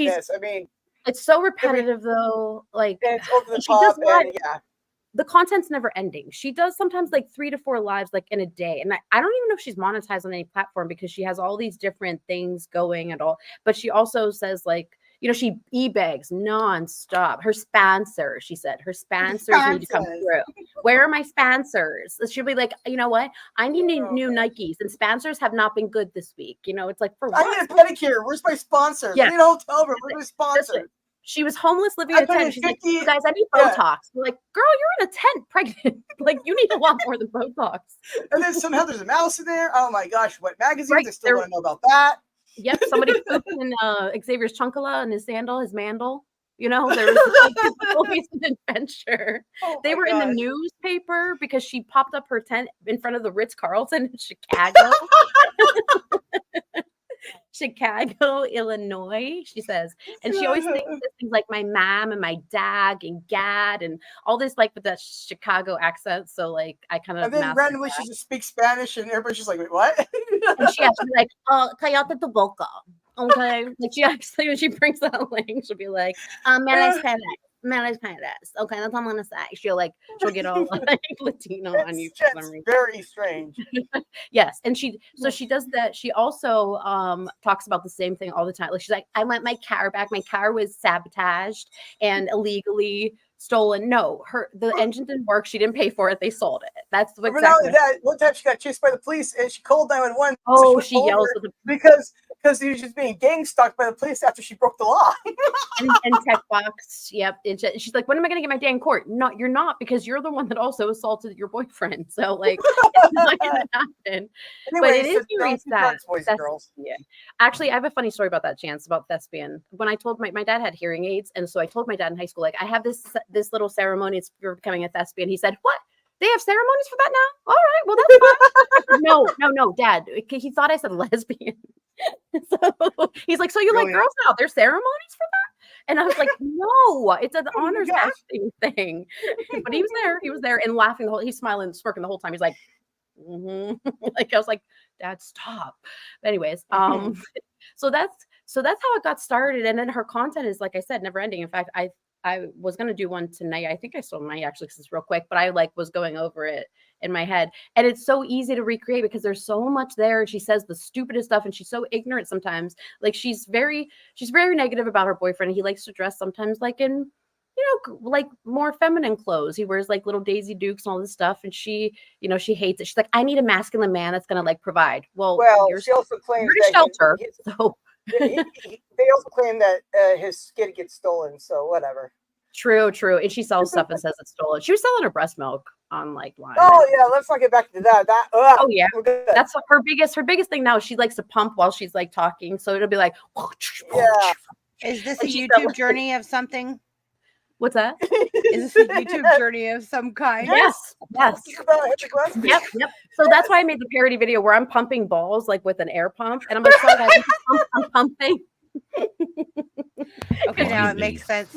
It makes sense now. Yeah. So that's that, I guess. The highs and lows. I mean, everyone has positive. Honestly, I've not had like negative feedback. People love it. I'm telling you, especially the Heather like community. We all like they are so uplifting and like they sometimes they're like, this makes my day. I watch this with my whole family, so it's really nice to have. Like my son's been really busy, but as soon as I'm monetized, we're gonna do a subscribers only type thing. And he's gonna be back. He's gonna make a big comeback kind of thing. Plus, we lost the beard that he used for Xavier, so I got to make him a new beard. So, and drawings too. I bet they got better. Yeah, but he's so freaking tall too. He's like growing out of the little t-shirts I bought for. I mean, he's literally like, how tall do you think Beckett is, Damon? Like, he just turned 14. How tall is Beckett, do you think? He's probably like 5'10", and he just turned 14. So like, it's crazy. Yeah. But anyways, yeah. So honestly, that's the only deal. I mean, even doing lives is so fun. People are like, you should do more of them. Yeah, but I think he's like almost 5'10". Heather's 5'9". She always says. She says she wears kid size clothes, and she's 5'9". I would be able to square up with Heather. Thank you. Oh, he would. My daughter is actually 5'9". Yeah, and she wears a size 6. Yeah. Well, she lies. She has these tiny little feet. And I'm like, me too. I wear like 5. How do you support that tallness on those tiny little bitty feet? That is so funny. Really? Interesting. Well, like Heather always literally that. Heather always says, like, I don't have any shoes. And then you see like her pan like in the shelter. She's got all these new like Nikes and boots and stuff. Right. Oh, that she stole from Airbnb because she got banned from Airbnb. Oh. She did. She had that's a whole thing too. It's a very long story, but she sent it to her boss, got fired. She's like, all I did was send him the video, and she like sent of like everything happening and said, Merry Christmas. But anyway, yeah. So Sierra wears a 13 in boys. And shoes. Yeah. I wear like it's like a 5 in boy? Because I get them on Nike, like the kids section. Yeah, so she wears a 13 in boys, and if you go to like Vans or like the main things, she's like between a 6 and a 7. Oh, she's little. And she has very little feet, but she's 5'9".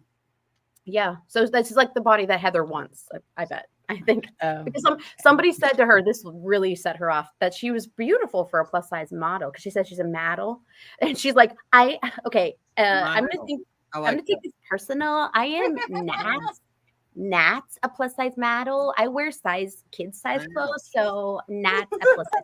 Only your shoes. Yeah, but anyway. I wear a kid size. That's cool. What's that? I wear a kid size in a scarf. Yeah, that's good. Yeah. You get them from Justice. What'd you say, Chance? I'm sorry. I like that glass, that Pilsner glass. Oh, isn't it cool? So this was my boyfriend's mom, and it's a cabaret, like Tiffany's cabaret glass. Isn't it cool? Oh, okay. Maybe it's not a Pilsner. It looked like a Pilsner. From like the 80s, I think. Look how cool the chick is with her bangs. You know, they say the closer or the bigger the hair, the closer to God. Right, Dan? In the I love your personality, TD. Go ahead, dear. I'm just saying, like, if that's the case, I was so close to God in the 80s when my hair was like, I couldn't get there. My hair was so straight. Well, I was a kid in the 80s. Yeah, right. I know TD has just such an awesome personality, and she's, like she said, she's a real performer, you know, of the stage. TD. And I get so frustrated getting back to YouTubers. I'm not taking over your time. I'll just make this quick point. Yeah, no. I hate these phony reaction videos that get millions of views. And by the way, there are people that can pay for phony views and phony subs, and I'm not going to do that. No, and they do. There's social media agencies, right? There's social media agencies that can pay.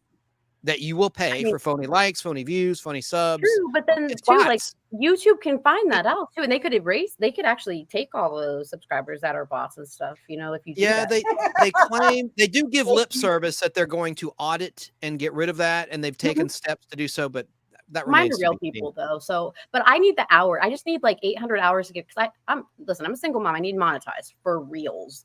But sure. So I'm not monetized either. What? TD. How? I am not even to 2,000 watch hours. Okay, I hit the 5,000 public short views. Yeah.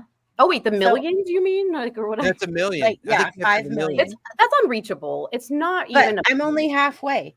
So yeah, I only get the stickers, the memberships, and I don't get that though. Oh, but when you do, you still don't get paid for it. So it's right. But no, if until you get fully monetized that you start getting the revenue. 1 million views, video of door locking. I'm not kidding you. Blue Chicken uploaded a video of him just locking his car door. It got 1 million views. Just that alone. Are you kidding me right now? No talking, no any of that. It's just that. Got 1 million views. They start doing shorts. Really? Yeah, I was there for that one. I was like, oh, see, like Blue Chicken is one of the people I've done here longer than Star and I love the avatar. It's so freaking cute. But so we were talking about having different channels for different stuff. So I teach a hip hop dance fitness class, and a lot of people said they want to take it, but that they live far away or they're like 10 million. What's that? To interrupt, dear. I'm just someone in the chat was correcting what Jammin. It's 10 million views for shorts is your minimum, not a million. Right, and I got 5. I reached ridiculous. 5, and I'm right now at 7 million in 90 days. Well, I just need like 800 watch hours. So if everyone could just put on my playlist of videos when you go to sleep and just let me drift, you could drift into like slumber while I'm playing in the background, even on mute or whatever. But my watch hours are like at 1,800. Okay, so I think mine are like 2,100 or something. Yeah, I have more watch hours than I do. Riddle me this, Batman and Batgirls. How can someone have? Thank you. How can someone have 300,000 subscribers and then they go live? They have 44 people watching. Does that confuse? I don't understand that either. Well, how do I have 76,000 something, almost 77, and how come we only have 23 people in the chat right now? That's crazy. I don't understand. You get a lot of replay though. On and I'll tell you exactly why if you want to know. Tell us. Okay, go ahead, Danny. It's because the people who watch shorts and click that subscribe button because they like your shorts are not the same people who watch live streams. True. Like live streams count, right? They do count, right? Yeah, live streams are great. They give you a lot of watch hours. Everybody watching. Not you on know, if you got 20 people watching and you do 1 hour, it's 20 watch hours. Well, there's never TD, I have picked up 875 subscribers on one short. Really? Yeah. I mean, I have on certain ones, and I do need to do more shorts. But hey. But they're not here right now. Well, we're not on my YouTube journey yet, so I'll hold that. Okay, Danny. You're next. And save me for the last. I have all the video pulled, but it's not. I've already gone. But TD, you are so attractive. Like, I don't understand why your channel isn't more popular, because there'll be stewardesses, or I guess they're called flight attendants, and have been for like 40 years, where I'm stuck in the past there. But there's a channel that gets millions of views because people like to watch attractive people. They just do. So I don't know why. And I have the watch hours. I don't have the subscribers. I think most people like me will just watch. My boyfriend said, simmer down. They'll watch a video. Beautiful. They'll watch a video TD's and then they won't subscribe. You know, most like me, I don't subscribe. Now I do. Now I'm aware that subscriptions are crucial for people that want to, you know, take it to another level. Subscribe, guys. Yeah.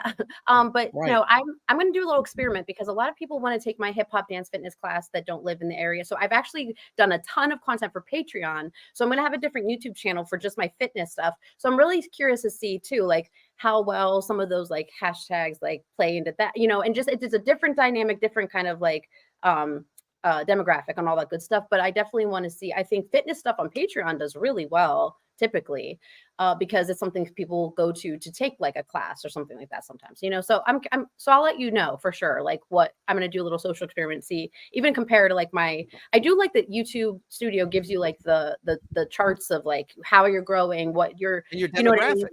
Yeah, absolutely. Do you have more females than males watching, you think? It changes all the time. Sometimes it's like 50-50. It'll say like 50-50. Sometimes it's like 80% male, and then the other, sometimes it's like 90% women. It's like for that time frame of when they do the graphing or whatever. So it's definitely an eclectic mix. Yeah. My audience, I would think, would be more men, because I see more men in the chat because I've talked to them, right? Right. And my audience is like 90 or 89% female. Interesting. Yeah, and I know mine is because a lot of people watch Love After Lockup, but that guys typically don't, because it's just not their cup of tea. You're in California. Your audience is 89% male or 89% female. 89% female who identifies male. What? Well, right, and there's non-binary. California. But it changes all the time. Like right now, I'll look it up right now. Actually, I'm curious to see while we're talking, but yeah, but that's kind of where everything is. I thought about, I really am interested in true crime, so I thought about doing a little bit of that, but also I'm obsessed with like two things right now. The one is this like Dabbleverse guy, Aaron Imulte. Do you guys know who he is? No. Excuse you. So I couldn't hear it. He just burped like a man, but anyway. So he's like this check him out, because it's just ridiculous, the stuff that's been going. Like, it was a big wife swap thing, but he does this show called Steel Toe Morning Show. He e-bags every single day, like a telethon. And I'll say like another win for the toe. But like he just had this wife swap thing, and then he got divorced, but he talks about, he's like, I don't even care, I'm not even going to talk about it, and he never stops talking about it. So yes, YGM, shorts are good for subs. You're right, that's good advice too. And Judgment, shorts are amazing for subs. Yes. Judgment, because I think sometimes really hot here. People just want to like quickly just watch something quick, and I get it, I do. But but that's like the whole Dabbleverse stuff. Like, I don't know if you guys even know like what that is. Do you know, Chance, about all that? No. Okay. It's hard to explain. It's almost like Howard Stern diluted, like, kind of shows. So it's like guys just talk. Like, there's one called I really like this page though. It's called Who Are These Podcasts, where they just like review other weird like podcasts and kind of like dissect it and make fun of it.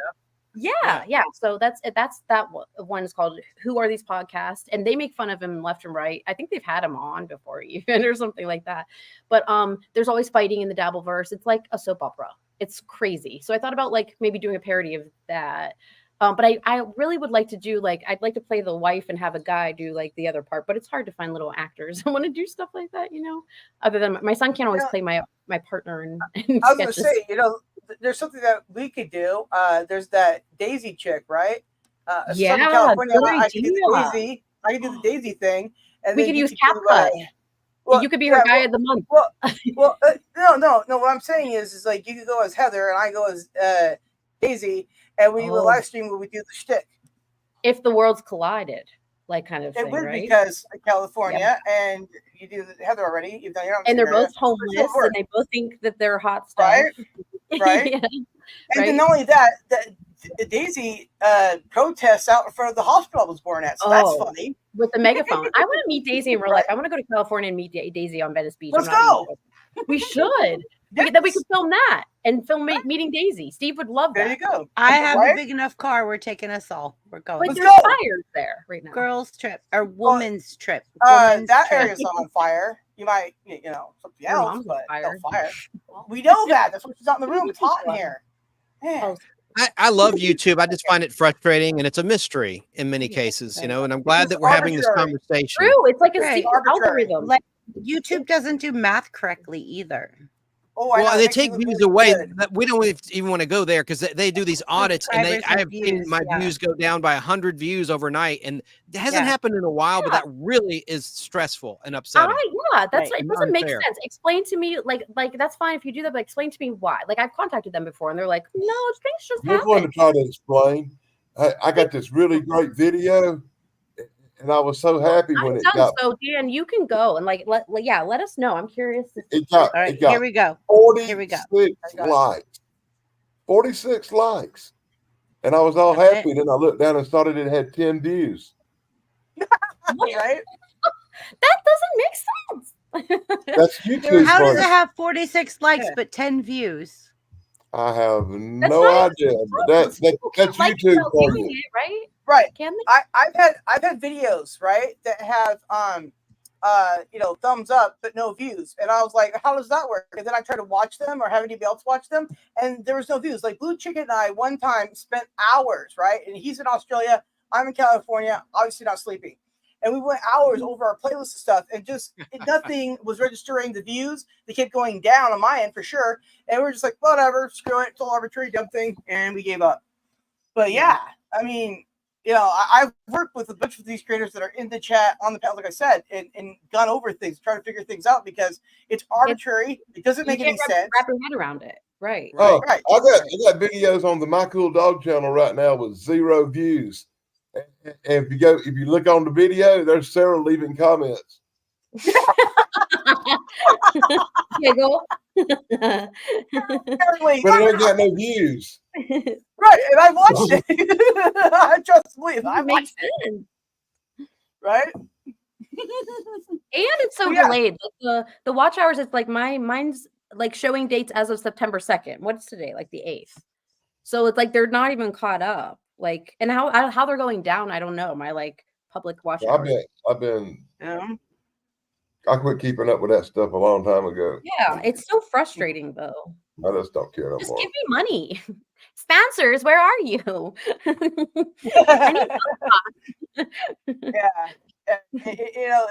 It's funny too, because like year one when I started streaming, Dan came up on panel one time and there was a big old mishap and that episode got deleted. But my point being, you learn a lot, right? And you got to watch who you bring up on panels because not everybody likes to keep their clothes on, FYI. Well, that's a funny thing. I did Lobo's live in a bathing suit, and I was like, this should have increased ratings. Because I was on North Carolina like 2 weeks ago. I saw that live, and I was like, TD's out in the sun. Everybody was out. What really increases ratings? Lobo only has a lot of big channels talking about your channel. To give you an example, NVTV called Knife TV. It features other people's videos on his channel and does like overcast of them. He's featured my channel like 4 times in the last 6 months. Yeah, where he's showing some of my videos on the cryptid stuff. Okay. And the cryptid stuff, I like that stuff. Yeah. In the last 6 months, I think I've got over 500 new subscribers on the Daily Damn blog. Holy. Okay, good to know. And that's people coming in from just him showing my videos and stuff. Yeah, like Sarah and I both follow Adonis Paul, and he's got a lot. Maybe because he does a late night thing and not a lot of people do that too. And he is pretty funny sometimes too. Yeah. Yeah. Right? I haven't been over there in a while. I think he just went live a little bit ago, and I was like, I forgot about him because I've been so busy. No, I haven't either. I feel kind of bad. But so do you remember the question, Danny? Do you want me to read it to you? Go ahead and read it again, but I think I got it. But okay, so kind of talk about like your niche, like your channel, what it's all about, and then kind of how you got started, your personal journey. Well, see, I wasn't really a YouTuber who made videos, but I've always been a YouTube watcher. Sure. I guess it's my first experiences with YouTube was the cable was out, and my little daughter was having a nut fit because she couldn't watch SpongeBob. Oh, I love SpongeBob. so I got the cell phone, and you're like, oh, emergency. And somebody had told me about YouTube. So I went to YouTube and pulled up SpongeBob so she could watch it on the phone and not cry and be a pain in my butt. Where have you been my whole life? Yeah. And over the years, it got worse. Actually, my daughter learned how to use computers watching YouTube. Oh, that's great. What does she do now? Really good at it, and college graduated and all that. What does she do now? It's funny, back then I taught her how to use computers, and now somebody has to teach me. Oh, that's sweet though. That's messed up. But yeah. Technology changed, and I didn't. Yeah, that happens. I'm trying to keep up on things too. It's not easy. So I've always been a person who watched videos on YouTube and didn't really make videos. I've always been a person who had an interest in the paranormal. I went out and been on adventures where we go and investigate Bigfoot sightings. I've done that since I was 18 years old, just out of fun, out of curiosity. It was just something I done. Nice. It was only after I moved up here to where I'm at now that I started finding gigantic big footprints out in the woods near where I live. Really? And then my trash started disappearing. Where do you live again? I live in South Carolina. That's right. Okay. Very near the mountains. Nice. I live in upstate South Carolina near the Blue Ridge Parkway, and that's where Bigfoot would live if he lived anywhere. Right? My backyard is the gateway to the forest. So there's wild animals. I get bears and deer and raccoons and possums and skunks and foxes and wolves and just everything you could imagine here, because I live on my backyard. 100 yards away starts the wood line for what they call the forest. Oh, nice. Do you feed the deer? I try not to. I know. They're so sweet. Because when you get them used to coming around a lot. I know. They depend on it. They run out in the road and people hit them with their cars. But we really can't do nothing about it. They're everywhere. Right. We have a lot too. We have an overpopulation, to be honest. Yeah, we've got way too many deers. So was your first videos about the paranormal then, mostly? Well, I was a big wrestling fan. Oh, that's right, because your family traveled. I grew up with the wrestling. My first job was working for wrestling. I saw pictures and posters of wrestling. So it was the wrestling thing. There was a big pay-per-view, and my mother wanted to know who won the pay-per-view, but neither one of us were watching it. And I got on the internet on YouTube, and I met this, and I was looking around for somebody live streaming the wrestling, giving the results just for my mom, And that's when I met this guy named Matt, and he gave me the results, and I called her and told her who won and blah, blah, blah, and watched him stream wrestling. And me and him got to be friends that night. So over the next couple of years, I always watched him. Oh, yeah. And we would talk in chat. And then we got where we had each other's phone number. Then we would talk on the phone. And we were, about everything. We got to be friends over 4 or 5 years, right? Did you meet him in person? No, I've never met him in person. You should. But his name's Matt Troisi. He does a channel called Keto and Wrestling. And now he's MJ Wrestling. And he's getting close to 100,000 subscribers too. Good for him. But back when I knew him, he had when we first started, he had like 100 subscribers. Wow, that's awesome. Hey, Sarah, what's the guy's name from the Gala sisters that wrestles Dylan? But what's his wrestling name? Oh my gosh, I've been trying to think of that for a while now. I can't remember. Oh, he's such a fake though. He has this fake belt that he probably made like or got on Amazon. Chris Russ used to sell belts of all kinds back in the day. I see that. No, he's ridiculous. Like a Motley Crue fan. He's got 2 girlfriends that say they're sisters and they're not. It's a long story. Anyways, enough of that. Don't support him because they try to copyright strike our friend Steve. So I got it being friends with this guy, right? And as he grew over the years, he got up to 20,000 and 15,000 subscribers. Is he trying to be like semi-pro or something? Like, no, he just does live streams and talks about wrestling. And on his other channel, he does health stuff and keto. Like keto diet? Yeah, and I got into keto. That's how I lost all my weight and got healthy. How much weight did you lose? No, when I started keto, I was at about 389, 390. Oh, wow. And I'm down. Yeah, last time I weighed, I was at 250, 247. Good for you. So how much? That's the lowest body weight I've been since high school. So how much weight is that? Like 100? A lot. Yeah. Jeez, oh, Pete, it's like you lost a knee.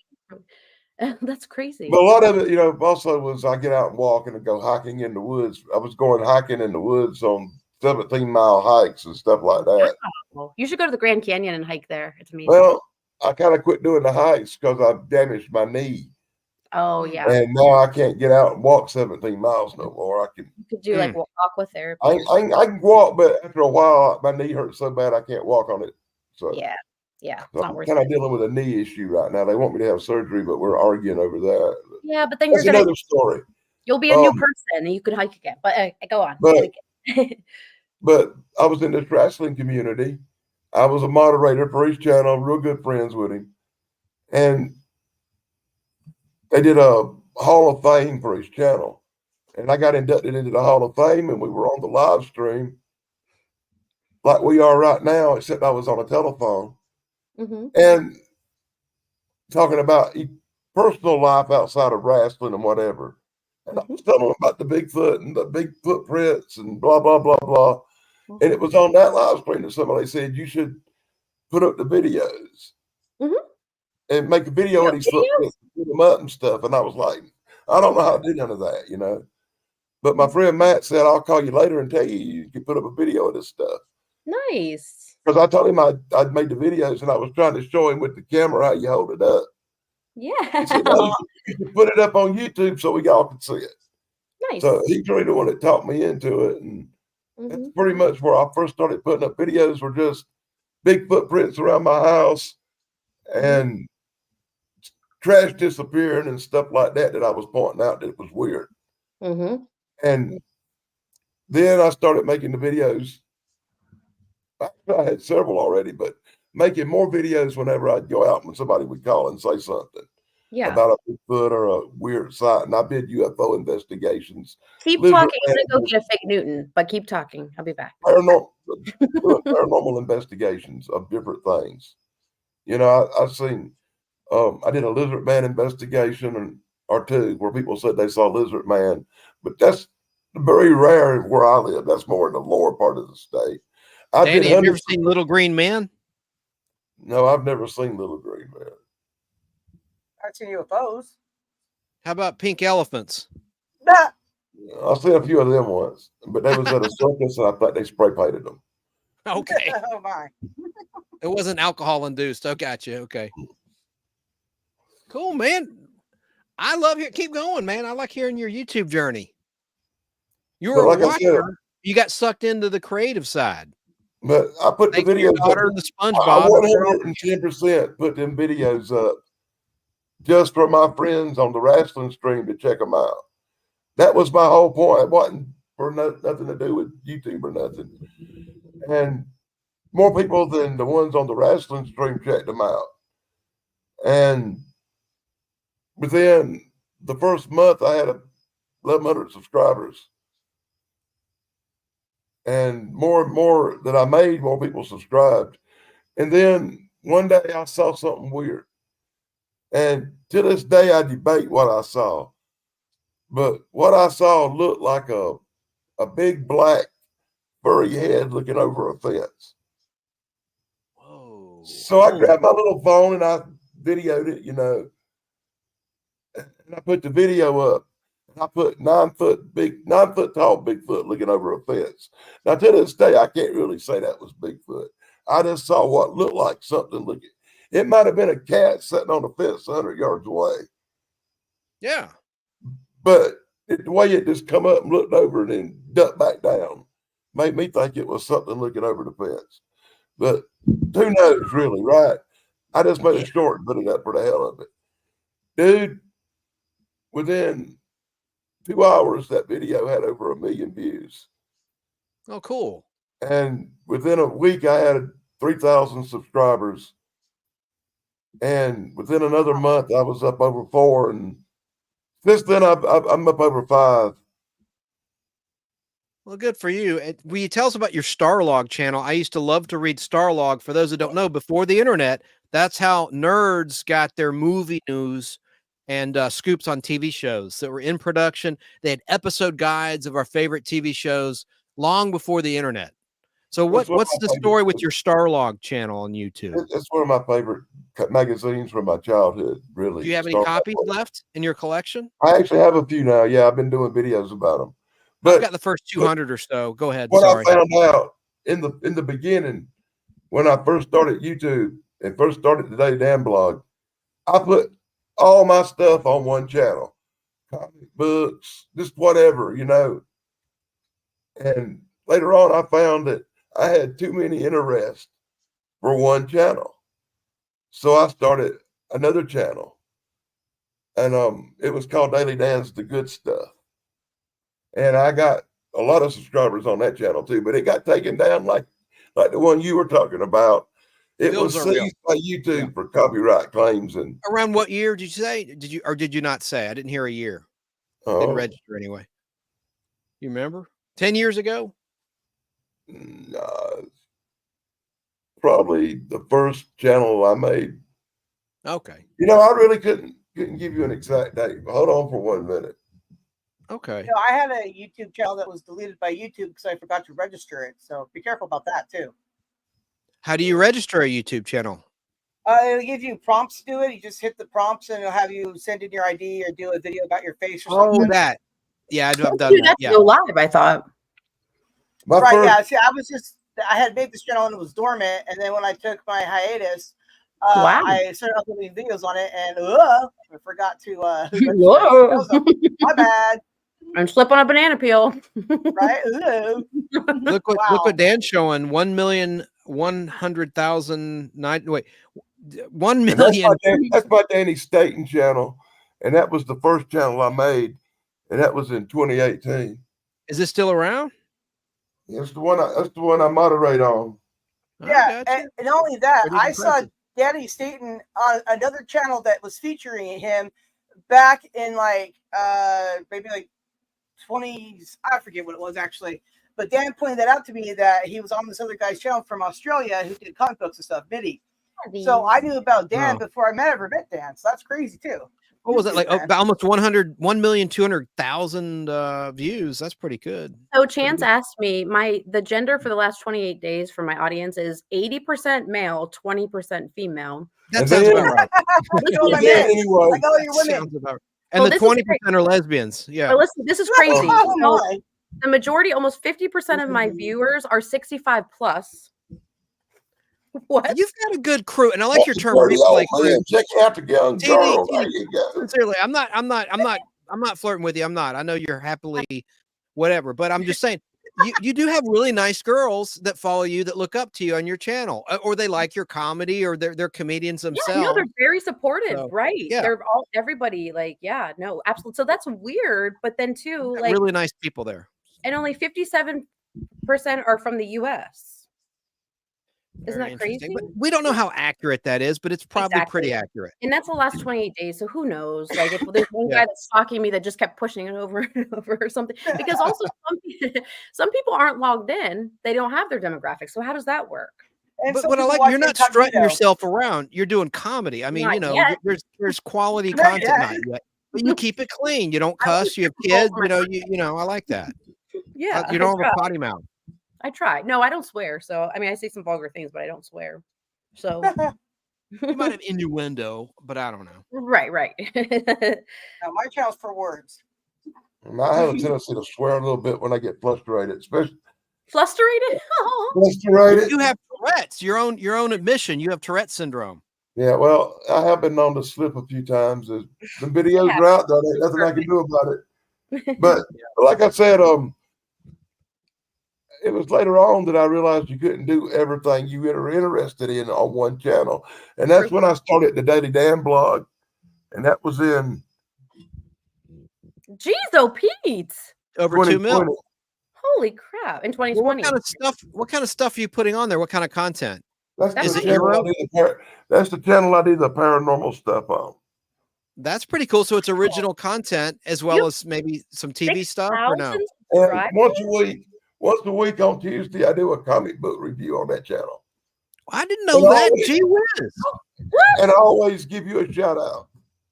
Thank you. Hey, TD. Hey, well, I mean, you give TD a shout out. You should. But how you get new comic books from your local comic shop and then you review it, or are they old comic books? But mostly I try to review the oldest ones I can find.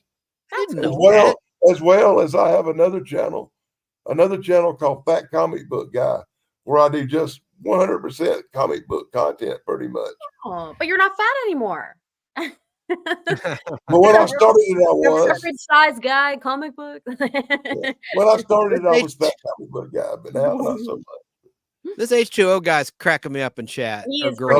My comic book guy needs I don't know 30 or 40 more subscribers, and it'll be in 1,000. Thank you, Bajam, for putting in his for dropping his link and stuff, and everybody's. Thank you so much. And Amen.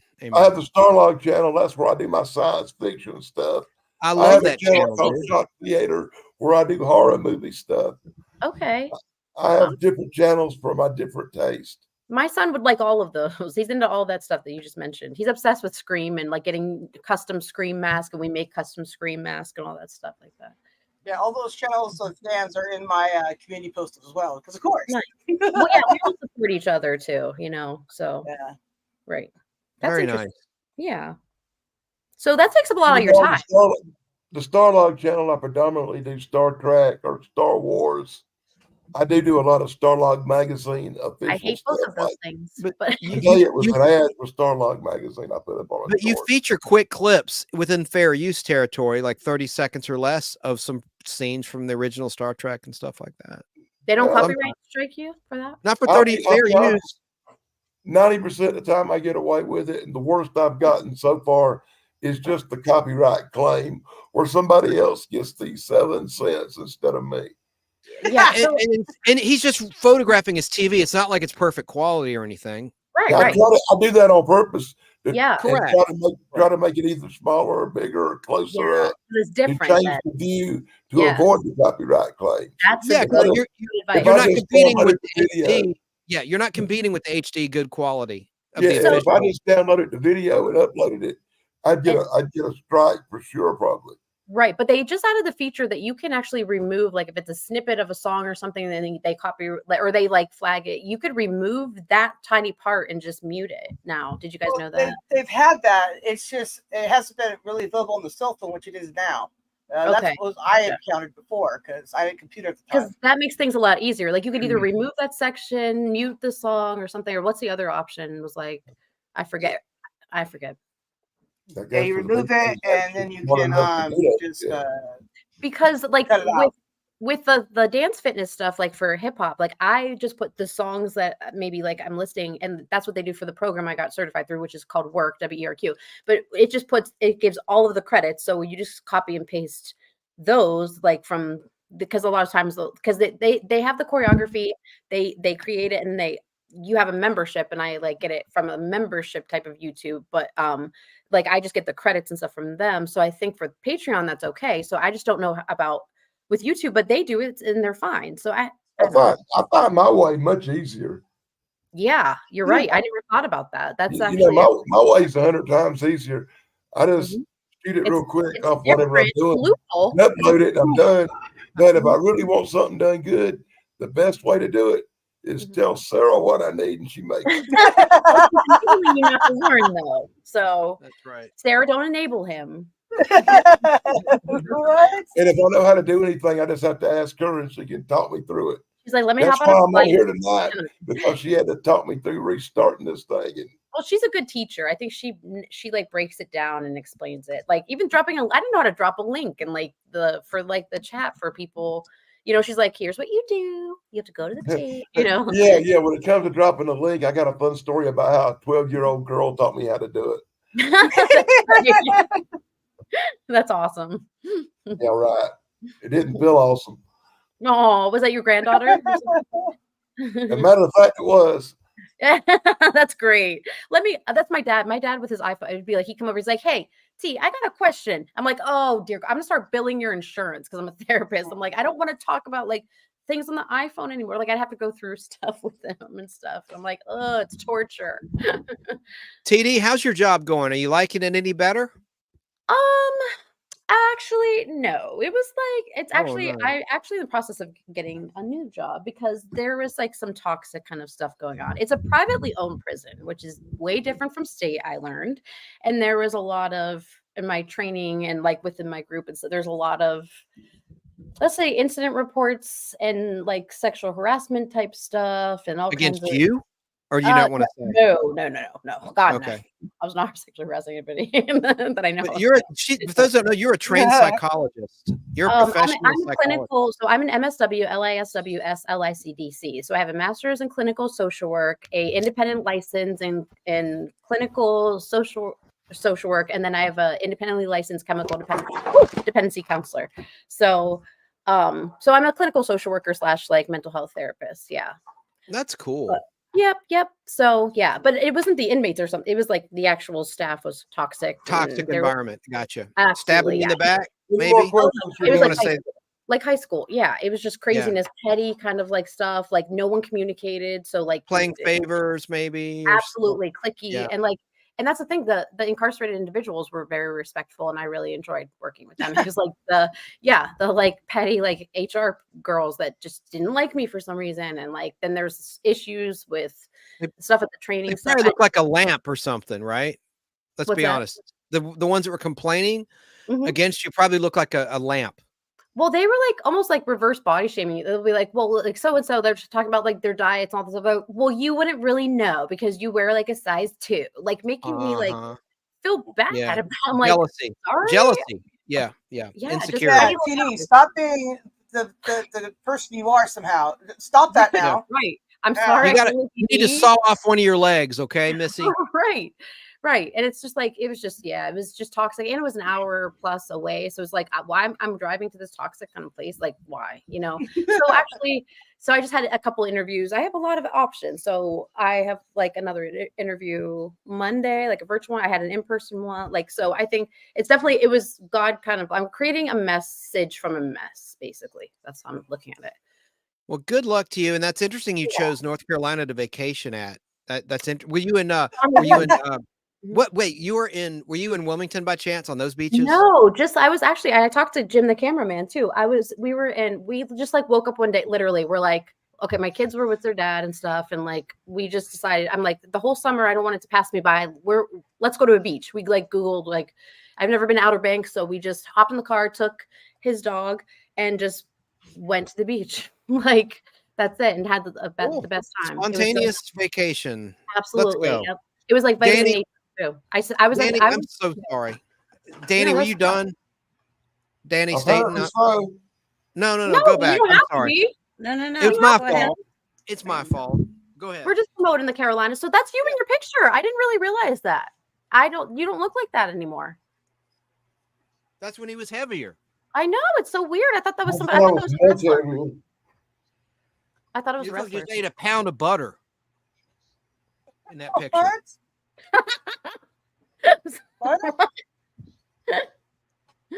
Oh.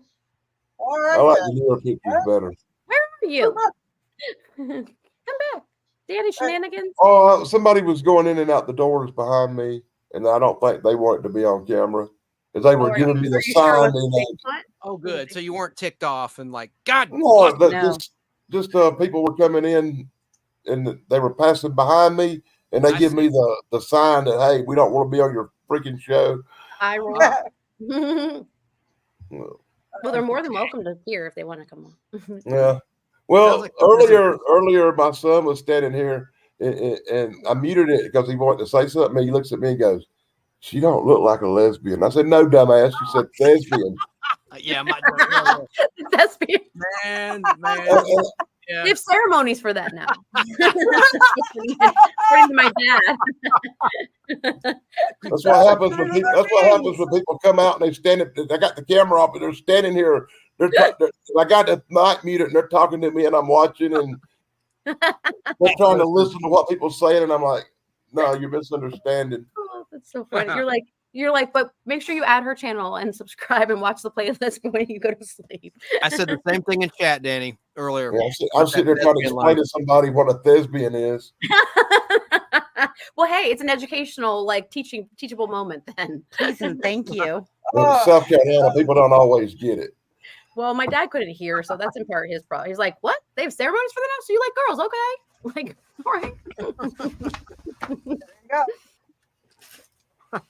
Anyway, well, thank you for sharing. That was good insight.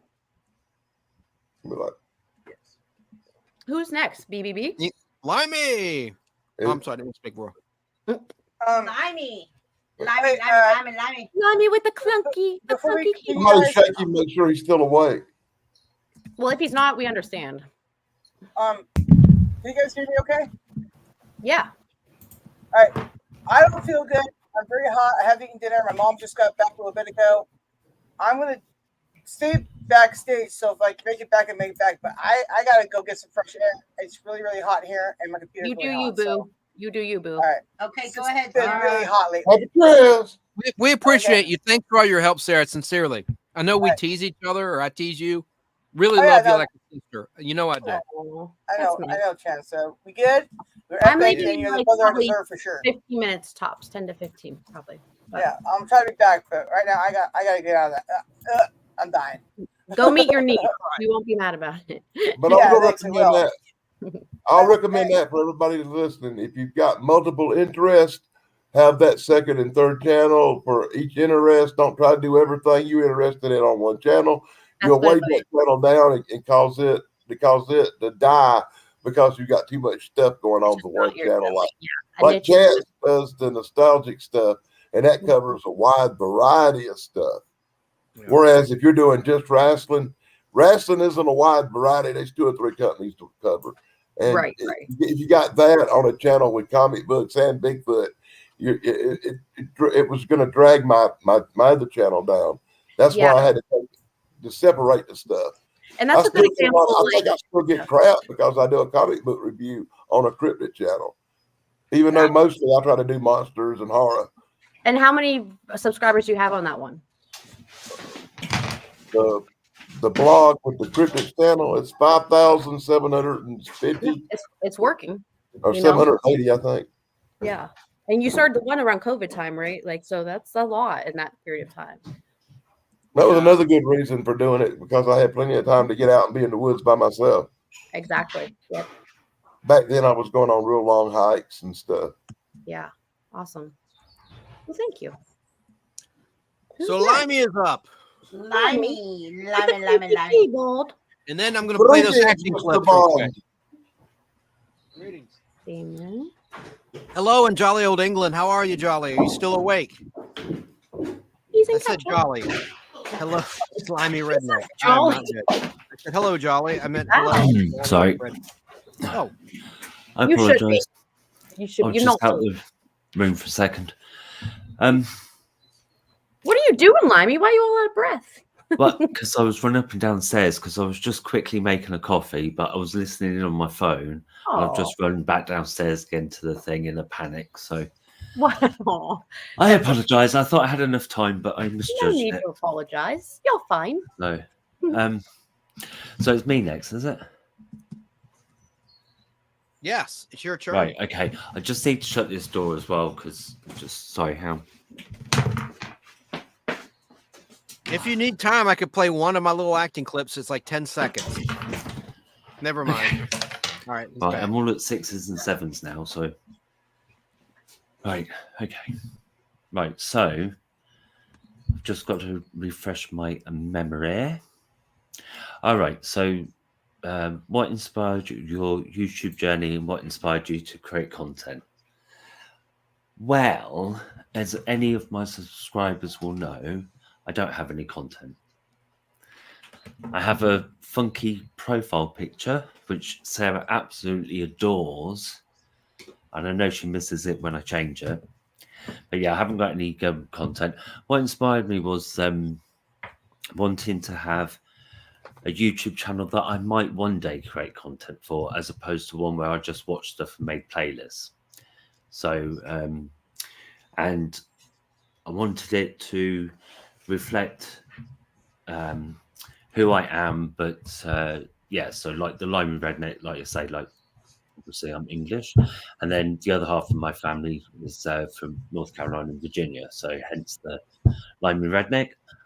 I wouldn't call anybody a Lyman Redneck because they're normally used in derogatory ways, but as a self-referential thing, I don't have an issue with it.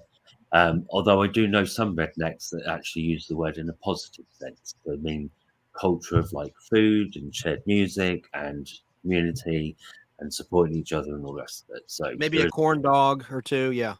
Yeah. It's amazing how many people assume I'm American, even though Limey's first, but there you go. So yeah, so it was about maybe creating content, and I wasn't sure. Well, I thought it would be in the political area, but I wasn't sure exactly how. I found political debate streamers that, like, you know, young people from mostly from the States, but other countries as well. Kind of got into watching that. But it's a lot of posturing and anger and drama and stuff, because apart from the debates, there's loads of stuff going on. Other than that, on their streams and videos, and stuff in the background as well. You see like screenshots of Twitter and Discord, and yeah, it all gets very messy. But I think that happens in like various communities, and you don't even have to be big for that to be happening. So yeah, and then it's kind of gone like less from debate stuff and more to like just like political stuff, and still thinking like, oh, will I do video essays or whatever? So in the meantime, I've just been regulars on certain channels and made connections with people in comment sections, and then like ended up like, you know, DMing each other on Twitter or whatever. Made some friends on Twitter that followed me onto YouTube, because like I've heard people say, how can so-and-so have 100 subs? They haven't got any content. I'm like, well, it's because they chat with people and they're consistent, and, you know, they support channels or have actually made friends or whatever. So, yeah. So, let me just have a look. Where did you come from? Like, did Sarah find you, or Brainbender's Bander, or did you find Chrissy? Did you find Brainbender's Banner? Did you find Sarah? Yeah. So he was friends with Snarky. Yeah. Ah, so, okay.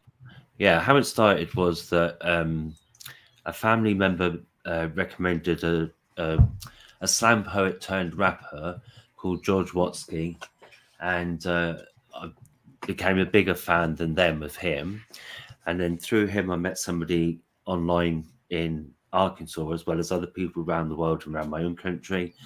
And then when I went from being under my real name on YouTube and making this account, I followed Murphy out that I'd made friends with out of the Watsky fan group, because she was like starting a YouTube channel that was about activism and things like that in her because she's in Harrison in Arkansas, in her small town in Harrison. So it was, rather than just like posting memes and stuff, she was actually out there doing like, say, community support and you know, demonstrating and marches and things like that.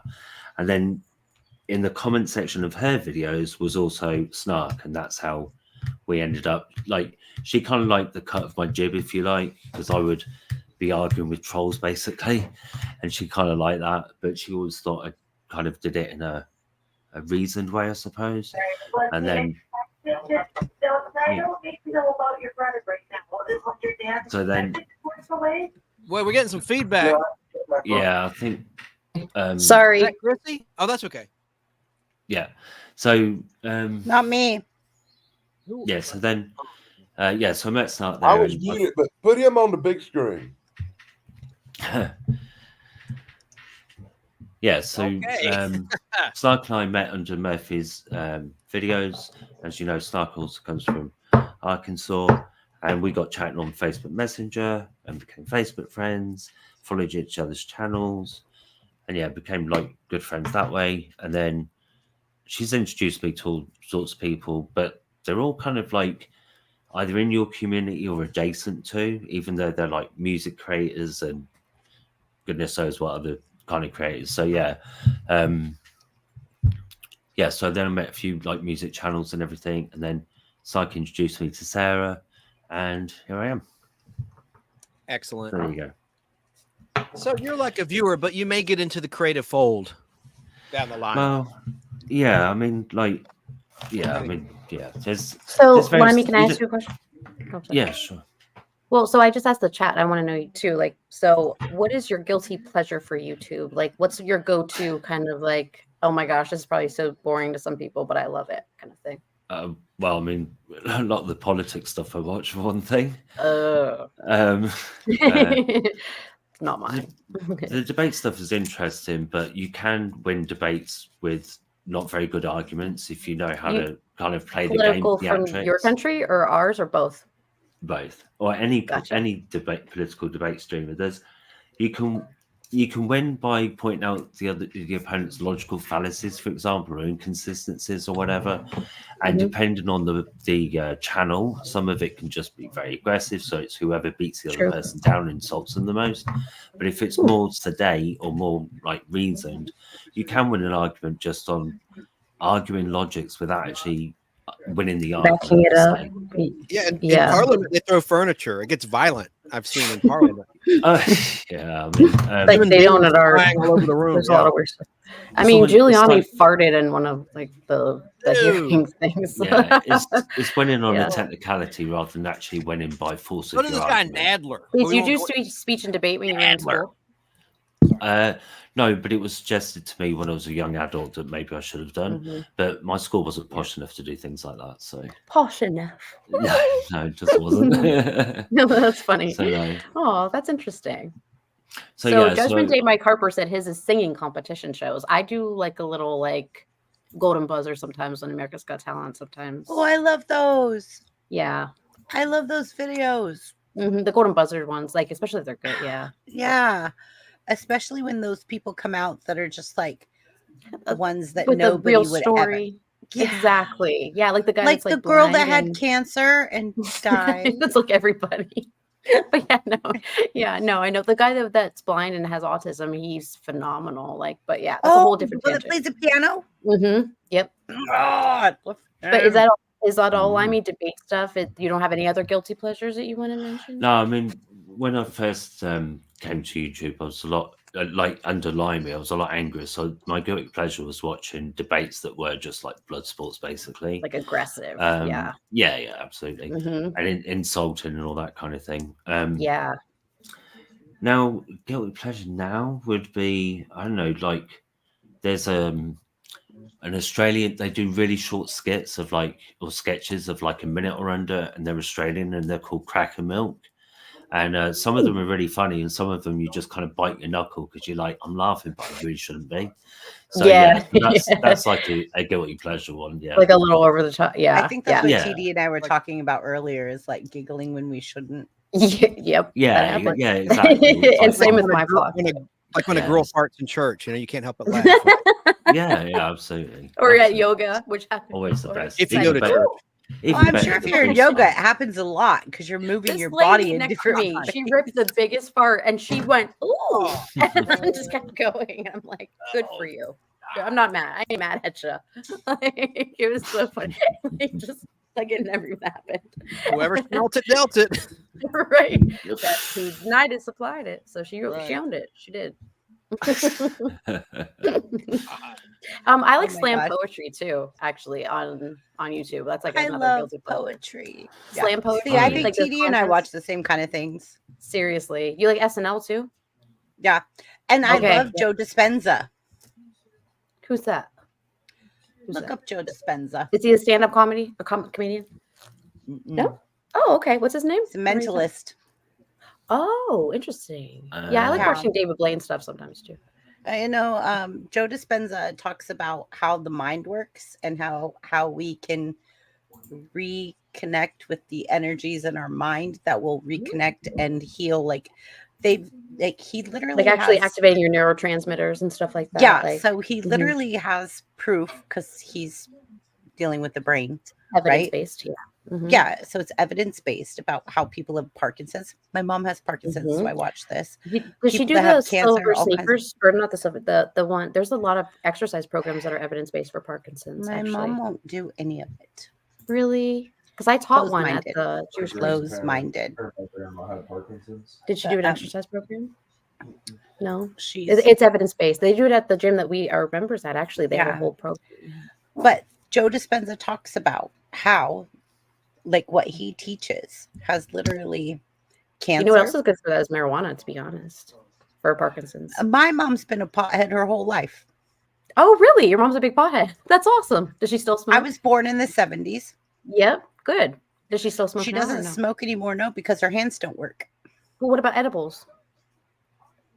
She won't do any of it.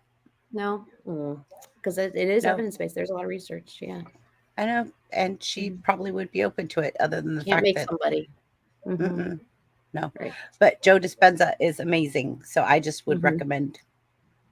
One And time I don't was look at the ones that are fake. Like they say, "Oh, Right. Joe Dispenza," but they're the ones that are like You can tell. falsified.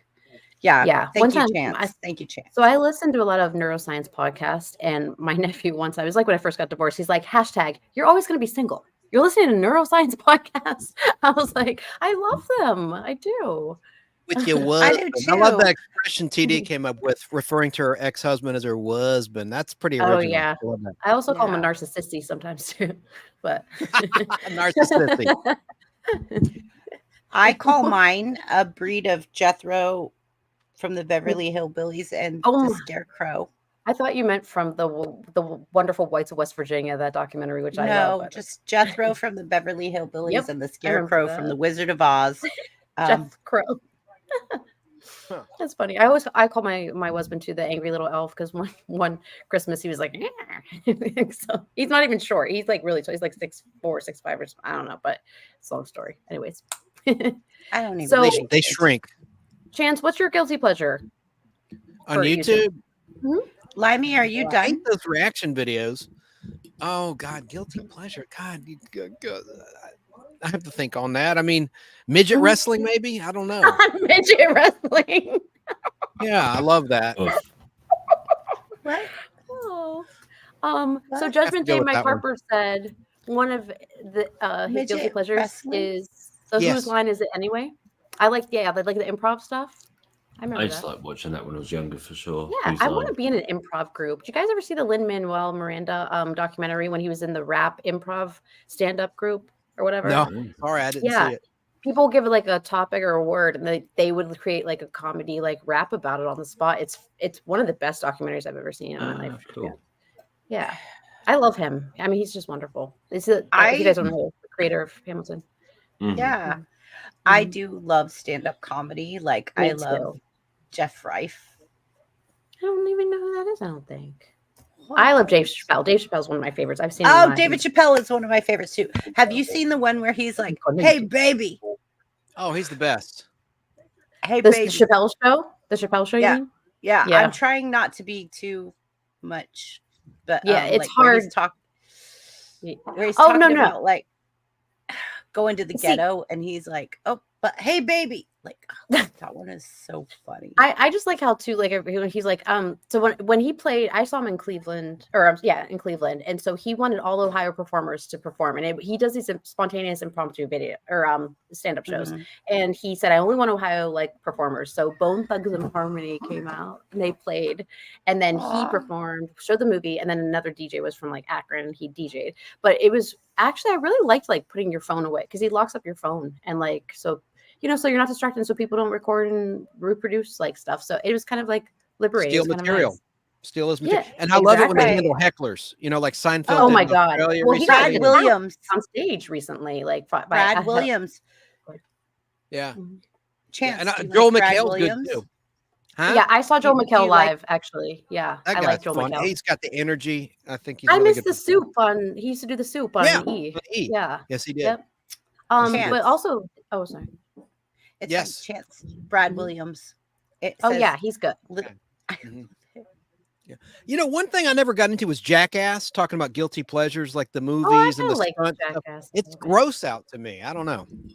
Sometimes I didn't think I liked the Impractical Jokers, and then my son got into them, and I don't mind them at all now. Did you ever see Dirty Sanchez, which was the Welsh version of Jackass? Jackass? No. Please tell us Yeah. about that, Limey. Please tell us. It's only Family it's Channel. basically like Is it like Jackass, but a Borat, bit kind worse, of? and they were from Wales.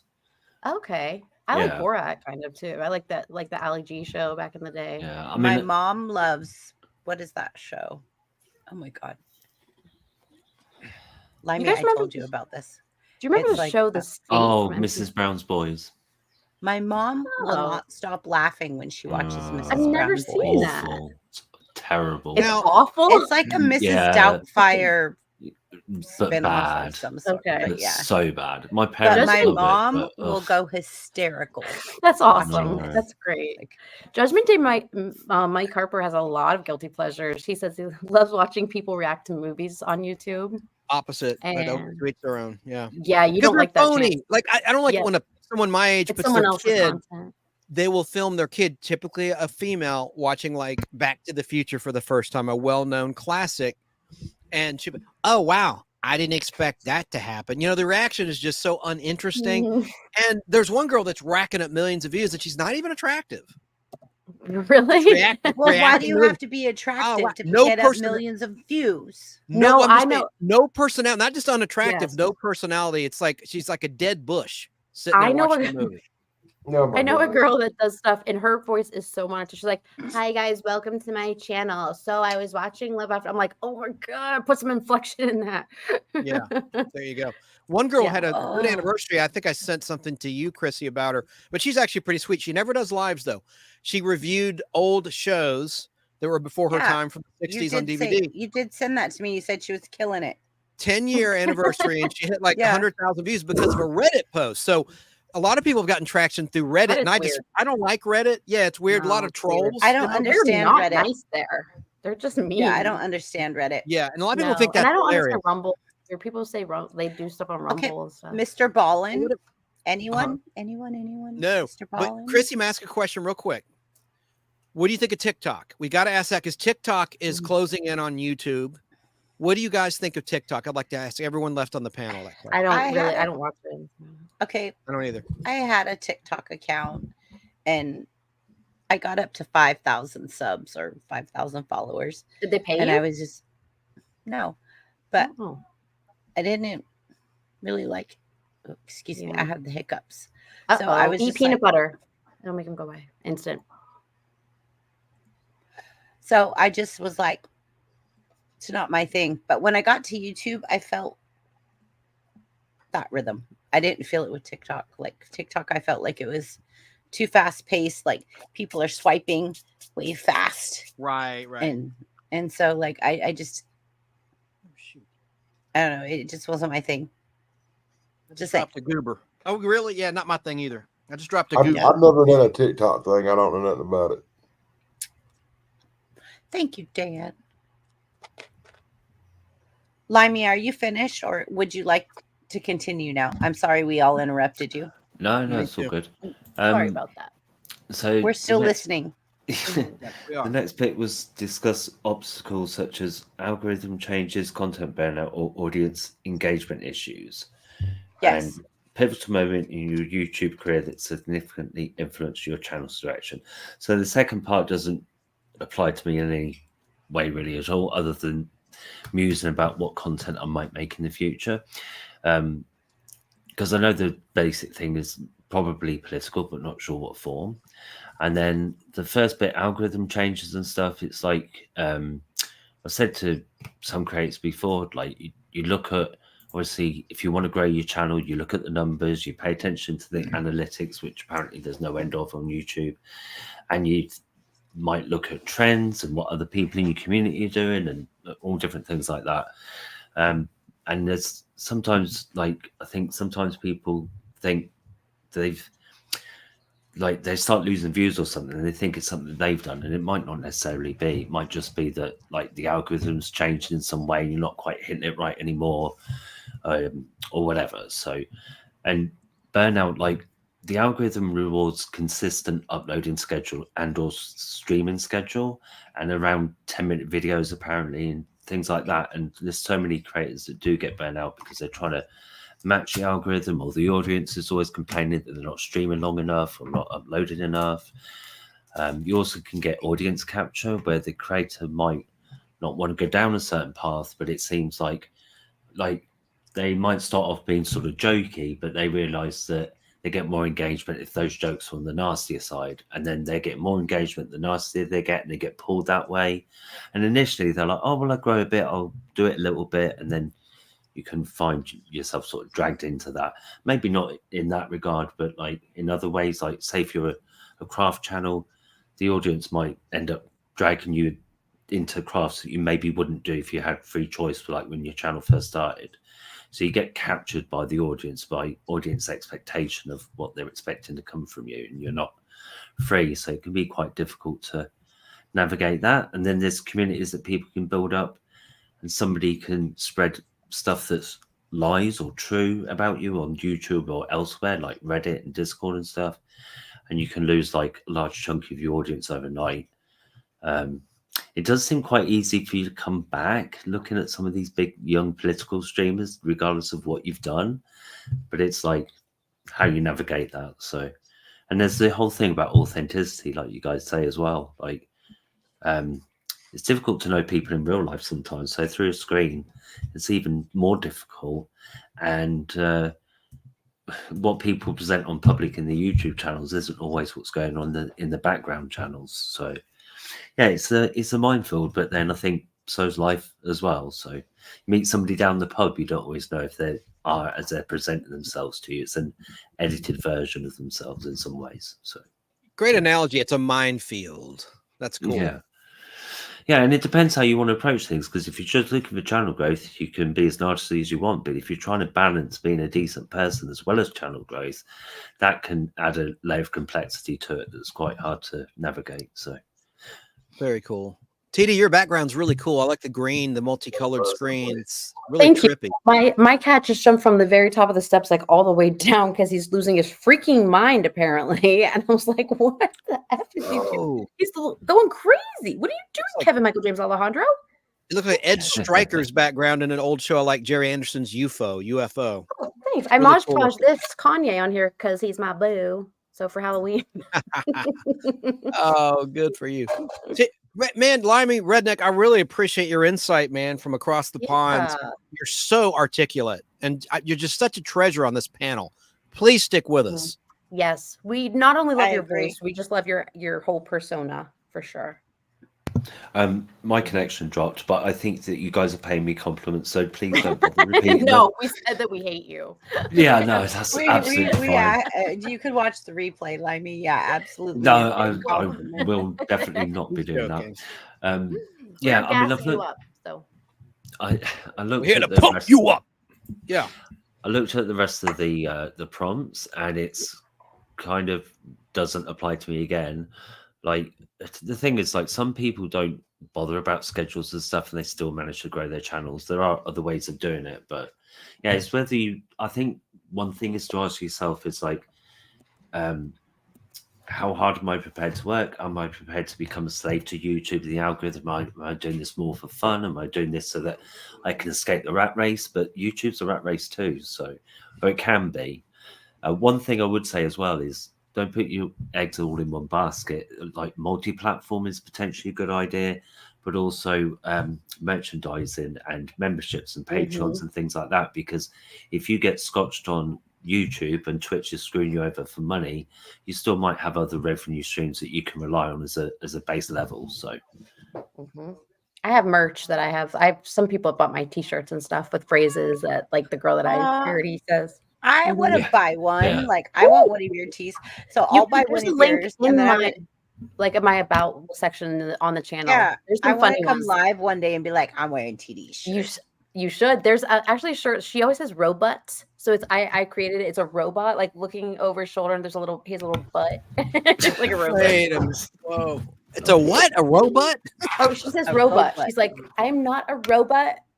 Robots don't have blood. I'm like something like this. So it's a little shirt with it's like a robot, and he's looking over his shoulder and he has a little like peachy butt like a robot. But my laptop's about to die, and I have to go. But I'm going to watch yours on the replay. Okay. Don't you forget. Okay. And I love you guys, and I will see you next week for sure. And thanks to the chat. See you later, TD. TD, I always try to link you up, and it never works. Like the @TD I'm going to keep working on that. Like the others populate, like Chrissy BBB. Whenever I'll work on that. I don't know why. It might be the space. I don't know, but then like it works for me on PC. Yeah, there's a space between TD, Chance. Maybe that's what I'm doing wrong. I couldn't add anyone tonight for some reason. I don't know why. Yeah, if you just do @T and then space, it works for me on PC. So okay. Good to know. All right. Well, thank you guys. I will see you soon. Bye, Dan. Enjoy the rest of your weekend. Bye, you too. See you guys. Happy trails. Happy trails. Love you, TD. Okay. I'm done now. So. All right. Shall I play really quickly me and Dolly Parton since it was requested by Limey? So let me put you up here. Oh, well, you don't. Oh, yeah, I guess you do. Just I can play the clip. All right. Where is it? Yep. It's uploaded. Dolly. Right. Friends, we are here today to celebrate the memory of Bernard Sparrow, beloved husband, cherished father and grandfather. With his last breath, he led our choir to victory in the regional semifinals. Let the church say amen. Bernard loved life, and he knew how to live it. Isn't that right, Gigi? Man had 5 kids. He must have learned something. God judges a man on 2 things, and 2 things alone. On his faith and on the contents of his heart. And Bernie, we will miss that heart each and every day. So there's that clip. And yeah, Clark Gable, I'm not. But anyway. But behind me was you gotta play the other ones. All right, I have them all right. But who was impressive that's behind me is Keke Palmer, a young African American woman. She was about 19 at the time. Now she's the host of Password that Jimmy Fallon executive produces and is on. And I love that version of Password. She's a great game show host. And of course, she sang the national anthem. You also have Queen Latifah back there. Queen Latifah. I was going to mention Dana Owen. Yeah. But she's one of the main. She was right behind Chance. Right. I'm sorry. I was drawn to Dolly and Chance. I just couldn't take my eyes off either. Oh, she was so sweet. Queen Latifah was right behind Chance. I completely missed. It was Chance, play it again, please. Chance stole the scene. Again? Oh gosh. Okay. Friends, we are here today to celebrate the memory of Bernard Sparrow, beloved husband, cherished father, grandfather. With his last breath, he led our choir to victory in the regional semifinals. Let the church say amen. Bernard loved life, and he knew how to live it. Isn't that right, Gigi? Man had 5 kids. He must have learned something. God judges a man on 2 things, and 2 things alone. On his faith, and on the contents of his heart. And Bernie, we will miss that heart each and every day. There you go. That was awesome, Chariots. Did you see it that time, Limey? Yeah, no. We filmed that after lunch, and I heard like an echo. Is interesting. Would you want to see the tar and feather scene? It's just 27 seconds. Yes. So, Chance, was that suit really uncomfortable? No, not at all. I love wearing suits. I have quite a wardrobe. Anyway, she that was right after lunch, and she couldn't have been nicer. I said, Dolly, I was just in Nashville. She goes, oh, where was you performing? I said, no, I was just visiting a friend. I was just visiting a friend, not a singer like you. Well, here I am, 10 seconds getting shot in the head on The Walking Dead by Merle.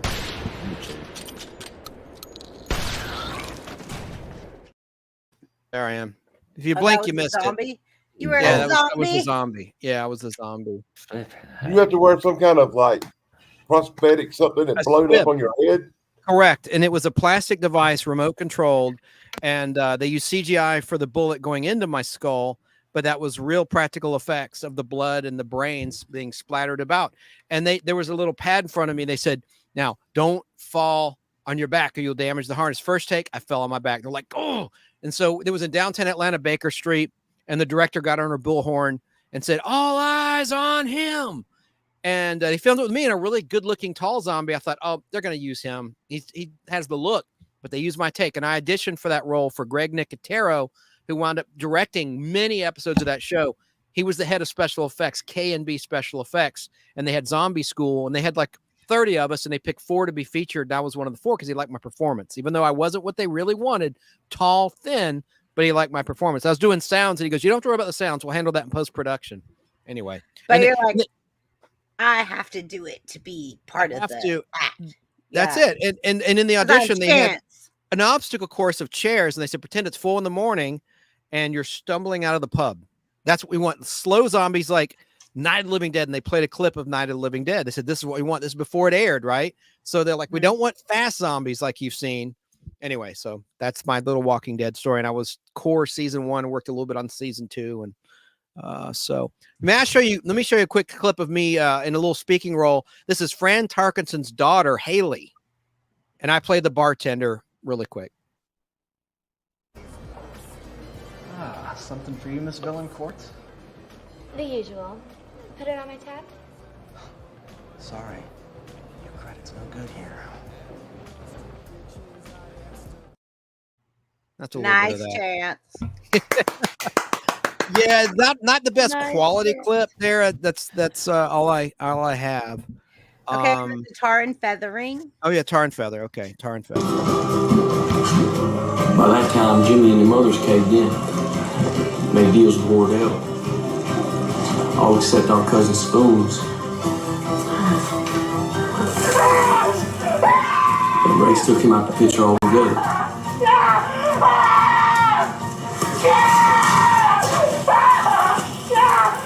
We barn rocks. We were the last ones standing. Yeah, that's part of that. And then it's How Lawless. did you get such an angry look on your face? Acting, my girl. I know, acting. but you're so sweet. How did you? I know. It's just didn't express. And they shaved my goatee off. I had facial hair, and they were like, "Well, this is a period piece. It's set in the 1940s during Prohibition. I think it was the 30s or 40s. I think I should know. God, based on a real book, The Wettest County in the World, and they renamed it Lawless. The shooting title was Wettest County in the World, and it's about the Prohibition days in Kentucky, and it's true story. Brothers that were making moonshine in the hills. Shia LaBeouf's in it. Tom Hardy, Jessica Chastain, who's fully nude in that film. It's very violent. It's R-rated Miramax movie. And so I played the henchman of a character, Charlie Rakes, who is a rogue lawman played by Guy Pearce. You saw right there. And he was so cool. He goes, oh, I can't say what he said because he swears. He gave me some tips. I won't even go there. Of what Guy this Pearce on your channel another day or somebody else? Yeah. So you really didn't dip hot tire on that guy. What was in the bucket? It was water in a solution. And in one of the takes, we did about 3 takes in Noonan, Georgia, on the south side, past the airport, south of the Atlanta airport, in the woods, as you can see. And that's a dark filter. Like on the Blu-ray, there's an extended scene. You see more of that where it looks the way it really looked, but they tinted it for the big screen. And no, it was just water. It was a really thick, viscous substance. And each take, they kept adding water. So it got less and less realistic looking, the tar. And those were my hands. You know, they filmed a close-up of my hands, scooping up the tar. So no, it was just water and goop, basically. So there you go. And I got it on on my hands. So obviously I'd be scarred. You know, I'd be in scalding pain, you know. If you scooped your hands in there, yeah. And on one of the takes, I got it on one of the crew people just out of frame below by mistake. I got it all over them, the tar. The fake tar. It was just like cold water, basically. Like an ice bucket challenge without the ice, if you will. Okay. One other little clip. This is on ABC TV. Wait a minute.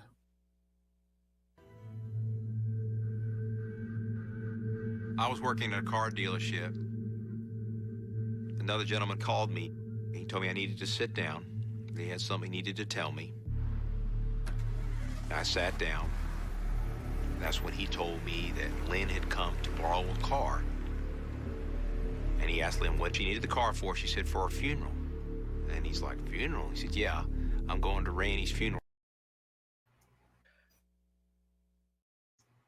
What that is, that's a true story of Lynn Turner in the Atlanta, Georgia area. She was a psychopath. She worked as a 911 operator. She was married to a police officer and a fireman.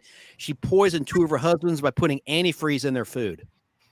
And so I played a car salesman. I've heard those stories. Like Lynn Turner, and that was on a show called Final Witness on ABC TV. And they took all my lines out. Like I had dialogue I memorized, and when it was edited, they did it like a documentary style. I'm like, F, because like the scene came out great. The director's like, Chad, you nailed it. And so I'm the first person that becomes suspicious of the real Lynn Turner. And I'm pulling out like this 1997 cell phone. That's why the prop looked really dated. And anyway, so there was that. Can I play just one more? I'm not trying to make this a chance show. No, go ahead. It's fine. Chance. It's fine. It's our YouTube journey, buddy. It's our YouTube journey. Sarah put this together for me. I played Dr. Reverend Norval Hayes on a show called It's Supernatural. I'm like the main dude. Let me see what this looks like. This is courtesy of My Flock is Everywhere YouTube channel, Sarah in Southern California. Blind in the deepest night, reaching out, grasping for a fleeting memory. All the thoughts keep piercing this broken mind. I fall, but I'm still standing, motionless.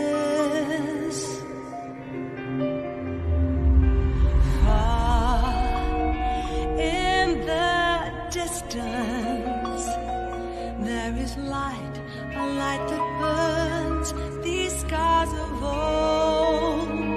All this pain reminds me of what I am. I'll live, I'll become all I need to be.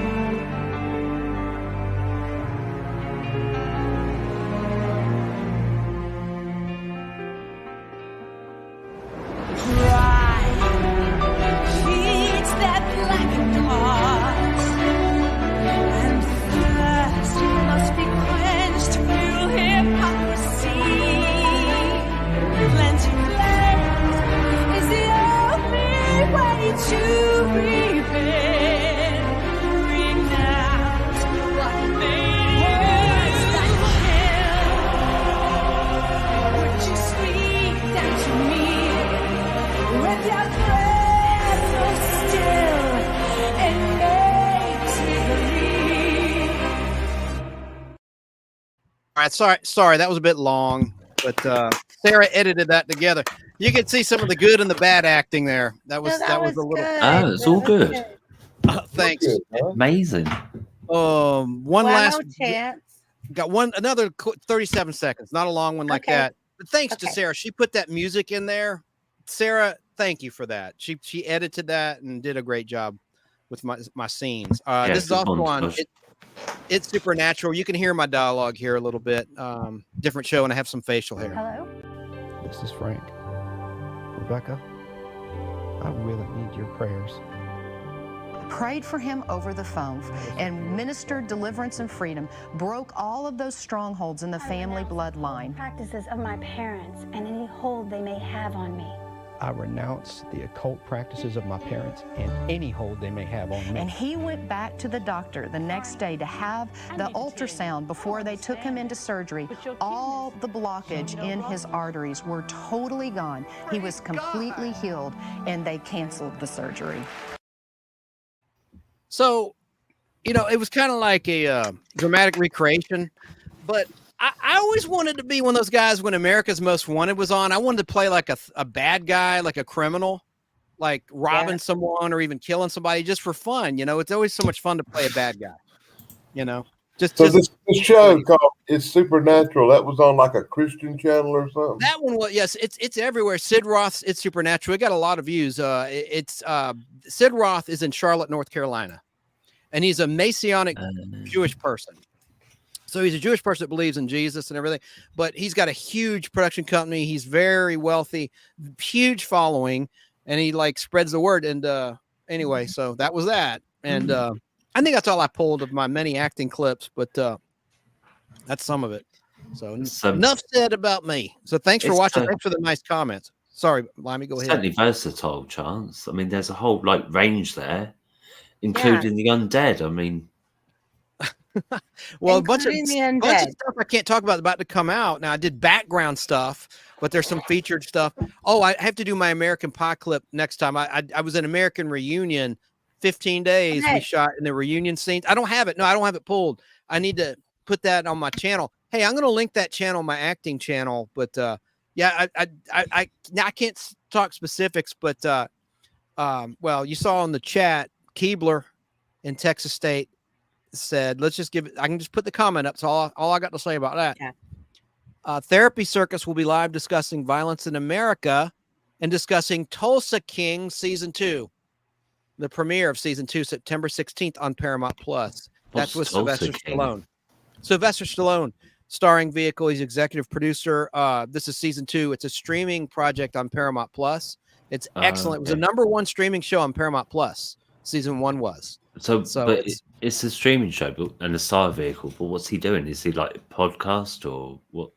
No, it's an act. It's like a movie. It's a serial. It's a TV show. Okay. On Paramount Plus. It's called. Oh, see, when you say streaming. Hey, y'all, I'm gonna tell everybody good night. It's been fun. It's been a long Saturday night. I say that we should I'm gonna wrap it all up, guys. Let's all say good night, Dan. Happy trails, Danny. Happy trails. Say good night. All of us are saying good night. Catch you next time. Yeah, and I'll put my little link of my acting channel if I can find it. There you go. Acting demo. We're all saying good night. Peace. Good night. I'll tell you all my story next video. Oh no, do it now.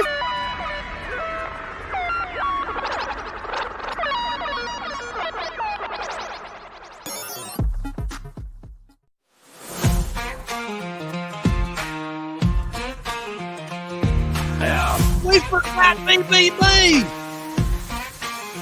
No, you didn't. I chose. I